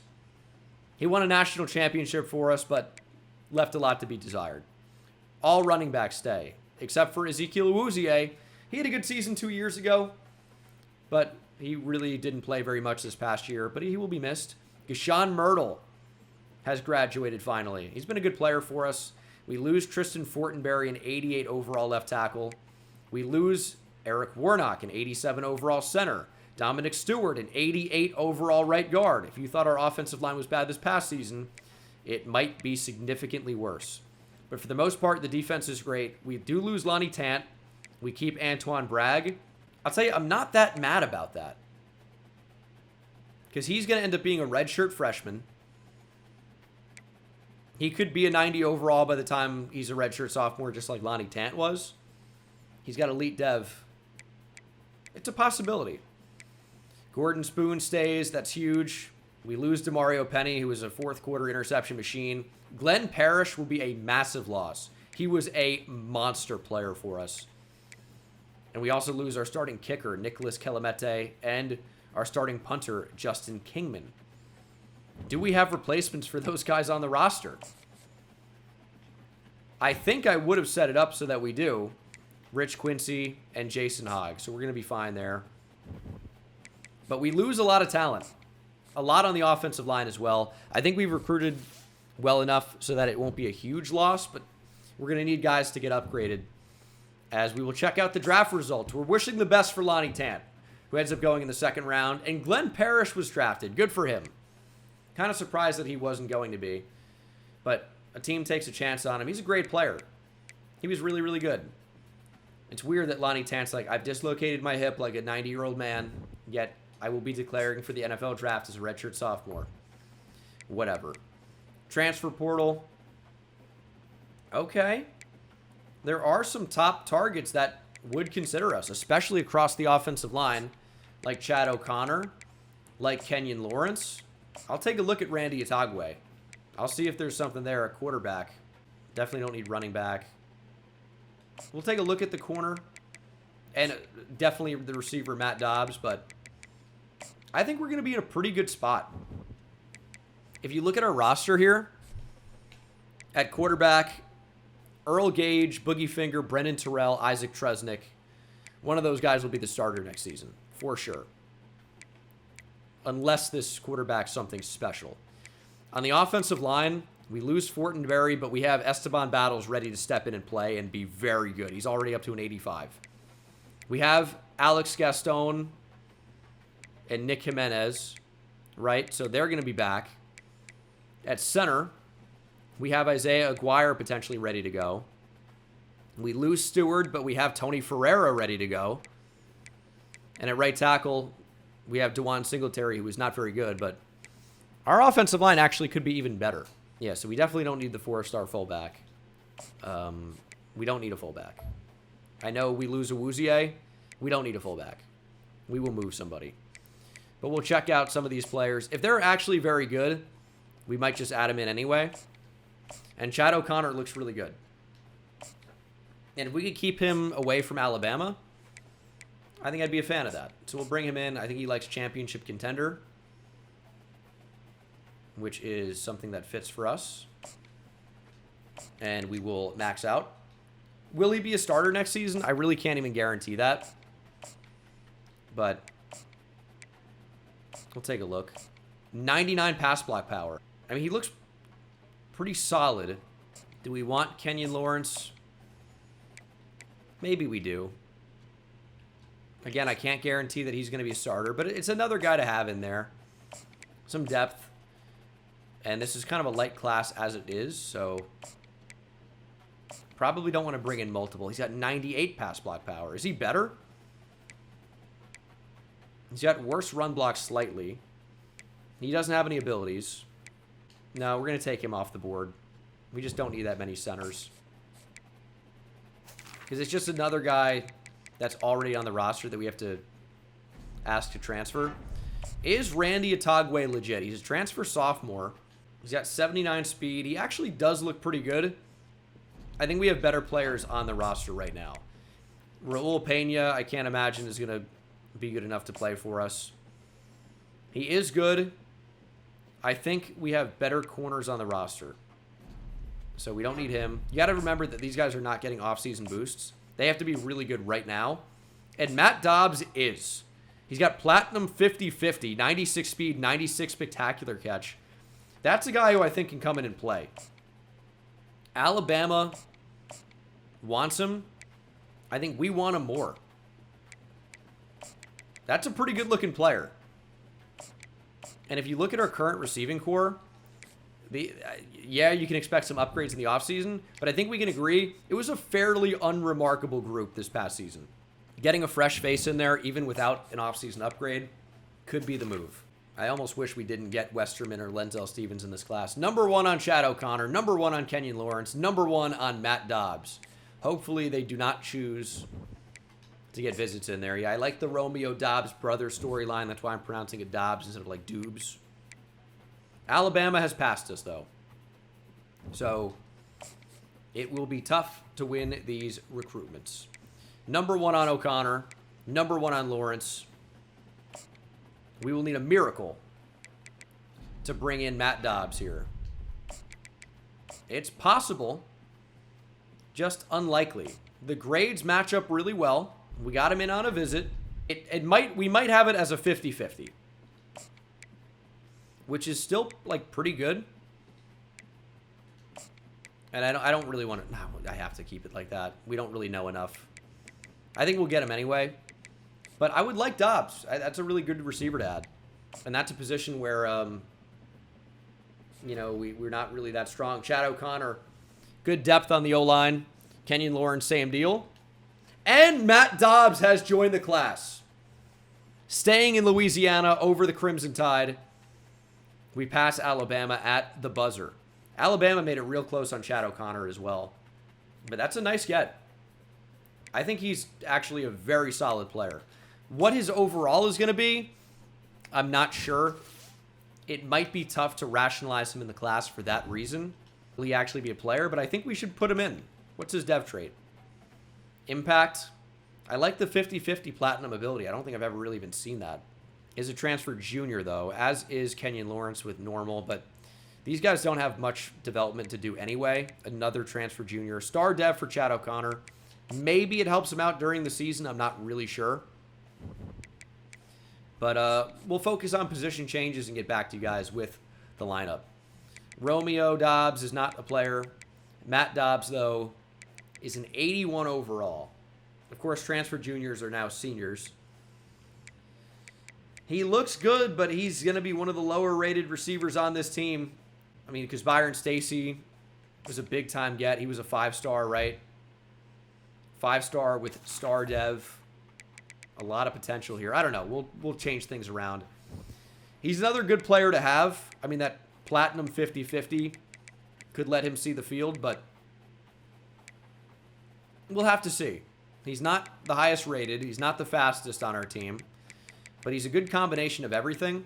Yeah, well, there could be a spot for him. It's just it's a good player to have. So we have them. Moment of truth on training results. We changed a bunch of positions around.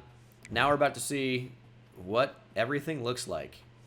Jason Blackman, by the way, was moved back to quarterback, where he's up to an 83 overall. We can't decide what to do at QB. Earl Gage is the highest rated at an 84 overall, but it's very close on really all of the quarterbacks. Earl Gage does have 99 throw power, with the highest short and medium accuracy and deep accuracy. Okay. Also has the second best throw on the run, behind only Jason Blackman. The best throw under pressure, tied with Jason Blackman. Break sack is okay. Play action doesn't really do much for me. No, we're going to have a pretty tough decision to make a quarterback, but it looks like 12 gauge. And yes, I picked number 12 on purpose. Looks like 12 gauge could be the guy at quarterback. Earl Gage could be the guy. Halfback. Al Holliday is up to an 89. 87 for Shakir Stingley. Duke Muhammad was a 5-star from a year ago. He's up to an 84 as a redshirt freshman. And then Gerald Battles was moved from receiver to running back, where he is up to an 83 overall.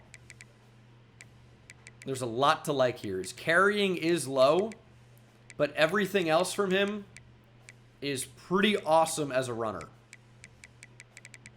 So there's a lot to like there. We need big boosts at receiver, though. Eberle to a 92. That's a big boost. That's a lot of damage. 88 for Kelvin Boyce. 87 for Paul McCabe. 87 for Keyshawn France, who is only like a 69 overall freshman, right? Huge boost for the 97 speed route runner from Harvey. His route running is phenomenal. Okay. Really, really good. Upgrade for Keyshawn France. Terry Milton's an 84. 81 on Dom, or 83 on Dom Woods. We're going to have him transfer. We might have Terry and Milton transfer as well. Byron Stacy up to an 80 as a redshirt freshman. I was hoping for a bigger boost. And Enrique Lacoste is up to a 76. So we were really disappointed with our freshman class. With their overalls, we redshirted them. But some of them, like Keyshawn France, got massive boosts.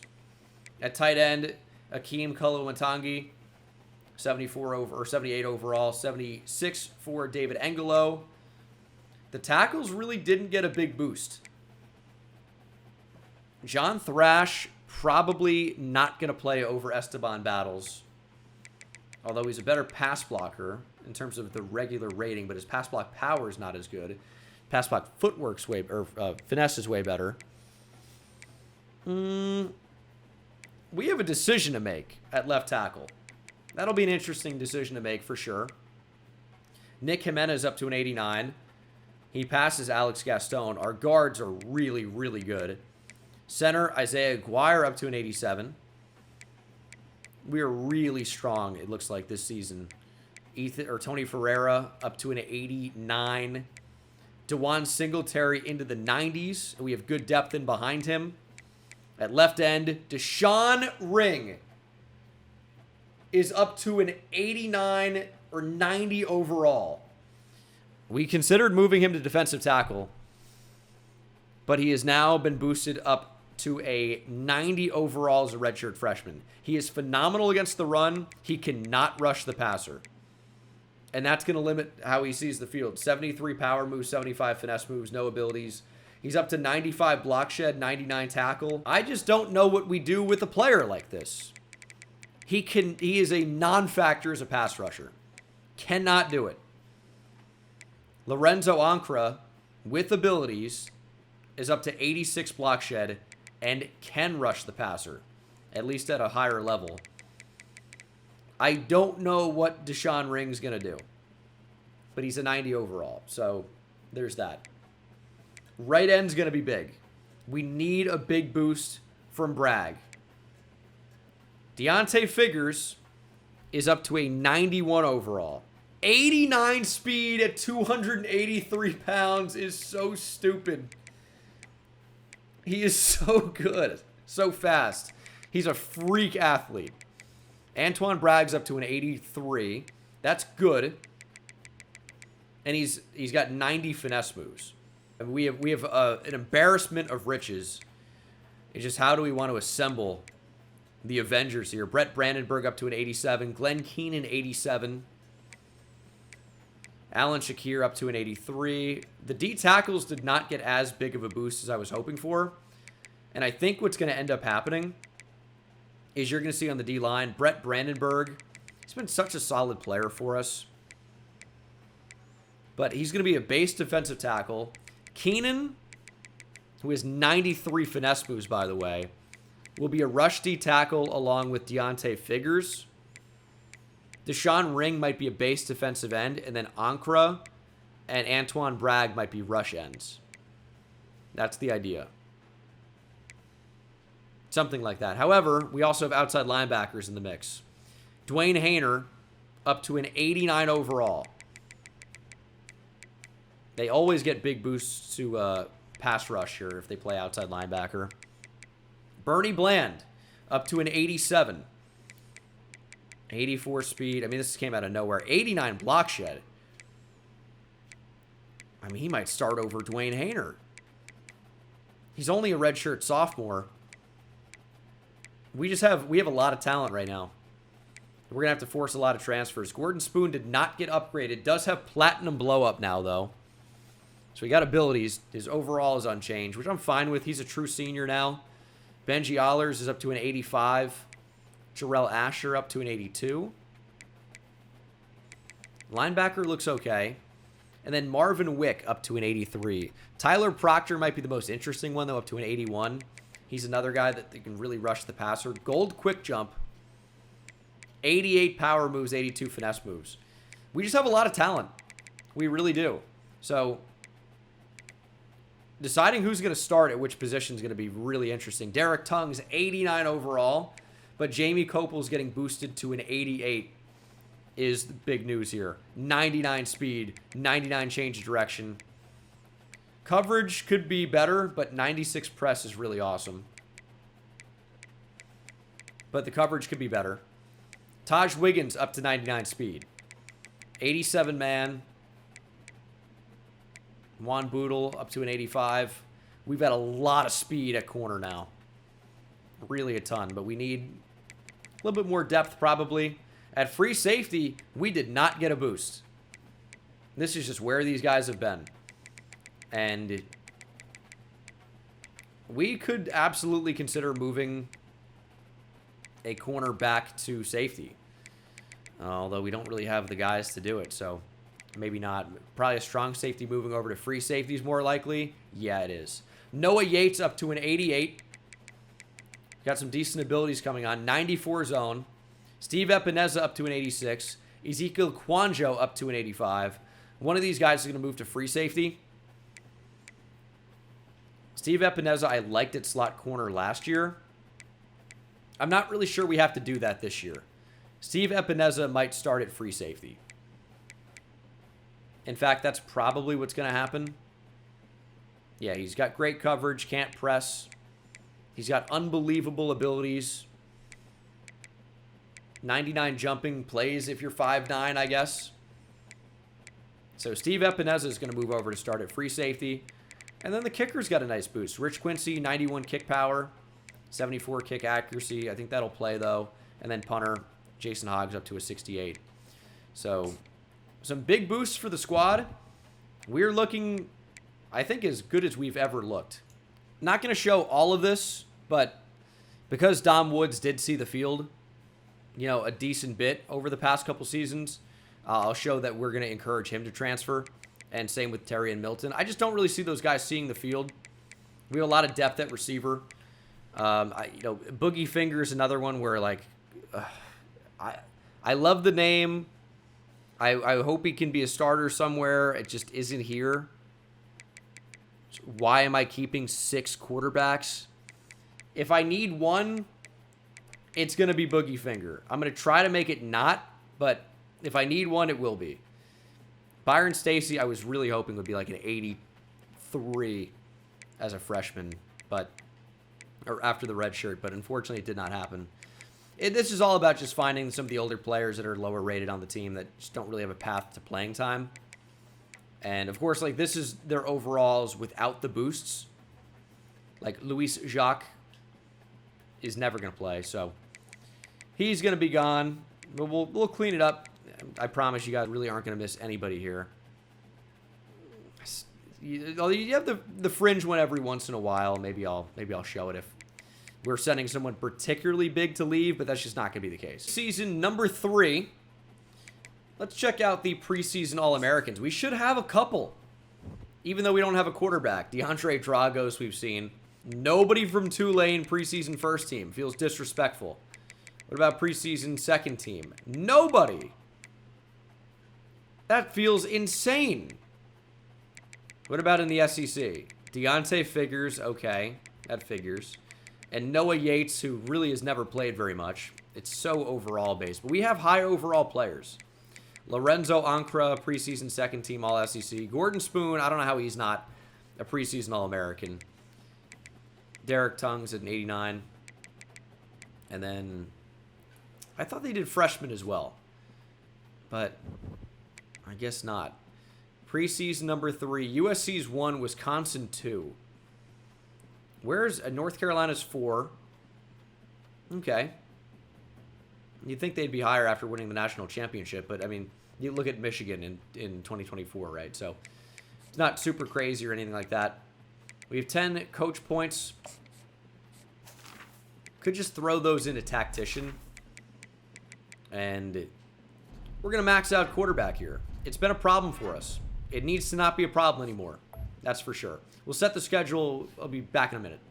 This is the schedule. A bit of a weird one. We'll start week 2 at New Mexico State and then take on Baylor, currently preseason ranked 22, and then the national champions. The defending national champion Tar Heels went 14-2 in 2028. That'll be our first home game of the year.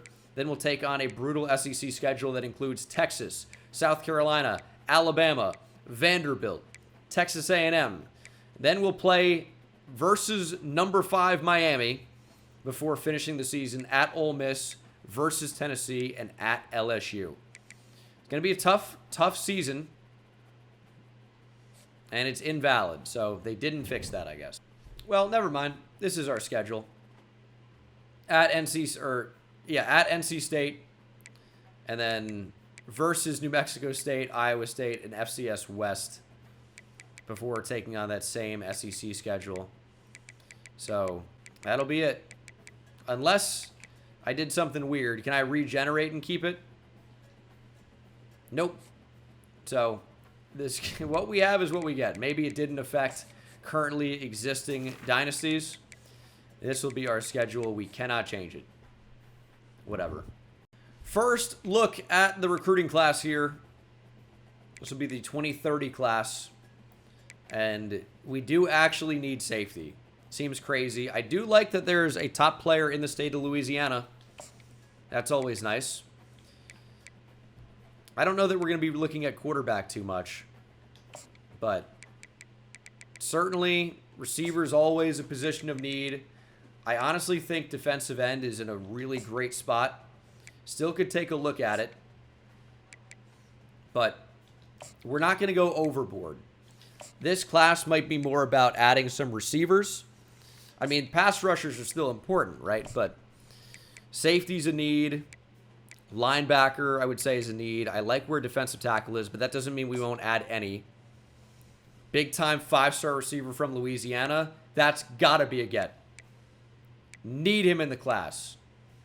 But, all right, we got a lot of interest here. And we need off-ball linebackers. There are off-ball linebackers. I also think we need corner.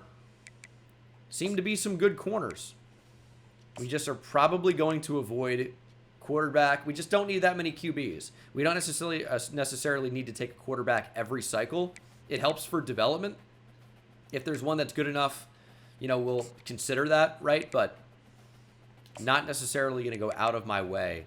And I don't really think we need a running back either. We're really, really solid at running back. Of course, if there's a top one in the state of Louisiana, we'll take a look, right? I'm not crazy, but we're not going to necessarily go out of our way because, okay, we need X amount of running backs in the cycle. We need X amount of whatever. So We'll keep looking. I'm still really only interested in the scrambler quarterbacks. You guys have seen me play. I need speed to improvise. Otherwise, you know, we're absolutely dead in the water. Field general archetypes, it's just not within my play style, which means I'm not very good, probably. But we already knew that. That's not why you watch. You watch, hopefully, for the team building, the storylines, and mistakes, really. We're looking pretty good. There are just never any good tight ends, is the problem. Like, they might be rated fairly well, but the blocking doesn't really do it for me, typically. We can look at them, but doesn't really do it for me. But I think for the most part, we look pretty great. A lot of linebackers in this cycle. And can never have enough offensive linemen, I guess. But yeah, I think we're going to look pretty strong. 6'1", 283. You want to play in the SEC? Maybe he's got a lot of heart. We'll check him out. Go through quickly here. Try to find some gems. I don't think I typically show this at the end of these. But you know what? It's good. Kyle Burnett, I was hoping would be a bit better. But overall is really solid, right? And that definitely plays. Kind of the same thing about Martin Board. You know, when you're looking at these 5 stars, I'm trying to find some really dominant players. Like Platinum Takeoff, I don't think I've ever seen. I don't think I've ever seen that from a prospect. That's what I want to see. Something particularly impressive from a monster 5-star. And, I mean, we're finding some pretty good recruits here. We're starting to get in that rhythm. Show me big-time speed from Alfonso Woods. I'll take 88. Okay. Yeah, this class, I've never seen a right end with quick jump either. I've only seen it on outside linebackers. Yeah, he's got 89 acceleration. All right, well, we might end up taking a couple of defensive ends in this class after all. 90 acceleration, platinum quick jump. He's a bust, but no, he isn't. So we might might end up trying to recruit him anyway. This is a really strong class so far. I mean, sometimes, you know, you look through and you're like, kind of disappointed with what's here. That's not the case at all. They can be 5 stars and not very good, and we kind of experienced that with our last recruiting class. This one appears to be very different. And this Louisiana receiver also appears to be very good. I mean, we're gonna hopefully build off of a good season last year and really build a dynasty. You lost me at 79 speed, though, I'll tell you. So that is 2028 and the start of 2029. Recruiting is in a pretty good spot. I feel like you guys who make it to the end of these videos probably care about this more than just the regular people. So I will show it at the start of every episode just to, you know, see what the actual cycle is going to be. But this is the group of guys that we're going after and where we are. We've changed the points on a number of these guys in order to be in good position to pick up some of their commitments here. Obviously, it's early in the season. We're not in a position to hard sell or pitch any of these guys. But we'll start with week 1, or game 1, in week 1. Number 9, NC State. It's going to be a fun matchup. We wanted to play another North Carolina team here, but we're stuck against the Wolfpack. Top 25 has us at number 3. And NC State, it's a fun top 10 matchup to kick off the year. This is actually the only top 10 matchup facing off here, and a few of the only ranked teams playing at all in week 1. So, should be a fun one to kick off next episode. At that point, we will name a starting quarterback. I currently am leaning towards Earl Gage. We know about our starting running back. The receiving core, a lot of questions here. Not a lot of answers up to this point. It's going to be fun to figure out what we decide to do. But I'll see you in the next one. Take it easy.